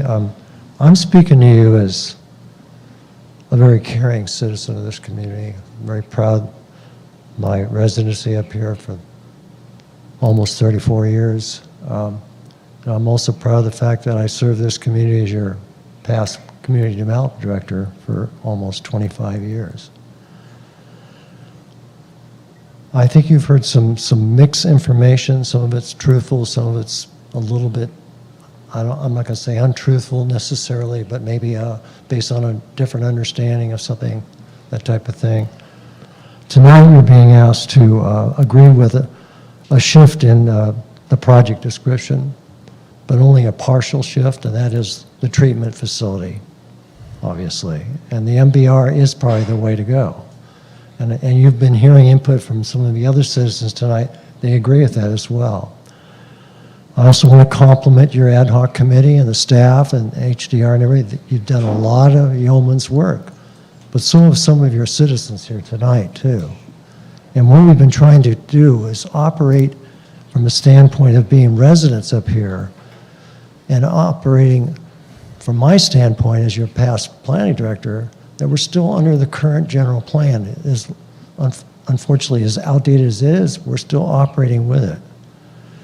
And that's something that clearly points out that we strive to try to sewer a portion of the community. The portion being what you're commonly referring to as the downtown area is identified as the central commercial area on the general plan land use designation. Along with that, it identified corridor areas along your main arterials, which we've acknowledged as part of this process. I really encourage you to think about the project itself should only be maybe nothing more than phase one. Seriously, quite frankly. You'll be consistent with our current general plan, which is ongoing an update right now, and that update process may not be concluded until possibly 2.5 years from now. I agree with the idea that you want to include the MBR. I think that's a good shift, quite frankly. I don't want to see you rule out STEP if you're going to just look at a phase one. And that might be nice to get a real true cost comparison of a phase one type project, hybrid system, as opposed to STEP system, perhaps. And I know I'm running out of time, but the other thing I want to compliment you on, I'm glad that the resolution document you're being asked to consider tonight, that staff has pointed out, they want you to strike some terminology in there about site acquisition. I think that's valid. Also on the agenda tonight, you're being asked 2 other actions besides the resolution. I'm a little bit troubled to see site acquisition activities included in action number 2. Seems to me that's similar to what was at one point in time suggested of you to be removed from the resolution. So I ask you to think about those before you act tonight. So thank you. Doug Minger?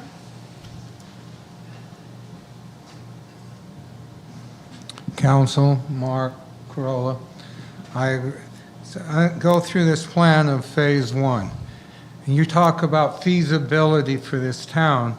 You take it into an area you've spent a lot of money for in Almond, Black Olive, yet you take out the whole area that's actually the feasibility that pays for this. That's going up Skyway. This system should be going to at least Billy Road. So all the commercial people that are sitting there with little buildings and stuff, all the little, that want to build but can't afford their septic systems because they're waiting for this sewer system. This is ridiculous. You're slapping your own people in this town in the face. You get put in the apartment complexes on Skyway. You got everything up there, the stores. You've got all these restaurants that are waiting because they don't want to put $100,000 or $200,000 or $500,000 system in. I know Councilman Bolin has to step out because his property's up there also. But that's beside the point. The fact is, that is our commercial area, and that's the area that they want to develop. People are sitting there. You've got all these other little apartments. Going up there in Almond and all those little deals is a waste of our money. At this point, we can develop that at a later point. But go where the businesses are that want to develop, that want to build, and come here. I mean, I appreciate your efforts, but that's really, all those businesses are there. You've got Cozy's, it's got $500,000, almost $1 million. It's marginal at best. You've got the shopping centers that up there for True Value. They're barely making it. The hotel, Ponderosa, you know, all those are sitting on marginal areas that they've had failures, but you've got other businesses that are there that are running out of mobile systems because they're hoping for this sewer system to put their establishments back. I think you need to really think about where you're putting this system. The other side, I'd like to know where you're going to put the plant, and when you're talking about surface dispersion, where are we going to disperse the water? You know, we say we can't build the lagoons, but you're talking going down the fields where we've got limited soil on top of lava cap. I'd like to know where that's going, just for the fact how you're going to talk to the public. At least be able to present that so the public will know. I'm not worried about that. I don't care about the systems because there's a multitude of good systems out there that work. But think about the businesses in this town and how you're going to feasibly pay for this down the road with the people. Thank you. I have no other cards on this item. So I thought of one more question, Mark. If we build this where you're looking to go, Media Way, and if there's never any money in the future, or there's never any opportunity to grow it up the Skyway, what do we do? How do you dismantle? What happens in year 11 when the subsidy money runs out? If it never, because you don't know if you're going to get money to expand. You don't know if the community, when you do Prop 218, you don't know if the community is going to come out and vote it down. There's a lot of unknowns. So my second question is, what's that contingency plan? What's Plan B if it never expands? Because in the beginning, one of the options was no sewer. Yeah, and I'll clarify too as well, no matter what version of an environmental document comes forward, the no project alternative is always considered, and we'll analyze that and, say the status quo. To your question about, do I know what the future holds, how many connections, if we never get another dollar, I don't have those answers at this point. But I do know that from day one, we've been talking about this project. It is an investment, as we talked about in other areas of this community. This is an investment, and it's our single largest investment in infrastructure for economic development. And so if we don't do it, we'll never know. And if we do it, we'll know. And certainly our goal will be to expand the service area. I heard public comment about desire to have additional rates. When I talked about those additional funds that we're looking to bring on board, that provides those opportunities when we secure those to make sure that we can expand our service area. And so as far as, do I know, what the system holds when it gets built, year 10, how many connections are, and the town of Paradise has so far contributed a subsidy to keep rates affordable as our investment, not the investment of the $120 million in grant funds, but our investment of $6 million of a rate subsidy to establish something that's reasonable, and no expansion is on the horizon. Again, that will have to be a community discussion and a council decision on what to do moving forward. I wanted to emphasize as well that expanding our sewer service area, our proposed sewer service area, is something that we're all acutely aware of. That's why we were trying to go for the more affordable treatment option. And so as we secure additional fundings, that will be our priority, is to expand the sewer service area. So that is something that we are definitely mindful of and would love to do as many connections as possible. That area though, Almanac, those small lots are gonna be a long ways away developing. You've got businesses waiting that are expecting this is coming. And when they hear that it's not, you are gonna have a trouble. They are expecting you to go up Skyway so they can build their facilities. That's all I'm saying. And I have personally gone to every one of the restaurants before our main discussion last August, personally, and notified them of those meetings so they could come and represent their interests, to make sure that they had that voice.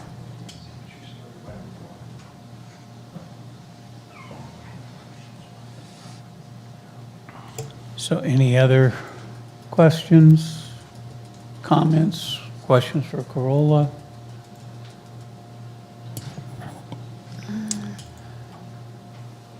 I did want to duplicate the revision to the resolution as reflecting action item number 2 as well, that was brought up, that to remove the word site acquisition, replace with what's shown here. What's the resolution number? 2026-38.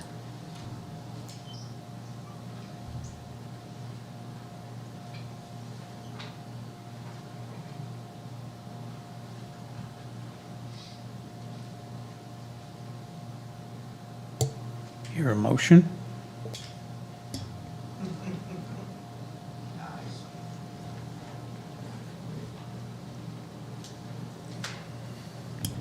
I would like to make a motion to approve, to adopt resolution number 2026-38. And the new wording? With the corrected language. Yes. Thank you. Second. Motion by Lang, seconded by Bullen. Councilmember Bullen? Aye. Councilmember Colleton? No. Councilmember Lang? Aye. Councilmember Lasson? Aye. And Mayor Crowder? Aye. Motion passes.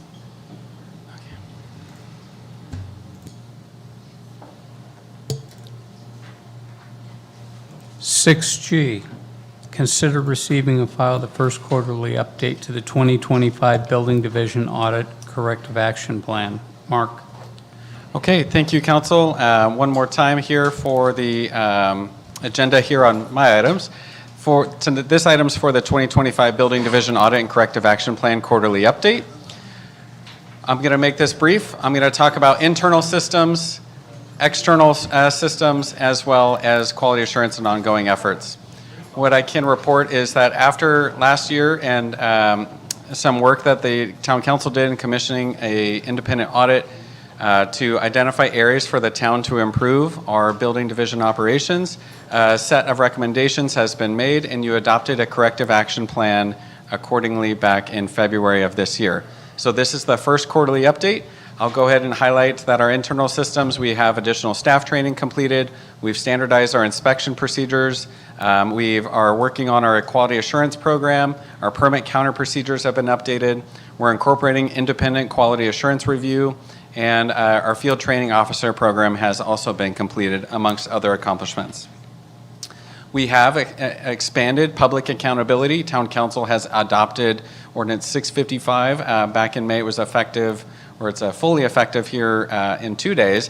But what I can say there is that we've established a code complaint process where if residents believe they have a code complaint violation that should have gotten discovered during inspection process prior to completion, we have a system and a workflow to look at that with an independent reviewer, make a determination, and assign a strike if a code compliance violation is accounted for. And if any individual permit applicant has 2 or more strikes, their ability to secure new permits is suspended. Active permits are also suspended until those are resolved. And so that's really an important tool that is available for our residents where it did not exist previously. Again, we have that independent complaint review process established. We've seated our ad hoc advisory committee for the corrective action plan that's comprised of our building staff, our building contractor community for owner builder or just a licensed contractor. We also have a community member sitting on this committee, as well as our independent reviewer sitting on the community as well. Our public intake form, townofparadise.com. Our website is fully launched, and we have a comprehensive intake form for your complaint or just general feedback. Our ombudsman services through my office are expanded and available. Information on our website. I also have drop-in hours here at Town Hall Weekly, where you can make appointments. I've been meeting with folks. We have meetings scheduled later this week to hear those concerns. And then we have monthly transparency reporting initiated as well. So now it's my pleasure to introduce our independent oversight and QA advisor, Bill Hayes.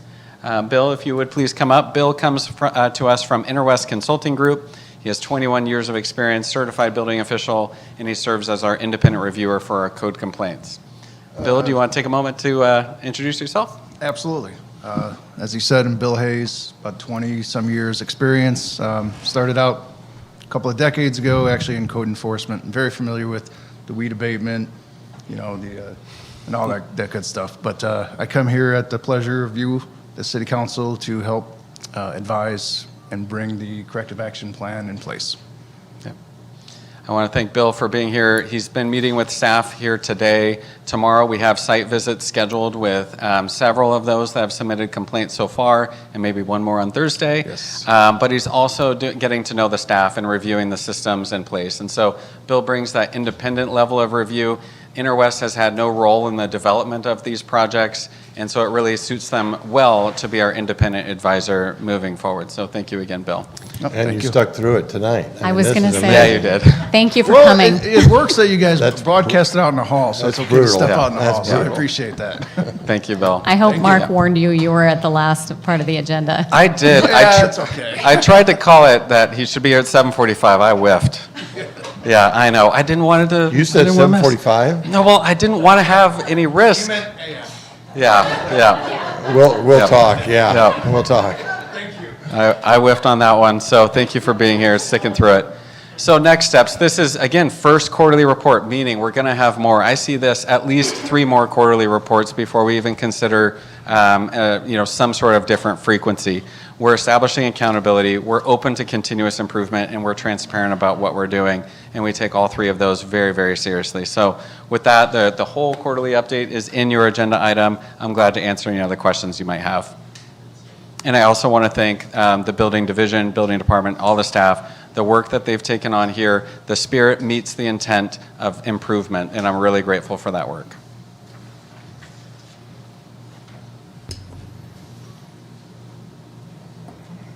Questions? I move approval if there's no cards. I have no cards on this I item. move approval. Motion by Bullen, I'll second. seconded by Lasson. Councilmember Bullen? Aye. Councilmember Colleton? Aye. Councilmember Lang? Aye. Councilmember Lasson? Aye. And Mayor Crowder? Aye. Motion passes. 6H, consider the formation of a grand jury response ad hoc committee and the appointment of 2 council members to serve on the committee. And Jennifer? Thank you, Mayor Crowder, council members. Each year, Butte County impanels a grand jury, and this grand jury is mandated to investigate a variety of different things within the county at the will of the group. So they will choose the areas that they choose to investigate over their 1-year time frame, and then at the end, they provide a report, and that does include governmental affairs. If a report is written in any way, shape, or form about the town of Paradise, we should receive that report in July. We then have 90 days to put together a formal response that is adopted by you, the council, and submitted back to the county. Our thought by creating an ad hoc committee that would be composed of 2 council members, myself, the town attorney, and the assistant town manager, would be to take input from 2 council members as a draft form of our response to the grand jury, so that we have that feedback in initial conversations with just 2 of the council members, and then it would come back to the full council for final approval. Again, this ad hoc committee would only be necessary if a report is filed on the Town of Paradise. And again, we should know that in July, but because of time sensitivity, we wanted to make sure to get it on this agenda for this time around. I'm happy to answer any questions you might have. Questions? Let's do it. Okay, I look for 2 people to either volunteer themselves or... I would like to serve on that committee. Huh? I would like to serve on that committee. Me and Heidi. Anybody Agreement else with the wanna do council? Looks like we have our ad hoc committee. Thank you very much. We need to vote on this? Yes, can we get a vote on this? I move we have Woody and Heidi on the committee. I second that. Motion by Bowen, seconded by Colleton. Councilmember Bowen? I'm sorry, that wasn't official. I mean, it's just a council member. I'm sorry. It's too late. Aye, sorry. Councilmember Colleton? Aye. Councilmember Lay? Aye. Councilmember Lasson? With thanksgiving that those 2 volunteered, I vote aye. Mayor Crowder? Aye. Motion passes. Thank you very much. No, we got interviewed. Yes. Okay. 7, council-initiated items and report. Any council-initiated items? That's me. So the town manager sent everybody whatever, we have an existing ordinance, and the time on the ordinance, my thing is, what is it last month? And it's just like tonight, it's 10:19. I don't like doing these long meetings. I don't think we make good decisions when it gets to be that long. And granted, most of them are 2.5 hours. But apparently, so what I asked for is, we used to do 2 meetings a month. So I appreciate that the new town manager met with staff, and there were 3 items that were removed from tonight's agenda, or we would have been here till 11. So I'm glad that they're taking that initiative. But I would suggest, if we have concurrence, that we change whatever that ordinance is that has an 11 o'clock PM deadline, to change it to 10. That way, when we get to 10 o'clock, if we're not done, it gets tabled to a special meeting or a next meeting. And going forward, I would really ask it for the manager and the staff, like, when we know we got controversial things or we have big, long agendas, let's be reasonable. If there's an item, let's call a special meeting. We don't have to do 2 meetings a month, but let's not do these marathon meetings. I've got ADD or ADHD. My attention span is, if you go more than 10 minutes, you've lost me, So I don't mean to, so I mean, that's what I'm asking. So whatever you guys think. I like that idea of being more mindful and carving out heavy agendas into a special meeting, not like a set 2 meetings a month, but being mindful of carving that out into a special meeting when we have heavy agendas. With the caveat of 3 minutes per speaker up here, too. No, Greg. I'm just No, saying. I can never win the over if we do Just that. saying, I'm just saying. No, that's correct. Yeah, I But feel. what about we just change the thing to 10 o'clock so that, for regular meetings? Right now, it So if says- you go over 10 o'clock, what do you do?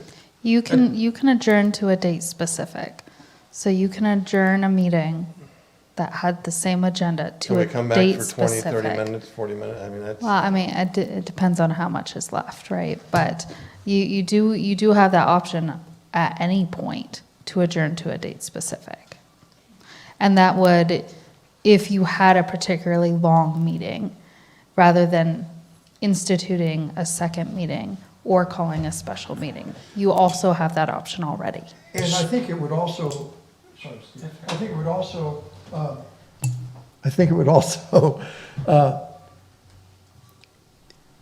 right now it's 11 o'clock.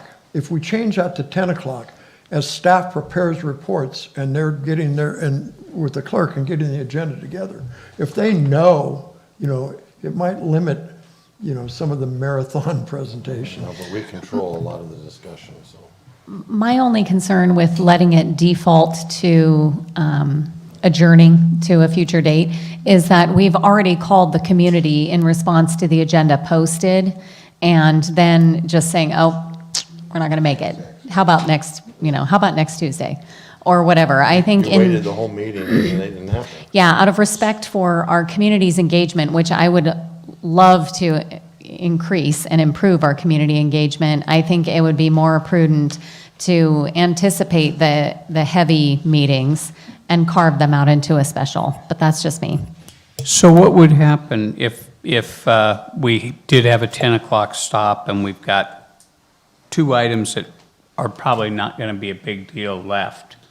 We have the option to... You can always vote to continue the Yeah, we meeting. don't have to, it isn't a hard closure. Yeah, but It's a policy, right? It's a resolution, it's a policy that you adopt that you're going to try to hold to, but you can always vote to say, we actually want to take these items and we'll keep I going think for out of this fairness to meeting. people that came and sat and waited, oh, he left.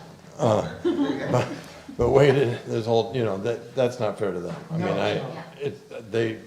they put in the time, we should finish the meeting with them here. So, Yeah, I like the idea of staff trying to tailor the meeting that fits within the bounds and then intentionally saying, okay, we need to have a special that covers these 2 or 3 big things that won't fit in that thing. And I would expect the town manager to be able to moderate that for us. Sure. So we don't have I to- could do my best. Okay. Right? I could do my Understood. best. The wild card always is who's going to show up to speak to the items. We always have a general idea, but clearly tonight was a heavy night. Clearly, the last meeting was a heavy night. Over the last 2 years, your average has been 2 hours and 48 minutes. So it hasn't been that long, but you have a lot going on. So to your point, we did know we had some heavy items today. Absolutely. And I will add one other thing. If you were to think about changing the timing, in the previous resolution that was adopted in 2024, it did state, again, with an 11 o'clock stop date, if the council's not completed all items of the agenda by 11, the council shall at that time either waive the adjournment hour by formal motion or determine a future date and time of which the remaining items will be heard. So that is always an option for you if we were to make a modification by resolution, and we could bring that resolution back for your consideration. Okay, that's all. So what's the pleasure of the council on timing? So you say no to changing it to 10, even though we have those other, we can continue a meeting if there's only. I don't have any problem with changing it to 10 and allowing us to continue. We have 2 little items left. I don't have a problem with Yeah, that. That's what I'm suggesting, 'Cause- because that's gonna kind of motivate staff to that gives them a time limit. It does, and I agree that when we have people here, we need to be cognizant of that fact, and we got to cover those things, but I would like them to plan, the staff to plan for 10 o'clock, and if we go over to 10:15 or 10:30, so be it, to finish it up. Then that's a But not intentionally shoot for an 11 o'clock close. With considering carving out the heavy items, I think, yeah. So I think both, changing the time with the option for extending by council consensus, and to the best of your ability as staff to gauge heavily weighted items, and carving those out to a special meeting. To a special meeting. Okay, so there is council consensus to bring back a resolution to update that. Okay, perfect. whatever.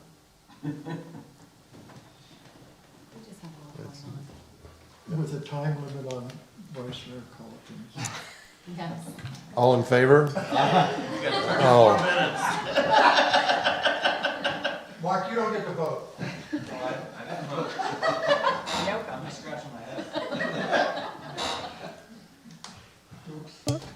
Okay, future agenda items.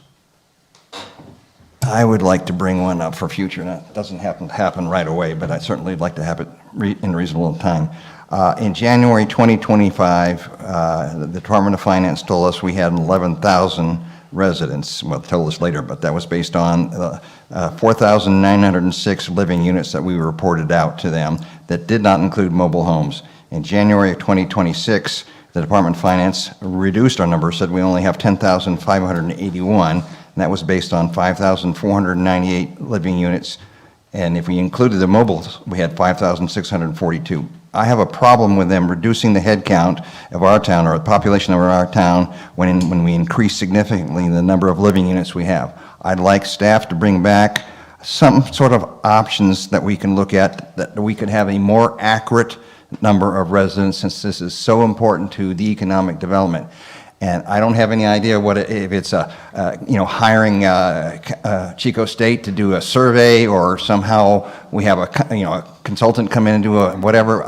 Obviously, we don't want to wait to 2031 when we finally get numbers out of the real census to say, oh, we really had this number back then. That's going to impact our economic development. So I need us to think, if I can use that term, outside the box, and figure out how we can get some numbers we can advertise. And yes, they'll have their standard number where we can say, yes, we don't agree with that number, and here's the number we think is closer to the truth. If you guys can do something like that. Right, understood. And I do want to let you know that after getting this information from the Department of Finance, just to set expectations, we are not going to be able to do anything to influence what the Department of Finance reports. However, we can take some actions here internally to create some information that we can use, whether it's information we use for different purposes. So we'll bring some information back on some options for that. Do for the sure. And lowest that- number help, do the lower numbers help us in some ways? Not at that level, no.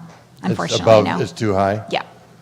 Yeah. There is a much lower number that is good for a rural designation, but that's what I mean. 5,000. That's what I mean. I didn't want to say that, but, Yes, so we got 16,000 then, right? that's right. Right. Right. The new housing that went in on Cypress, there's 70 units. in You there. turn your mic on, please. Yeah, they're all full. Right. You know, Turn your mic on. Can't hear you. Turn your mic on. I mean, and there's more than one. Right. And I just want to emphasize that the number that the Department of Finance projected, it is a projection, it is a mathematical equation that is done based on Butte County's population and determining based on a per household number that is determined as of the 2020 census.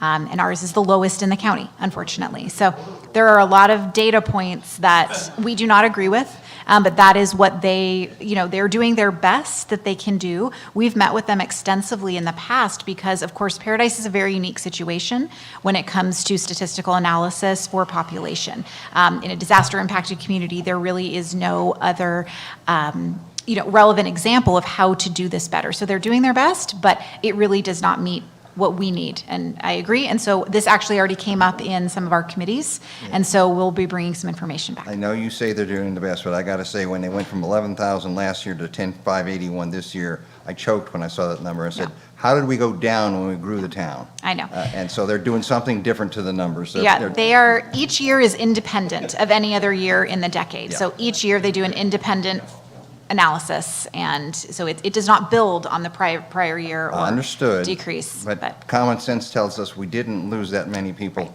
We didn't have a fire, we didn't run people out of town. We had to at least have the same number, and we grew. Like I said, the living units went up, as Councilor here, Woody said, we have 70 new units and they're full. We need to put the Woody rule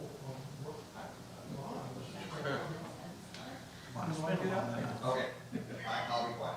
Adjourn the meeting. So do we have to have concurrence from the council? Yes. No? Okay. I think we do. There'll be more to come. So, anybody else? Well, one more thing. Okay. So, with that, 8A, Town Manager Report. At this hour, I'm going to say no report, but thank you very much. Good choice. So with that, meeting adjourned. That's why we hired you. You can read the room.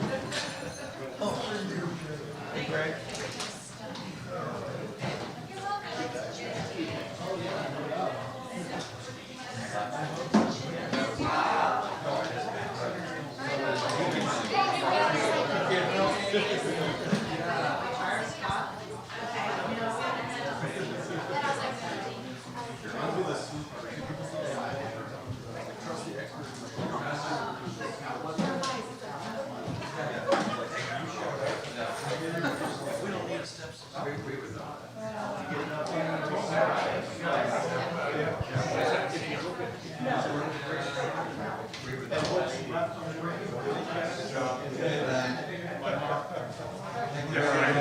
ya. I meant to bring these last one if you got a finger we can slide on it. It's just from the department. Yeah. Awesome, thank you. You bet, thanks.